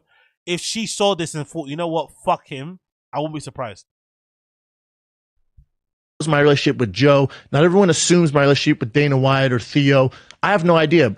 When we're in the context of that show, I'm in this little studio. It's me and Theo talking. I got to do better. I've been doing podcasts way too long to let something like this affect. So this gentleman who's losing his hair goes, hey, man, I'm losing my hair. I'm worried I'm not going to get chicks anymore. Something to that. I forget his exact comment. Shout out to that guy. I forget his exact comments. But in general. That guy is essentially what led to the break of your relationship, man. Essentially. Illusionary Commission. Yeah, no worries, bro. I'm only joking, man. I'm only playing with your brother. Come on. Have a sip of water. It's not that serious, bruh. I wish I had a fucking green juice to drink, but yeah, it's all gone. Yeah, but I'm only playing, bro. It's all good. It was, I'm losing my hair. What should I do? And I go, man, don't worry about losing your hair. I know guys who are killing the game. Your hair. You can't say hero. You can't say hair. Hair, not here. Let's say that one more time. Why did you say it like that for? Losing your hair. I know guys who are killing the game. Man, don't worry about losing your hair. Oh, did you hear that gulp as well? Honestly, I'm picking up on so many things. He was fighting for his life. You hear that dry gulp? That's the same gulp we heard when he addressed the Area Hawani drum strikes. Remember? When he's like in the white, he's like, he's tense. Like his throat is fucking on fire or something. Remember? That's the same throat gulp where he's like worried and stressed out. He must have got absolutely destroyed behind the scenes. Rogan must have been blasting him hard on the phone. I don't know. Was a Tim Dillon impression of him? I don't know, man. I don't know, dude. That's not cool, man. That's not cool, dude. You know what I mean? Like, he must have been going off on him on the phone. Or on texts, like, oof. I know guys who are killing the game, who are slanging dick. Now, if you just hear me say slanging dick, and this is the way people took it, which looking at the clip, I get how you take it that way. Slanging dick means fucking girls, sleeping with many women. That's not what I meant by it all. But I can get. He's even got the politician hand thing going on. Hiding his look. Oh, I fucking love it. I fucking love it. How you get to that conclusion when you just watch the clip. My context saying slanging dick, what I meant by that, and this is me correct it now, so there's no miscommunication, there's no blurred lines. I did not mean Joe Rogan is cheating on his wife. Joe Rogan is one of my closest, dearest friends. I wish everyone had a friend like Joe Rogan. That's a horrible defense, right? My friend isn't cheating on his wife. He's one of my closest friends. Okay? that doesn't give me, the wife, any confidence that he's not cheating. That's a horrible, no? Or am I reading too much into it? He doesn't cheat on his wife. Anything more? No? Okay. I talk to him damn near every day. Even I would never, ever. Why is he laughing? Do anything to bring any sort of harm his way or hate or attention, especially on his wife. His wife and my wife are friends. That is ridiculous. I bet they're not friends anymore. Yes. And that's on me. That's on me. I got to do better. I'm not talking about my personal friends like that. Back to this. When I say guys slanging dick, what I meant is Joe, and I've referenced 3 guys. If I think I haven't seen the clip since last week, but 3. I don't watch social media. I haven't seen the clip. I don't know exactly what was said. Bruh, you're fighting for your life. One of your most important allies and friends in comedy. A person that quite possibly could say they handed you a career on a silver platter. You exposed them. Even if it's not true, you insinuating that he's out here on the road fucking comedy store, hoochies and, car park lizards and shit, whatever they're called, right? Come on, man. Come on. Yo, big up Chris Hutch in the chat. Yes, big up you too. Thank you for hanging out, my friend. 3 guys. Joe Rogan, bald guy. Slanging dick, crushing it. One of the best comics in the world. Biggest podcast in the world. Biggest show. When we talk about just shows, you want to talk about Howard Stern, he ain't shit compared to Joe Rogan. You want to talk about any show you watch on TV, it ain't shit compared to Joe Rogan. That's slanging dick. That's killing the game. Dana White, another successful bald dude who is slanging dick, aka killing. Hey, Uche. No one's arguing that they're not doing that, right? Uche, come on now, my dear. No one's arguing that they're not doing that, okay? We can all guess that they probably are doing it. I'm just saying, Uche, imagine you're Joe Rogan. And for the last, 30, 40 years of your career, no one, and again, Uche, remember this. He's friends with Bert Kreischer. Bert Kreischer, in my opinion, is somebody you should never tell any secrets to. That guy, he looks like a real gossip queen. He looks like if you give him a fucking can of Stella, he'll tell you anything. Do you know what I mean? He spreads anyone's business. Like, we found out about Joe Rogan's official numbers from Spotify because of flipping his big mouth, right? He even said in a podcast recently with his fucking, what's his name? With Irish Shafir, I think. Joe Rogan actually got paid like 300 mil from Spotify when everyone thought it was 100 mil. So he's not the person to tell secrets to. But none of those guys, none of them even insinuated that Rogan is on the road out there slanging dick. None of them. And the one person that does is this fucking guy who he's only known in the last 10 years or so. If I was him, I'd be pissed too. I'd be pissed if I'm Rogan. The one guy you introduced new into a circle. He wasn't in your circle before. He was outside the circle. Then he gets into your circle and now he's fucking exposing you. Like, shut the fuck up. I gave you your career. You know what I mean? I handed you a career on a silver platter and now you're fucking exposing me. You're making the fucking the block hot. That's what I'm saying. So I have no doubt he probably is. Who knows? You know what I mean? But I just love it. I love all of it. I love it. In the game, not meaning he is sleeping with many women. No. Slanging dick could be slanging dick to your wife. Could be just in general kicking ass. That's on me. Slinging dick to 90. Yeah, big up Chris Hutch for and can't fund. Yeah, big up Chris Hutch for the $4.99 super chat. I appreciate you, my friend. That's going straight to the beer and kit fund. We're going to get that in. When you see me next stream, twitching, you know where I'll go on, Beer and kit fund directly. And I'm hopefully planning to go to Berlin again end of the month in March. Don't tell no one. Shh. So that should be for some more beer and kit fund over there also. 99.9% of the people outside my circle of friend means fucking other girls cheating on your wives. My bad. Not what I meant. Not what I meant at all. And oh yeah, it's our fault, the normie's fault, right? We interpret it wrong. In our dumb civilian brains, slinging dick means fucking other women, right? Sleeping around, being around man around town. But in these elite comedians' brains, right, these guys up above there, it just means being a badass. It means being fucking what's his name? It means being Cameron Haynes and running a marathon a day. That's what it means, right? Okay, cool, man. Cool. Listen, Joe Rogan's a very close friend. Very, very close friend. Do you think I'm that stupid? Let's say yes, he was we young. do. We do think that. I would announce it to the world like that to millions of people. You did it. You Give me did a little, I know I'm a dumbass. Give me a little more credit than that. No, you're dumb. Give me a little more credit than that. No, you're I'm trying to dumb. be funny.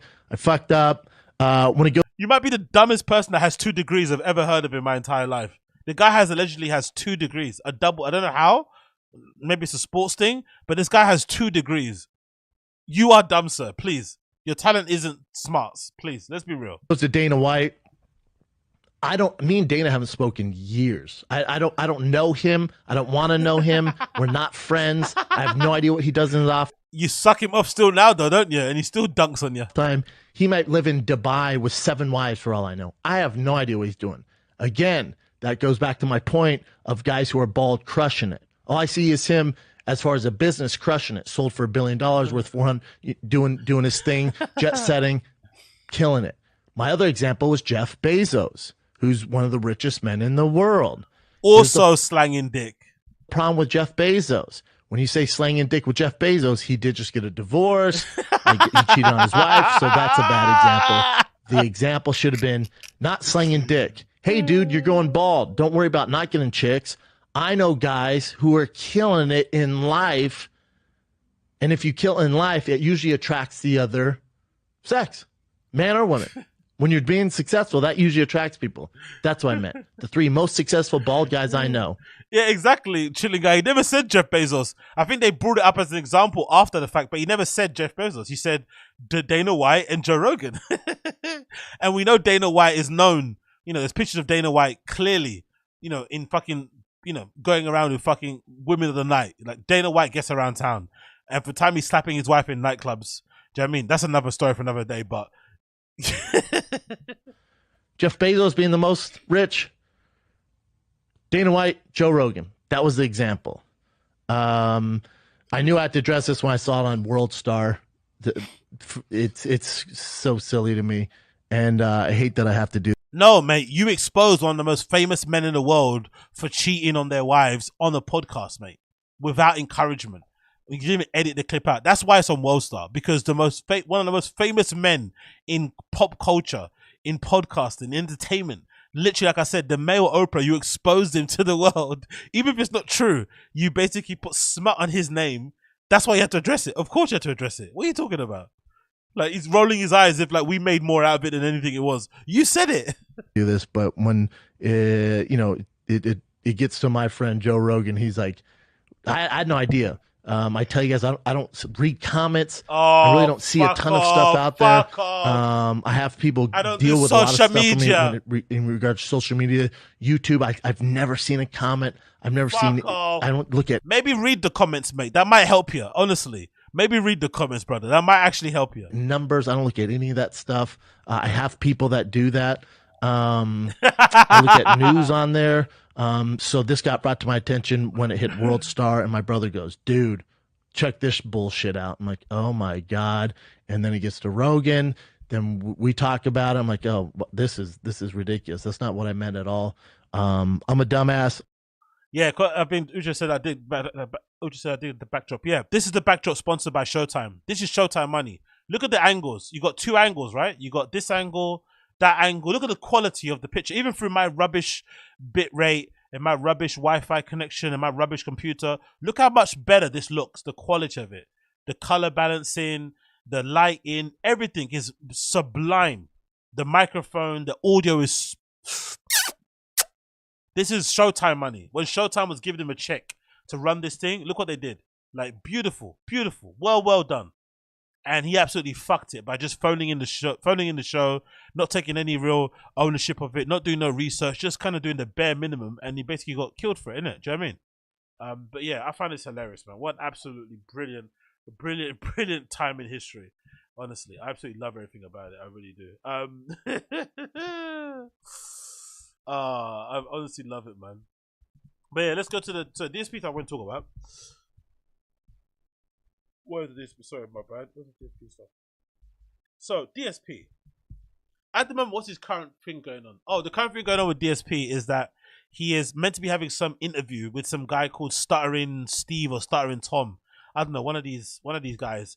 And he does like a show online, and he wants to bring on flipping, what's his face? DSP for an interview. But DSP kept it quiet because he knows if everyone finds out, they're going to inundate that guy with all the information as to why he's a piece of shit. and he didn't want that to be out there. So now he's basically trying to pretend like he's a victim, which I think is absolutely hilarious, right? But yeah, DSP is legitimately one of the only people who I can legitimately, like I said already, I just said in the beginning, I don't hate anybody. But I think if you went to hate somebody and think somebody doesn't really actually even deserve to have a platform on YouTube or to be a content creator, maybe with DSP. He's a legitimately horrible person. Just for the point of taking advantage of so many people that are clearly not all there, in my opinion, anyway. And it's really, really bizarre. So, let's go through some things that he's been saying, which I think is probably important to probably check out here. It would be, let's go with the podcast thing. So this is him on the this is him basically crying about the fucking podcast and saying, oh, basically wants now he's a victim, which is absolutely bizarre, but basically trying to paint himself to be a victim. I want to quickly post that, and then we're gonna play a clip actually of a song that someone made, which I think is absolutely brilliant. So it's been stuck in my head rent free for a while. But let's hear him cry about the interview and being rumbled, courtesy of Snort Hogan. Big up Snort Hogan.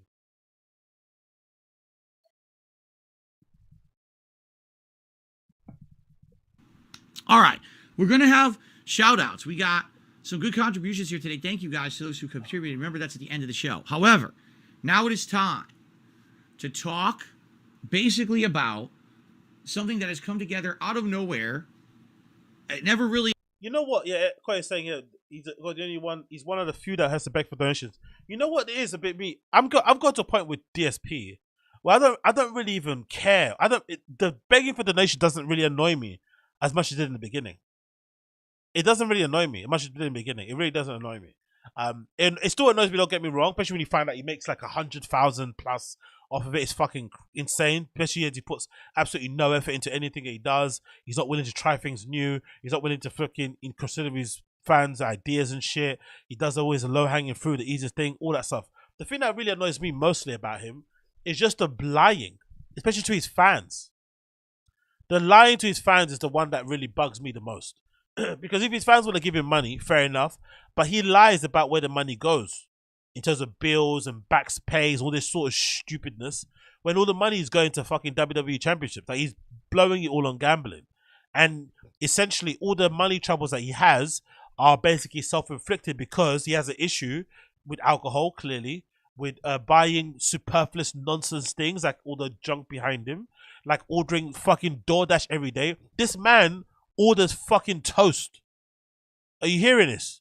This man says he's on the cusp of fucking poverty, even though he says he's not poor, right? But he orders breakfast on a daily, like, I know there may be a couple of times here and there he might order at McDonald's, but he orders like from a breakfast cafe. They'll send toast and fucking eggs, and you'll get annoyed when it, and again, hear me out.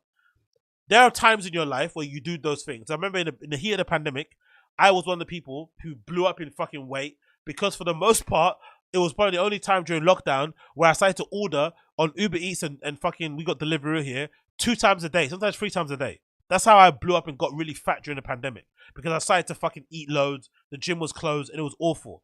Sometimes it happens, and you know, I'm not proud of it, but I'm sure there was a week that went by where I was ordering McDonald's 5 times a day. Like what? Yeah, basically, you know, Monday to Friday, McDonald's breakfast is a thing. But before that, I'd always make eggs. I make some eggs in the morning, make a couple of toast, whatever, put in a bagel, avocado on a bagel, some hummus, whatever. I'd make myself a sandwich, not difficult to do, or go to the shop and buy some bagel, do whatever it may do. This guy will prefer to get someone to send him a DoorDash fucking piece of toast as opposed to just make a sandwich himself in the kitchen. It's fucking bizarre. But supposedly this guy's poor. He doesn't have any money, allegedly. So that's something that annoys me most of the lying to his fans. Ask for donations, beg how much you want. Be an e-beggar, cool, whatever. Knock yourself off. People just, it's annoying to hear it, but people have to give you the money. So if they're dumb enough to give you the money, let them give it to you. But it's a lying of where those funds go to, and the constant fucking gaslighting, the only one that tries to counteract it and question it. Or even, that's the thing he does too. He'll beg for money, allegedly if you go to bills. Then if you mention it the next day, or even the next hour after he's raised the money, and you mention and you want to clarify where it's going, he'll suddenly get offended and say it's none of your business. It's like, no, it is none of my business. If you ask the internet for money, the internet has all the right to question where the money goes. It's like a GoFundMe. If you open yourself up to ask for donations, you have to be aware that people might scrutinize where those funds are going to, where they get allocated to. It happened with Kickstarter. It's happened. It happens all the time. But this motherfucker doesn't accept it. It's annoying. I fucking hate it. But anyway, let's play him. See what it says. Okay. Allow me to just X and start Y from the access. beginning. He's rocking already. Many years ago, before I was ever a YouTuber, when I was getting into internet culture in the late 2000s, and I was starting to become a gamer again, because remember, I told you guys that I was mostly into competitive Street Fighter, and then around 2007, I stopped being a competitive Street Fighter player, and I wanted to get back into mainstream gaming. So I started playing console games again, and I started immersing myself with gaming culture on the internet, and, you know, the Angry Video Game Nerd was all the rage at the time, and he was partnered with a group of guys called Screw Attack. You know about Screw Attack if you watched my Pro Jared documentary, because they were a big part of it. That whole early years of Pro Jared, he was part of them, okay?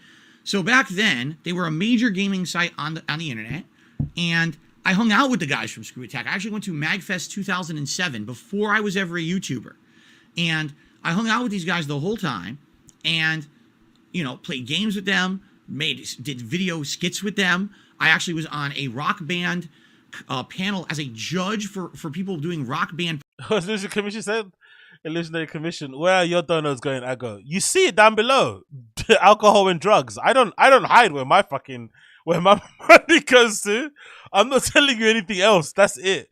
They go to alcohol and drugs. Simple as that. Really, you know exactly where that shit's going. Performances, along with one of the main guys of the Screw Attack business called Stuttering Craig. We were both judges on the same panel. And I joined Team Screw Attack for a Call of Duty Modern Warfare 1 tournament. Yes, the original Modern Warfare 1. And we got second place in the team tournament. Okay, I think it was 4v4. So, I have history with those guys from way back when. Fast forward to me being a YouTuber. Now I'm prominent on YouTube from the years of like 2010 to like 2013. I'm known as one of the top gaming YouTubers for a while there. And basically in 2013, I was trying to branch out and attend conventions and things. And one of the ones that I attended was Screw Attack Gaming Convention. Back then, they were doing their own annual convention held in Texas. It took so long, man. It's just waffling. There was basically open registration if you wanted to try to be a guest at the show. And I reached out to the staff there, and I was like, hey, I'm interested in being a guest at your show. I'd like to have a table, which I'll pay for. And actually, did I say no? Because I think the guests got a table for free. It's been a decade. Rambling. But I want a table in the vendor area, because at that point we were working on the Project 7 show, and I wanted to kind of chill it a little bit, you know, advertise it there. I wanted to do a panel for my viewers who were going to attend, and also there was an Iron Man of Gaming tournament that they were going to hold that I was going to be a participant in. And I was like, man, I know I'm pretty good at video games. You know, being a YouTuber, I'm playing. Doesn't he have the most annoying voice in content creation? Like, it's actually quite amazing. Like, Wings of Redemption, Boogie, like, they're so unappealing to look at in the face. And then you have this guy's voice, like, legitimately one of the most annoying voices, like, nasally voice. He doesn't shut the fuck up. It's, like, incredible, isn't it? All kinds of games, and I know that I could probably do pretty well at this tournament, okay? So basically, it was a really cool convention I attended. I met Stuttering again, you know, for the second time. He's like, of course I remember hanging out at MagFest with you, you know, all those years ago. Of course I... shut up. Get to the point. I mean, I literally have not talked to this guy for about a decade, okay? And then about a year and a half ago, I got wind that basically he'd been through the ringer. Apparently, he had sold Screw Attack to Full Screen, this company that was a partnership company on YouTube, and then basically Screw Attack fell completely apart and was disintegrated. Then he started another company called Game Attack. That was successful for a couple of years, but then he ended up leaving that for various reasons. Then he tried to do his own thing on the internet, started his own channel with podcasts and shows. But basically, after like 15 years of being someone in the game space, he decided that it was time to move on and do something different with his life. And that was like a year and a half ago when he made that announcement. I talked about it on this show only. Oh yeah, it does run deep, Uche. And to be fair to him though, this is the thing that makes it fascinating with DSP, the law and everything around it, is that similar to Boogie and similar to Wings, these guys, or maybe DSP is probably a better example, they got in really early. Like, they were doing content, like, for instance, like, I think if you started content generation, or if you started doing YouTube early on, and you just stuck at it, and just didn't stop uploading, you will be pretty much set in life for the most part. Especially if you've got, like, a decent enough fan base. Because it was so easy to make money back then than it is now. And obviously to get bigger back then also was easier than it is nowadays, because the competition is way more, you know, there's way more competition now. The money is not the same as it was previously, and blah, blah, blah, blah, and everyone's attention, blah, you know, the standard thing. So the fascinating thing with DSP is that they never at one point ever thought that gravy train will end. They just assumed that version of YouTube that they were on, that they were running things on, that he was being able to spam content on and just whatever, do the lowest form of fucking effort content ever. He thought he was going to be able to do that forever. And he never ever moved on from that. Or there was never even a plan in place. I mean, he has that famous 10-year plan that's fucking nonsense, but it never seemed like he had a plan in place of like, okay, how am I going to exit this gracefully? Like, what do I do going forward? I'm a game streamer. Will people want to see a 40-year-old, grey, balding, pale man that doesn't go outside with noodly arms playing computer games until he's, you know, in his 50s? Maybe not. What's my exit route? What's my exit plan? Sorry. Nothing. They enjoyed all the riches and glory of their early bits of YouTube and then never had an exit plan. And now, basically, Father Time is catching up to them and the realities of life are starting to catch up and they're flipping panicking. They don't know how to flipping handle it. And it's quite disturbing to see in real time. I'm not going to lie. Legit disturbing. Like, legit disturbing. This guy, don't realize it. Like, and I think I saw the other day, someone's clip big up Duty Stream saying that, oh, DSP's income has gone down, I think like 20% overall, something like that.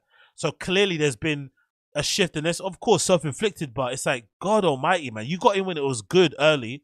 You didn't have an exit plan. And now you're here still thinking the same things you did before can work nowadays. And you're always late to stuff. Like, you just started doing reaction channels now. It's like, God almighty. How long? Like, I don't know. It's just fascinating to see. It wasn't this show at the point. It was different. I think it was still the pre-stream. And I was like, you know, it's sad to see people like that go because this is a guy who's been a mainstay. And, you know, I'm sure today he's, you know, you don't think, who says, what screw attack, right? No one even remembers what it is. But, you know, for him to have been in the game space for so long and basically been so prominent, and now he was kind of retiring from games, I was very sad. Genuinely very sad to see him go. Even though I hadn't. And why he's sad when people retire, basically, because I don't know, he's got this weird thing that you should never retire from YouTube. It's fucking bizarre. But this is not a forever thing, innit? Like, nothing is. But he's always projecting. That sadness is because he knows it's sort of like a little signal to him that his time is coming soon. Like, that's legitimately why he gets sad for. Because it's a reminder of like how long he's been in it and the fact that his time is probably coming. But it should be for anybody. You should have an exit plan or a pivot or something. Like, zero. Like, how can you make millions from YouTube and you're still here begging for tips to pay your mortgage or to pay your groceries, to take your wife out for dinner once a week? He has legit says that. Like, you know what I mean? Give me tips so I can take my wife out for dinner. How romantic. Exactly, bro. Exactly. Bro used to sell the posters. Dark Wave J. Yeah, big up Dark Wave J. Bro used to sell those posters. Exactly. I think, you know what's worse? I don't think they're posters. I think they're artworks. I think there's someone actually painted them. I think they're actually worth quite a bit of money, actually, to be honest. But again, I can't sell anything on eBay because of the detractors. Followed for a decade. Like, dude, I don't like hearing that news. I want people to stay doing what they love, and it sounded to me really weird. Well, anyway, to make a long story short, he came back earlier this year, last year, and started doing full-time gaming stuff again. And I've been following him a little bit. Like, I've been watching some of the stuff he puts out. He was doing a gaming news show, not gaming news show, just a general news show for a while and stuff like that. And there was this big announcement. So here's what I'm going to do. I'm going to say, guys, as of this point, so me recording, this is the 50-minute mark. All right, timestamp the 50-minute mark of the Level 1 podcast. Again, it used to be called Side Scrollers, and it was a podcast I used to do on ScrewAttack.com, over a decade ago. And it was very popular, and it was very well known among the game space back then, before even the prominence of YouTube and all of that. Okay, so when he announced he was reviving the show, it was very exciting. All the long-standing fans of Screw Attack, they used to be called the G1s. Now they call themselves the G2s. Wow, we're excited. The podcast is coming back, and it wasn't just, it's just me talking. Like, my podcast is me gabbing, right? This podcast is a panel of people, different kinds of people, guests coming in, covering news, covering other topics. It's a good podcast. I've been watching every episode since the show relaunched. I'm really enjoying the show. I recommend you look at it. If you're looking for a fun, variety-style gaming podcast with other topics addressed as well, yes, occasionally a little bit of politics gets thrown in there, but not too much. Give it a look. Side Scrollers, okay? That's the name of the show. So, I've been watching the show or whatever. Out of the blue, I haven't mentioned this at all on stream. I'm not talking about Craig or anything on stream or anything like that, right? Out of the blue, Stuttering Craig emails me. Says, hey, Phil, so we're relaunching. This is before they relaunched the show, by the way. We're relaunching the show, and we'd like to have you on as a guest. You're actually one of the people whose names popped up because we have history from back in the day, and it would be great to have you on as like a guest on the show. We have rotating guests, and we'd like you on for a show to see how it goes. So, so I thought about it, and I watched. Basically, I kind of knew what the show was going to be, and I responded, and I was like, well, I guess that sounds interesting. I wish you the luck with the show. I'd like to see how the show goes this coming week and what kind of a show it's going to be. But it sounds interesting to me, something different. I told you guys I like doing different stuff now. I'm venturing out. I very much don't want to be just in my same lane doing the same kind of content forever. I feel like maybe this is an opportunity to go talk to a different audience. They probably have no idea who I am, or if they do, they only know it from the negative means and the hate, right? They don't know who DARKSYDEPHIL really is. So to have me on a show where we're going to be not only talking about me, but addressing other topics and having a fun variety show, it's probably a really interesting idea, right? So I responded to him and I said, well, thanks for reaching out. Yeah, I might be interested. Let's talk a little bit more. And so let's talk, fucking self-important cunt. Let's talk. Let's go back and forward. Just agree to the pod. You need any fucking free promo and press that you can get, mate. people don't like you. They hate your guts. You probably need to go in a place where people don't mind you and will actually ask you softball questions. You should probably snap their hands off if they ask you for an interview. Let's talk. Let's talk. This guy goes on like he's fucking, I don't know, Barack Obama or something. Like, piss off. Lovely. Nice burp into the microphone. We love it. Basically left it was, I was going to be, it was scheduling too, because I told him I was launching my DSP React channel in February. I said, I'm going to be focused on that in February, so I really don't want to take any time away from any of my stuff right now. So what I'd like to do is wait a little bit, and then maybe we could do it late February, March, or whatever. So we talked back and forth, and we kind of established, okay, it's probably going to be sometime in March that I'll probably appear on the show. And that's where we left it for a while, like a week or two, kind of just hung there. And then finally, we started talking again. And, Craig was like, well, let's have you on the show. And let's do kind of an episode where we talk about not only that voice and let's have you on the show and honestly, one of the most annoying voices in content creation history. And you, because we want to give you time to talk about yourself, and obviously there's going to be questions and stuff, but also, do a full show with Jan. And we kind of determined roughly it would be around the middle of March. That's what we determined, okay? I was like, okay, that sounds good to me. That gives me time to mess around with my setup, because the thing is, if I'm going to be on their show, I got to accommodate the show. I want to mess around with my setup here, make sure that it would work with how they're doing their show and everything. So all sounds good to me, all right? Now, I outright said to him, in the email back, all right, and I'm not reading it word for word, but I'm paraphrasing here. I basically said, listen, you got to understand something.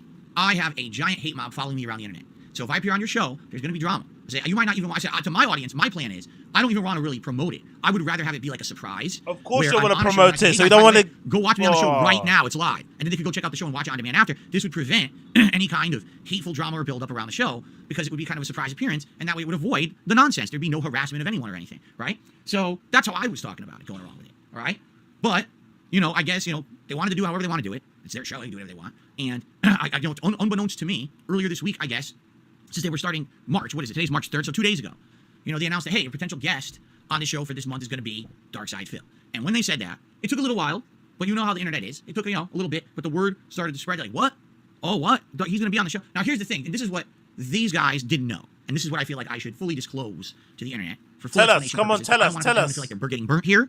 If you remember many months ago, back in like the fall, there was a period where there was a bunch of prominent YouTubers who were kind of ragging on me constantly, and it really irked me the wrong way. It rubbed me the wrong way. Because here's the thing. If you want...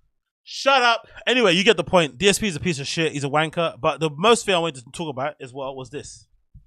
Wings of Redemption. This, I think, is like this is why probably Wings is doing that fucking boxing match. Look at this stream. Like, seeing a fat man in bed, like, streaming like this is just like, God almighty, man. Like, Wings, like, come on, brother. Like, come on. Come on. What are you doing, bro? Like, realistically, what are you doing? Look at this. Look at this. I'm streaming, by the way. Huh? All they can see is me, though. You're laying in bed streaming? Why? You're laying in bed streaming. Why? Like, oh my God, Wings. Honestly, these locals are the best, man. Best entertainment. This law is probably even better than Brendan Schaub's law, to be completely fair. Would you come hang out with us? Why? So you could come hang out with us. Okay, all you have is your face on there? Well, what you see on the screen here. Okay.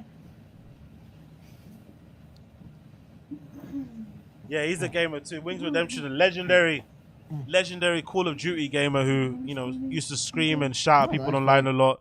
And I think Wings Law is amazing because Wings Law, before he became well known, he used to no one knew what he looked like. So he pretended he was black. Then he pretended he was rich. Then he pretended he was ripped. Like, he used to, so many, before his camera got turned on, people saw he was just this overweight guy from the South. And then, loads of things came out about him, racist past and shit. Honestly, Wings Law is one of the top tier ones. Mental breakdowns online, gastric band surgery, the many girlfriends and whatever he had and shit. The wedding with Kelly, the outfit, the top hat. Like, look here, listen, yeah. Honestly, Wings is amazing. But this stream just made me sad when I watched it, bro. Just in bed, just streaming. Like, don't you have any friends? Of course not. Don't you want to talk to your wife? Of course not. Don't you want to go outside? Of course not.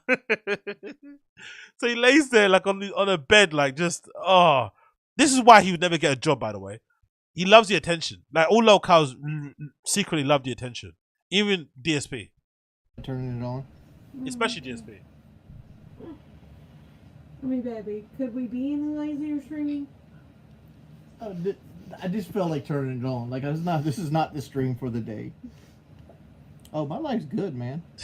How much weight has Kelly lost? Like 55 It doesn't pounds. look like it. Which I had to take. Kelly can't drive right now because she's on, what are they called? Percocets. Right? Anyway, For her anyway. For those who not in the know, Kelly just had oral surgery. Anyway. This is two sides, making me bummed out. Let's go for the DSP song. What's it? DSP? Is it Raccoon Eyes? Is that called Raccoon? Is that how you call it? How you say Raccoon? Oh, sorry, Raccoon. Right, Raccoon Eyes. There we go.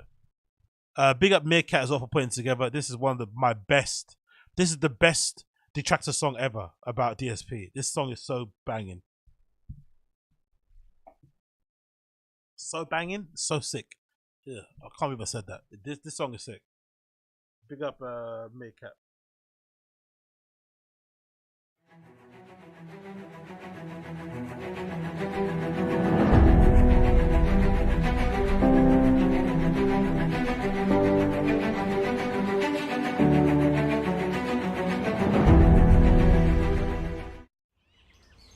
This is so good. Honestly, it's been stuck in my head for so long. It's so fucking good. I know I'm kind of building up a little bit, but I love this. Raccoon Eyes, Meerkat Inc. Shortwave Records. I love it.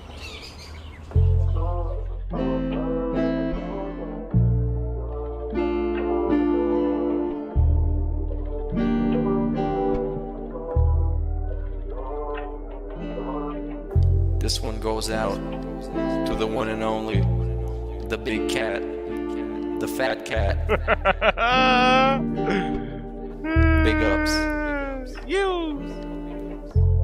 I first saw you in Burger King. You took 2 seats, cause that ass is way too big. Had a boyfriend, I realized, but you told him lies with your raccoon eyes. Ooh. The DoorDash is here. Wipe away your tears. Got you extra fries, and they taste just right. Have no fear, there's no trolls here. Kevin made you cry with those raccoon eyes. Raccoon eyes. Raccoon eyes. Kevin made you cry with those raccoon eyes. Big up Tevin.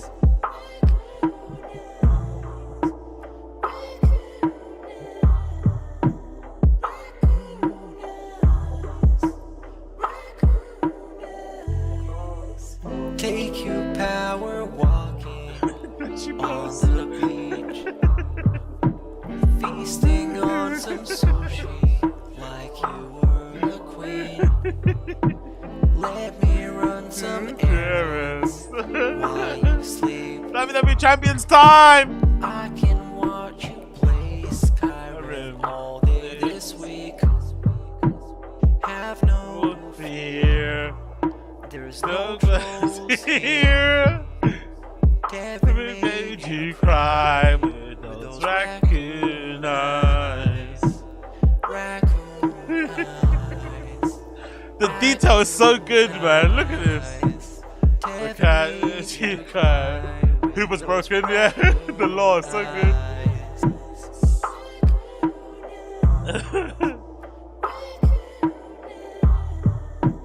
Seven made you cry with those raccoon eyes. In reality, like I tell you guys, every day when I wake up, that's the best day of my life. I feel like this next day is awesome. I have a beautiful wife who I love so much. She loves me and a family and Jasper. And, you know, the things we get to do together. You know, I definitely want more time with them and more family time. Have the cat and the horse, I the cat and the family, you prick. my life today compared to how it used to be. Seriously. Tyrone. Back then, you're like, it's a whirlwind of crap. It was me. And by the way, I've told you guys about my past. I used to drink way too much. I would be drinking constantly, all the time, because I was so stressed out.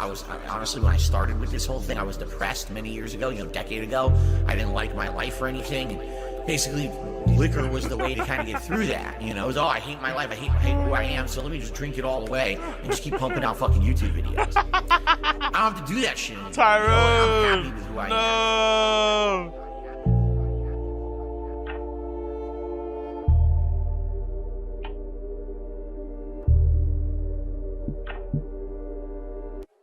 Oh, brilliant, man. Big up Meerkat Inc., man. Legitimately one of the best ever.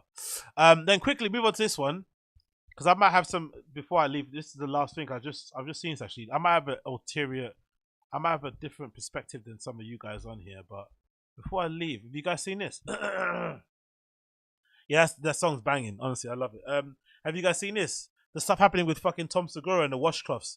I swear that clip is old. So the clip going viral of Tom Segura on fucking Twitter, and fucking Black Twitter is fucking destroying him, because I guess Black Twitter is taking offense to Tom and Christina P basically mocking people that use washcloths and basically describing as poor people shit. But I swear that's a bit they've been doing on Your Mum's House for ages. Like, I swear, when I used to listen to Mum House, that's what it used to be about. They used to always do that. What's that? Holy shit. Francis Ngannou. Okay. Oh shit, it's a clip here saying Dana White says Francis Ngannou would never be in the UFC ever again. Of course, because he exposed you, innit? Like, you fucking wife slapping cunt. Anyway, let's continue. What's fucking, let's see what people are saying here. Let me just quickly get this up here, this Tom Segura thing. Bear me 1 second. Bear with me 1 second.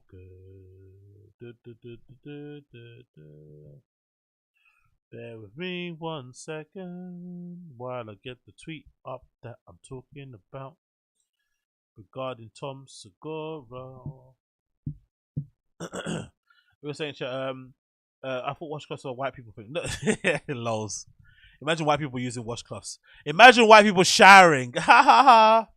Y'all don't shower. Y'all like to do under armpits washes. I know that. We know that. Come on, let's not lie.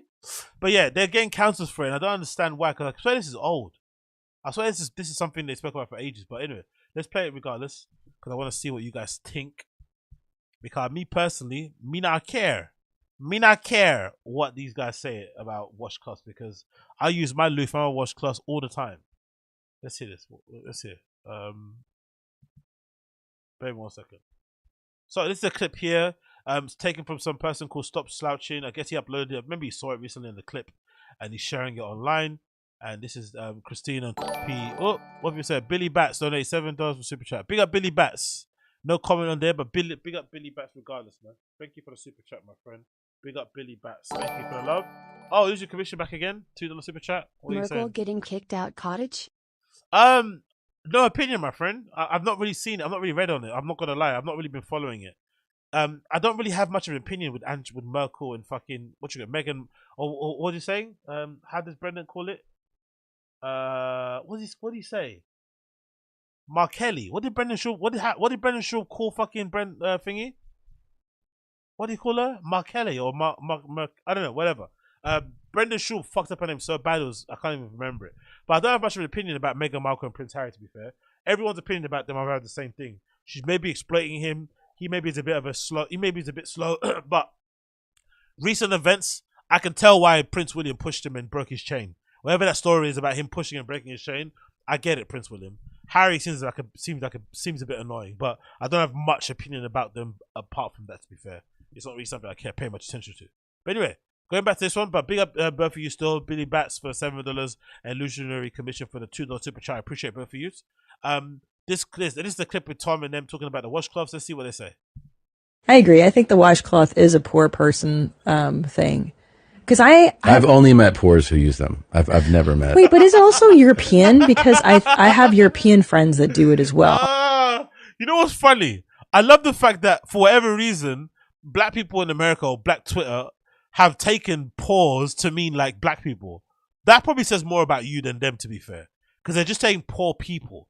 Doesn't necessarily mean black people. Maybe it's an American thing. Maybe because I guess in the UK we have a similar thing. What do we have?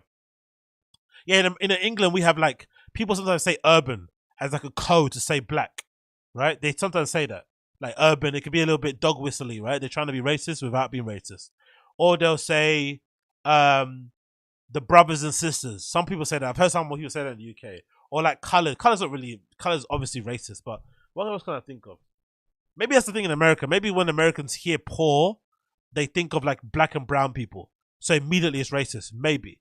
But personally for me, I wouldn't immediately think they're like, you know, disrespecting me in any kind of way, because I don't know. I have aspirations of like, you know, becoming rich and successful. I don't ever think I'm never gonna not use a loofah. Like I legitimately took one on holiday. Like I can show you. I think where is it? No, actually I didn't take a holiday. I went, right? This is me speaking here facts, right? I went to fucking Berlin, right?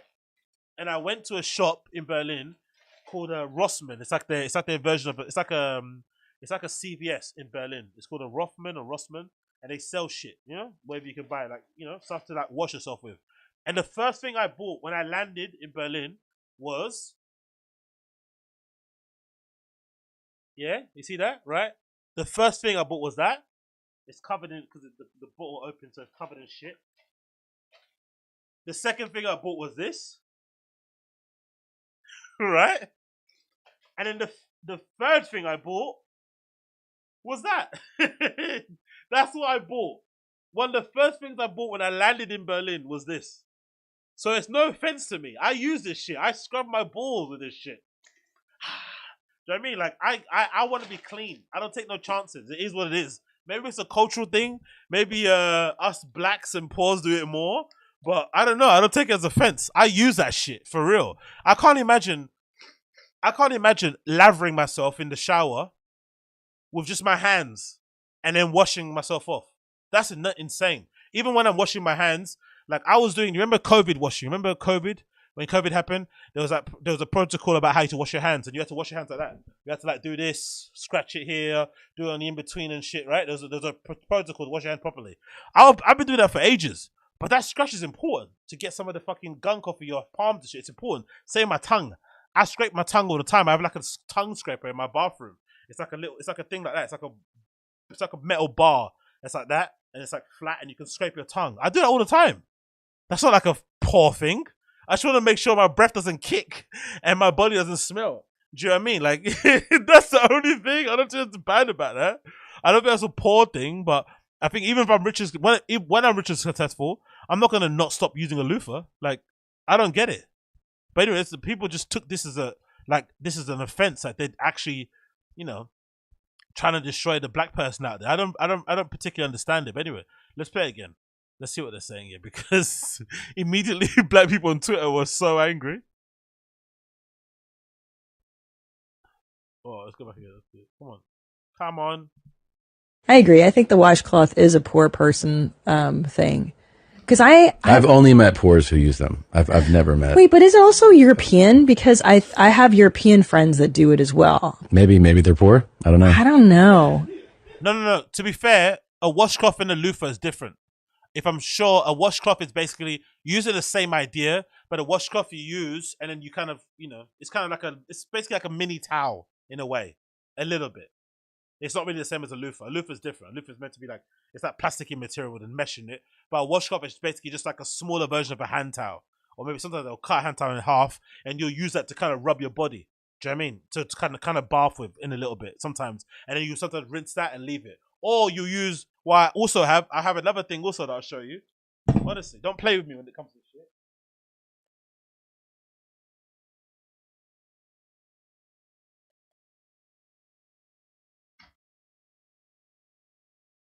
Or if you're really about this life, if you're really about this cleaning life, right? If you really want to be clean, if you're not using a loofah or you're not using a washcloth, you'll use this.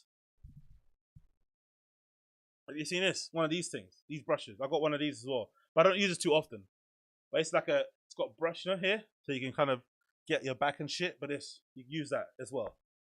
But I don't see this as a poor thing. It's just to be clean. Like what do you guys use when you fucking shower? You know what the fuck are you guys using? Fucking hell! Absolutely mad. Let's play him again.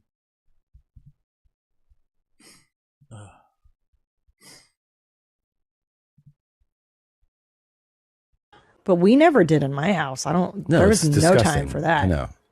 I've ended friendships when I saw washcloths. I'm serious. I don't want that stink on me, you know, Yeah. that like poor stink. Yeah, but I don't understand. I guess it is just so that you don't have to touch your hands to your genitals. Yeah, we don't have that much soap to go around. Oh my god. Okay, now I get it. Okay. Now I get it. They were leaning into it hard. That poor stank. To be fair, I kind of love Tom for that, to be fair. I find that funny. I've got dark humor. I've got a dark sense of humor though, so it's not gonna offend me in the slightest. People are not happy. And guess what? Tom, in good comedic way, doubled down as you're meant to be doing. Doubled fucking down. And I want to hear it. Let's hear it. Let's hear the double down. I want to hear the double down. Let's hear the double down. Please let the double down be funny. Come on, Tom. Give it to us. Come on. So I've received a remarkable number of messages over the last few days from just countless poor people about the use of a washcloth in the shower. And, you know, it's kind of well known. It's what poors do. And I made this comment on a podcast. And so many people upset. I mean, really, really upset about it. And I get it. You know, it's part of their lifestyle or something. So I'm in a hotel. I decided I'm going to go for it. So I'm going to take a shower. I'm going to use a washcloth. And I'll report on what happens when a wealthy person uses a washcloth. All right? I love the smile at the end. He's such a cunt, but I fucking love it. He's such a cunt. Look at his smile. Honestly, his mentions must have been blowing up, man, because Black Twitter were going crazy. I saw Alice Hamilton, you know, the enemy of all stand-up comedians, that she was lighting him up. Some other person was lighting him up. Like, she was, honestly, they were going in on him. So the fact that he's got this fucking evil, sinister Joker smile on his face is fucking brilliant. This must be doing wonders for his tour as well. I love it. Let's see what the update is. What did you think about using a washcloth? Is he converted, or do you still think it's for the pause? Oh, it's fucking brilliant. I love this, man. He absolutely leaned into it so hard. Let's see what the update is. What's the update? Let's see the update from Tom. Fucking brilliant. What do you say? Okay, damn. Let's see this. This is actually quite good. I actually feel clean. Or did you say what? Let's see. Let's see here. Oh, this guy's a fucking ledge. Big up fucking Tom Segura, man. Absolute legend. Let's see it. Come on.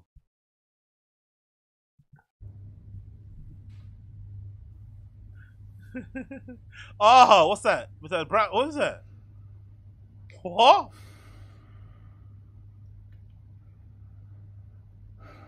What's that meant to be? He's bumhole or something.